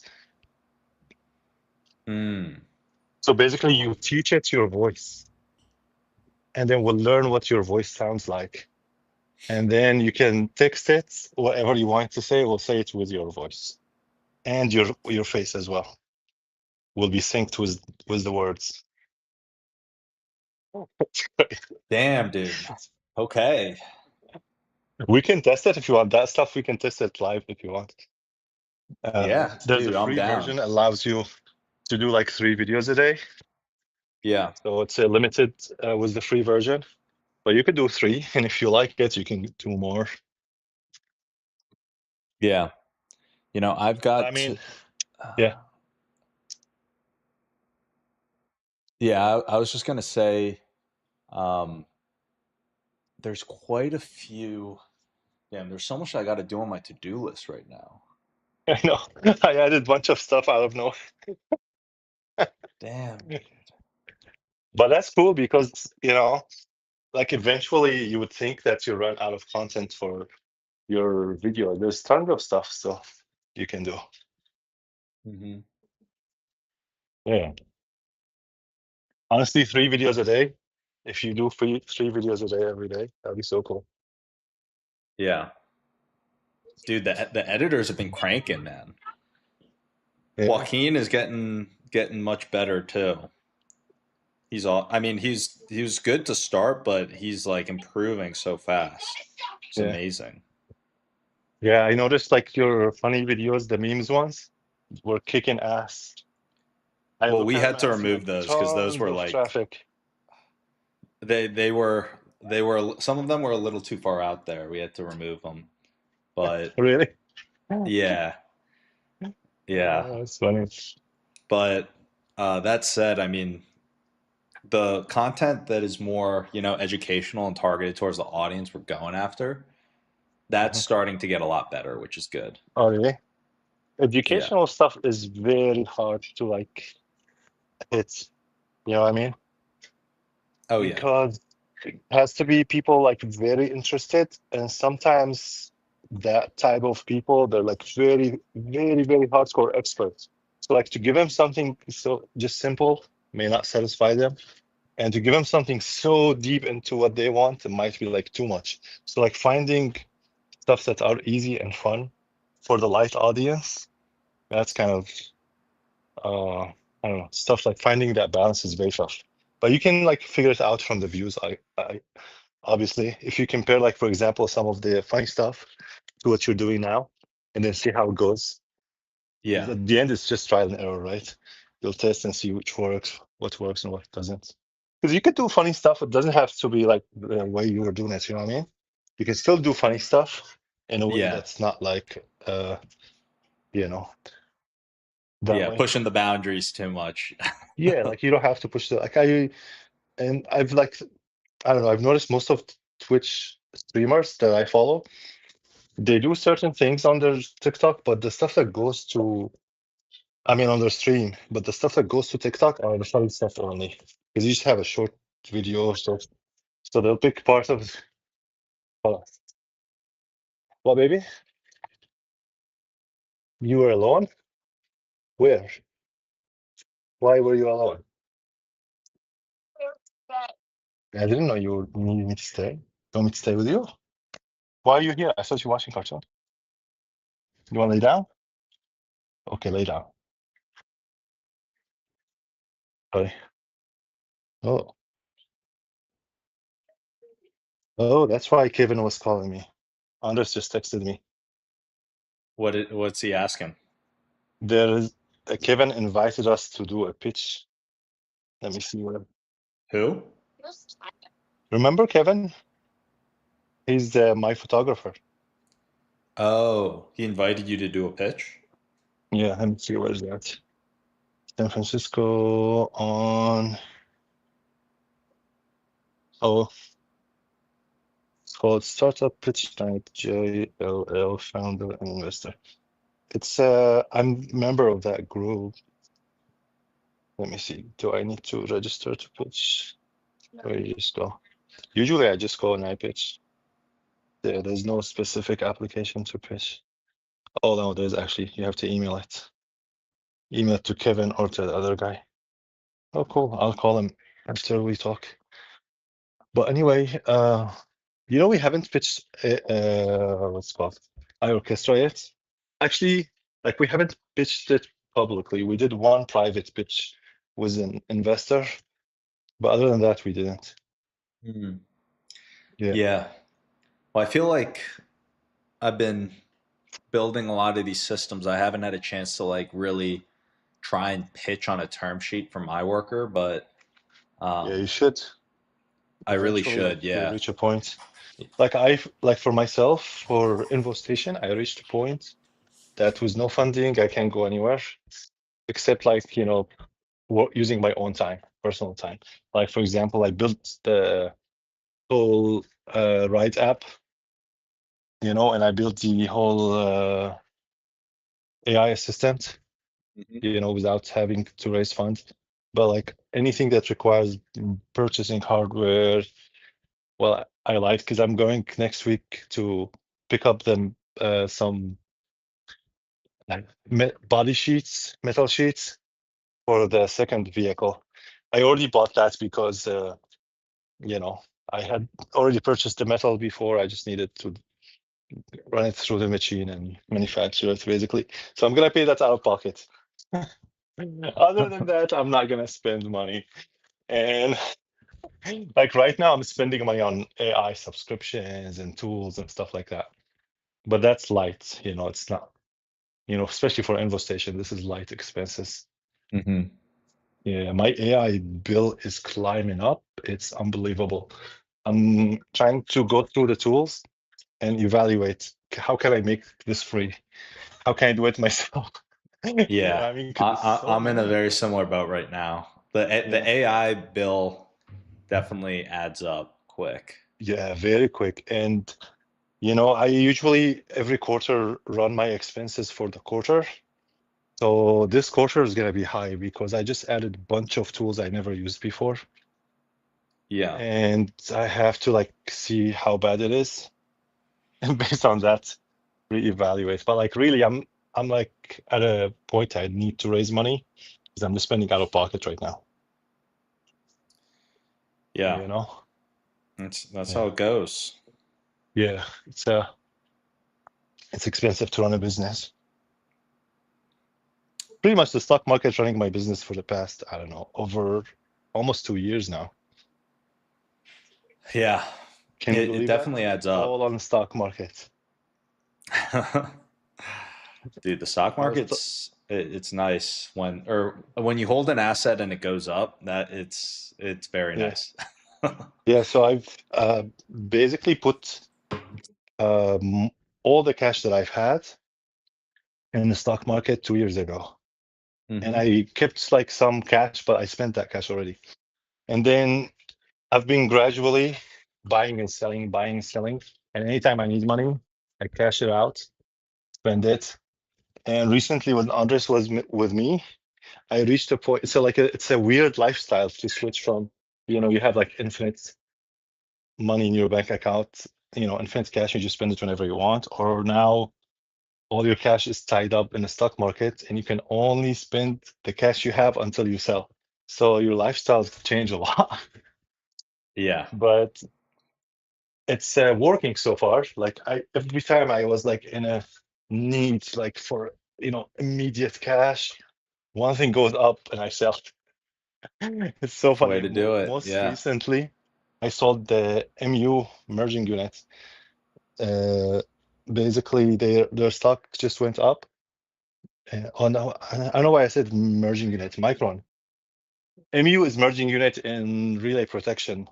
My brain just like switched to the wrong acronym. But anyway, MU Micron stock Micron? just went. Yeah, it just went way up. They make memories basically, and flash memories that goes into RAMs, into GPUs, and anytime NVIDIA stock go up, eventually they go up too. And they recently exceeded their sales. So I made tons of money from them. And then I sold them all out. I sold every single stock I had. But yeah.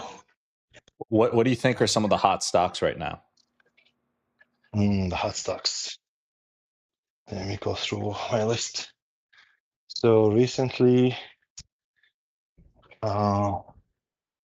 Microsoft, because it still didn't hit its potential yet. They went to 4 trillion and their stock was going down because of the politic. So this one will go up for sure. Meta will go up. It's not good to buy it now, but it's gonna go up higher. So when it goes down, it's a good chance to buy it. Let me see. One of the ones that's gonna go up in the short term is Dell. That's not great stock in general. I just have it, so I'm interested in it. Let me see. One of the ones I really excited about is CHRS. So it's gonna double. I bought it at a low price, and I'm positive right now on the stock, but it will still go up higher. Its potential, the max to $3. Right now, it's less than $1.50. And then Qubit is gonna go up. Quantum computing, SMCI will go up. I bought some. Let's see. What are your like hold time approaches on some of these? How long I keep them? Yeah. Depends on Like the when you stock. get If in, it's do you have stock like a that's price really good. target or how do you think through that? Yeah, I always have price targets. So I usually go through the charts to figure out what's the low that it's worth buying and when is it worth selling per quarter. So like depends on when it's at where it's at the like the market. So like for example, Nvidia is one of the stocks it's good to hold. And every once in a while, you get some random political reason it drops, and then you just stock more, you buy more. And then it goes up, you make like 20% so quick, you know? Yeah. And then there's some stocks that are good opportunity, but when they go up, you get rid of them. Like MU, for example. I got MU. The CEO of MU is not very good CEO. So every once in a while, the stock get destroyed. So when it goes up, just cash out. And then one of the good stocks is Pfizer. So Pfizer, what's nice about it is they pay dividends. So anytime I feel like, okay, I have cash, there's no stock that's good to buy. I put it there, get some dividend until it's time to buy something, and then I sell it. And then, like, even when I buy it whether it's low. So I still make, little profit from it.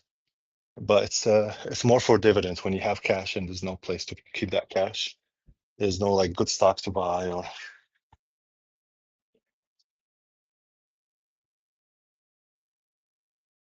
So GameStop went up recently, and GameStop is like a very moody stock. It's not the best stock, but when recently went up high, and I own GameStop, but I usually have like if its stock is risky, I don't buy a lot of it. So I have very little, and then I realized it's about to go up, and I caught it like right when it's about to go up. So I put a purchase order, and then went higher than the value I put it, and I put another one, and then went higher than the value I put it. So I couldn't catch it. Went all the way up like in a few minutes, and then I couldn't catch it, so it ran away from me. I was literally seconds away from because I figured out that they're making revenue, and then they published an article about it. Once the article is published, everybody starts buying, and it kept going up, and I missed it. So sometimes you just have to like buy it like the market value rather than put a limit, especially if you know it's gonna go up. But I was stingy. I just wanted the good price, Sometimes you just need the good price, man. Yeah. So yeah, you lose opportunities sometimes if you're very, trying to get the lowest. Hmm. But yeah, like the finding out the price is a long story. If you want, sometime like I can open the chart and show you some of the things that I usually do to figure that out. And I usually follow strategic approach, like systematic approach, not, there's no guessing. It's all based on a specific system I follow, and it always works. I have not had a problem. And the only times like I have a problems were temporary, were like stock dropped for like some random political reason that's you can't predict. Later on, it just goes back up, and I sell and I make money either way. So you just gotta be willing to sometimes keep the money trapped for a little bit, but eventually you will make money. The market has been very good recently. Like since Trump took the presidency, it's just going up, going up, going up, making money. Yeah. Yeah, so it's been very good. Dude, I am starving right now. I have not eaten at all Go grab today. something. I'm actually, I was eating my chicken. I ate half of it, got filled a little bit, but after we talked too much, I'm hungry again. Dude, sometimes that'll happen. Honestly, Yeah. I'm in a mood right now where there's like so much work to do, and I know that I need to Yeah, get it done, but I kind of just want to like yeah, eat and chill. yeah. You know what I I get mean? it. Yeah, I get it. I have like every once in a while I have to do that because like you just can't. You just need to like get your body the energy it needs so it can keep going. You want to do it, but like your body had limits. So Yeah. yeah, I miss Andre, man. He came here for a few weeks, and we literally did everything together. Every meal together, lunch, dinner. We go out, come back. You know how like when we're doing things together, but since we were like working on startup, we stayed late together, woke up late early, and like when he left I felt so alone. For like I missed him a lot, to be honest. Not lonely, what I mean, but like I missed him a lot. And the next day, remember when I texted you, I cried. I literally cried. Like I got up and I was like, oh, okay, Andres not here today, and I just started crying. Damn, dude. Did you tell him that? He would be So crazy. honored. I told him. Damn. Yeah. Well, you don't want to put too much pressure on him. It's funny. But yeah, he's gonna come back the week of the 26th where that event's going on. Remember where I was gonna display Infestation? Yeah, yeah. Oh, I forgot about that So event. yeah. What's going on with that? So it's going on. It's gonna be called, I'll send you a link. There's a link for it now. It's gonna be called Giga Party 3, the robot battle. Mm. Basically, they'll have robots fighting, and then it's themed around robot. There'll be a bunch of robots everywhere. So mostly robot What's companies. the date of the party again? September 26th, in 2 weeks. Damn. Yeah, My next trip is very beginning of October. beginning of October. Okay. Actually, maybe I guess I got to figure some stuff out because I'm going back to Bucknell for. Did I tell you how I got 30 under 30 for Bucknell? What's a book now? It's where I went to school. How do you spell it? Bucknell. Book now. You didn't tell me. Oh, well, yeah, I got 30 under Right. 30. Berkeley, bro. So, Art University in Lewisburg, Pennsylvania. yeah, University? yeah. Oh, that's cool. So that's why I'm going back because they're having like a dinner and award Nice. stuff. And it's Nice. also they lined it up with homecoming too, so it's like they're going to be people I was just gonna back. ask you, is there a homecoming going on? Yeah, I got homecoming's going invited on to at my that time. homecoming in the Midwest, but I'm most likely gonna skip. Yeah. So I'm going to go to that. I'm going to bring Paige. Yeah. and then Yes. the next, Homecomings are fun. yeah, I think it'll be a good time. But the next thing that I'll be Yeah. doing would either be going straight to Tech Week in SF or going back to LA. I see. I wish my university was in California. I would have gone to the homecoming, but I don't want to go all the way to the Midwest homecoming. Hmm. It's so far. Even my fraternity is doing an event over there, and it was like, I don't know, like 40 years anniversary or something. It's like one of the good anniversaries, but I just don't want to go. It's too much. Hey, baby. Hey, cutie. Mira's riding the robot. You know that Astro robot that I have? No, I can't He's remember. riding it. It's an Amazon robot. Hmm. Yeah, that robot that saved my life once, remember? Saved your life once. Remember when I recorded a video when my ex was going crazy? Oh, Yeah, yes, I do remember. I do remember. yeah, that life-saving robot. She's riding it right now. That's so funny. If you saw her, you'll explode laughing. It's so hilarious.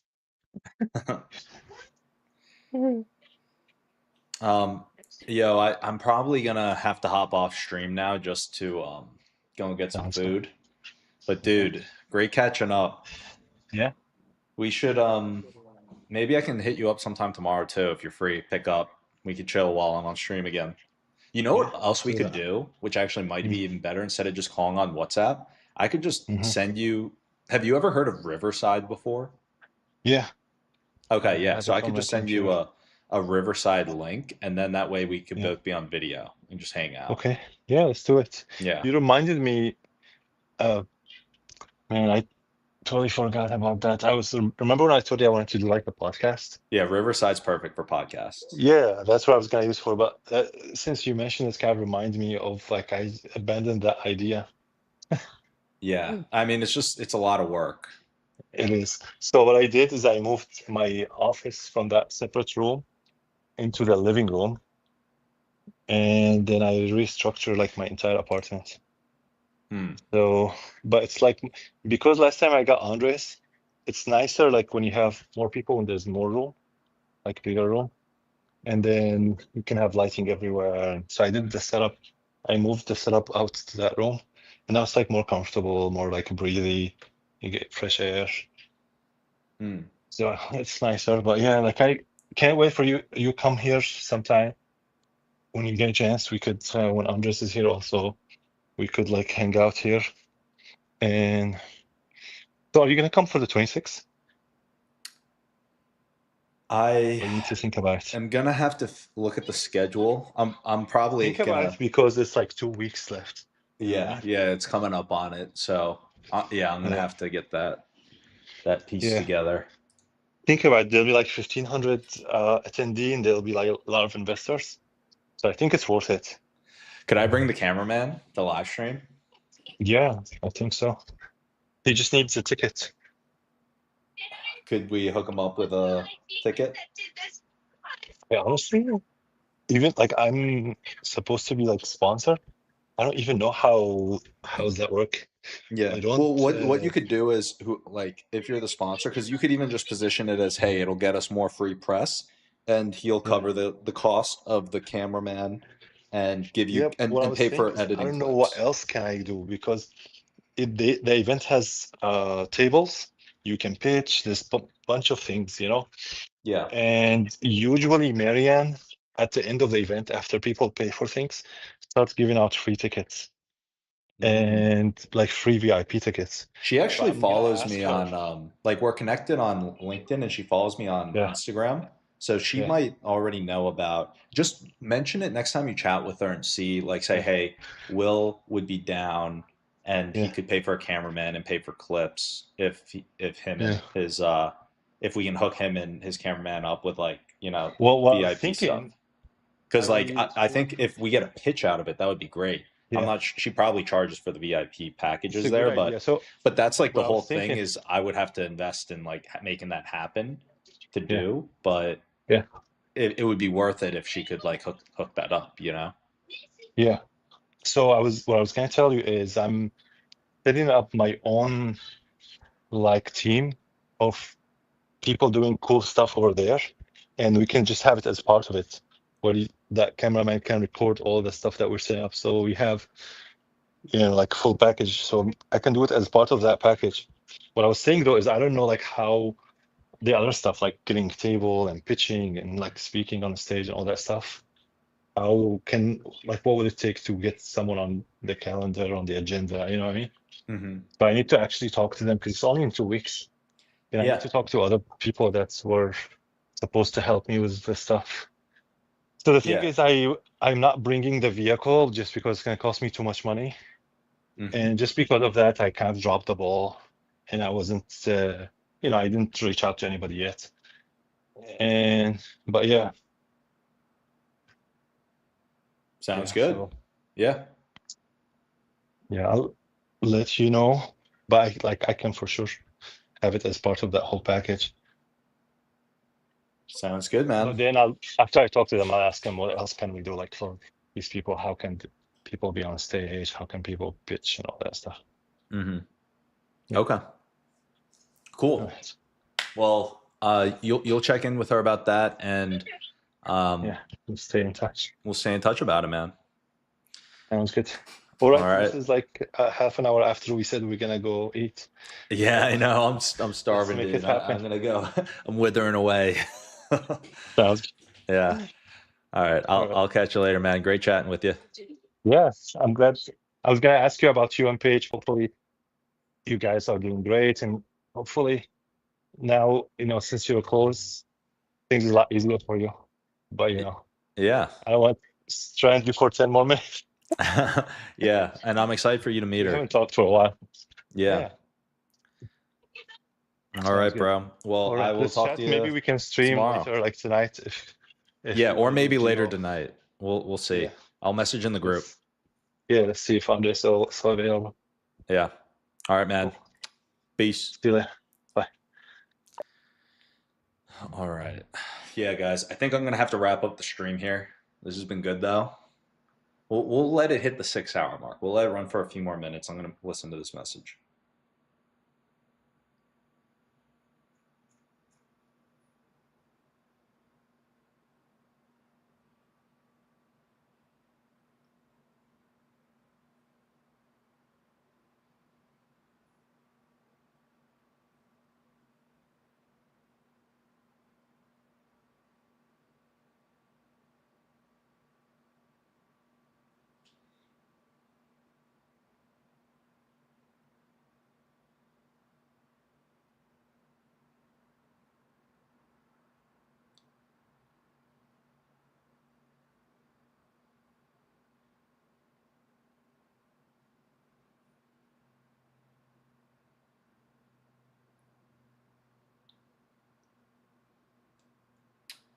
Alrighty. Let's see here.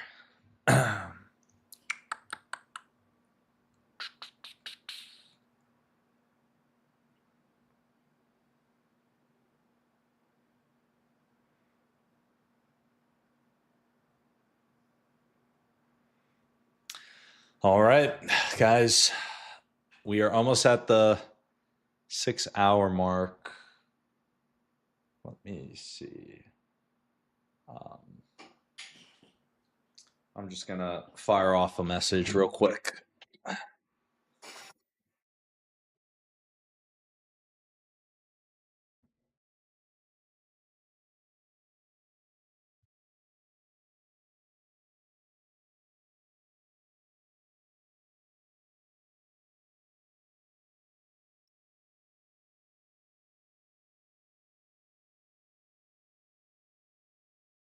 Hey, how's it going, Kent? That sounds good to me. She can send it out just when, and I'll also send an email as well, just so she knows. But just want to make sure that the numbers are correct. The numbers that she had in the email for Kyle were correct. For Luke, I think we needed to bump up one more share. So maybe right before she sends out the documentation, it'd be good for her to just double check and be able to view the documents that I sent over to you. But yeah, that all sounds good. I'll also send a message to her over email. Thanks. Bye.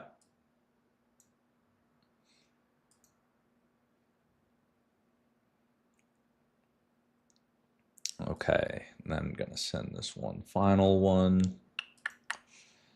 Okay. Hey, how's it going?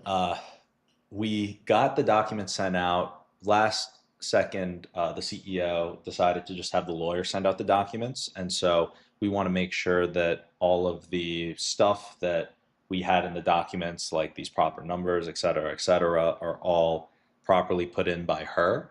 And so, could you just write an email out that kind of lets her know that I chatted with Kent and that we're aligned with her sending out the docs, and just make sure that she gets these numbers input properly for the actual DocuSigns and the shares and everything that are being sent out. Thanks. All right, guys. I know we jumped all over the place today. And Joaquin, I apologize that we were jumping all over the place and that it might not be as easy to clip segments or anything like that. But yeah, just wanted to throw that out there that that I think we covered a lot. I'll send off this final email and then we're going to be good to sign off.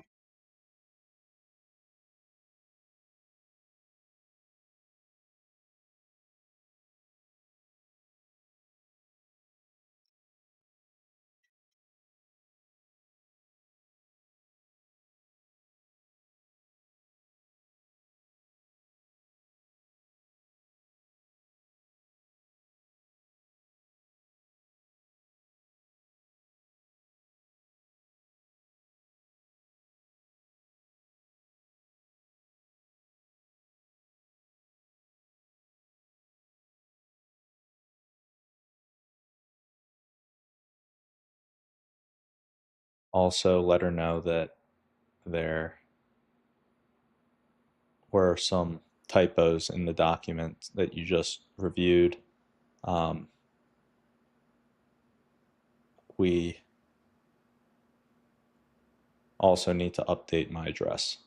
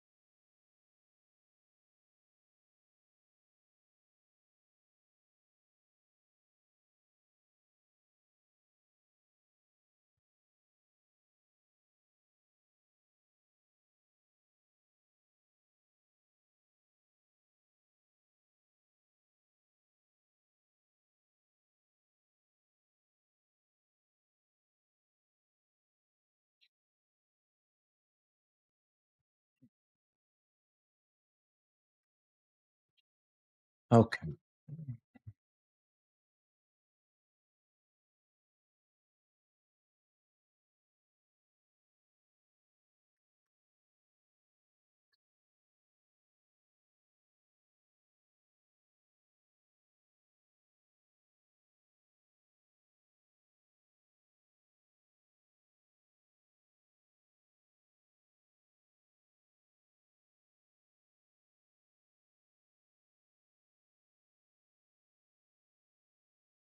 All right, guys, went a little over as I updated those docs, but we can end the stream here. Thanks. Oh, and as a recap, we should go for a recap. So as a recap, what did we do today? We were on for 6 hours. We updated and got 45K worth of documents through the finish line on our end to be able to lock those in. We responded to and kept the ball rolling on a large chunk for the sales organization. We went through the rest of the applicants on the CTO application, which we're going to keep the ball rolling there. And then chatted with a couple of our friends. We also got the ball rolling on getting some live stream content from actual events for you guys. And yeah, all of those are massive blocks. One related to marketing, one related to sales, one related to getting more money in the door for finance, and one related to product on the technology front. Slow but steady progress. All of these things take time. There's a lot that needs to get done to get a great product, to get sales, to get marketing. All of these things, they take time, but we definitely moved the needle on all these fronts. We're going to continue moving the needle. And all of this, just getting back to the marketing side, is going to get clipped up, put on social media in different ways. So day by day, the metrics are getting better, and we can sign off there.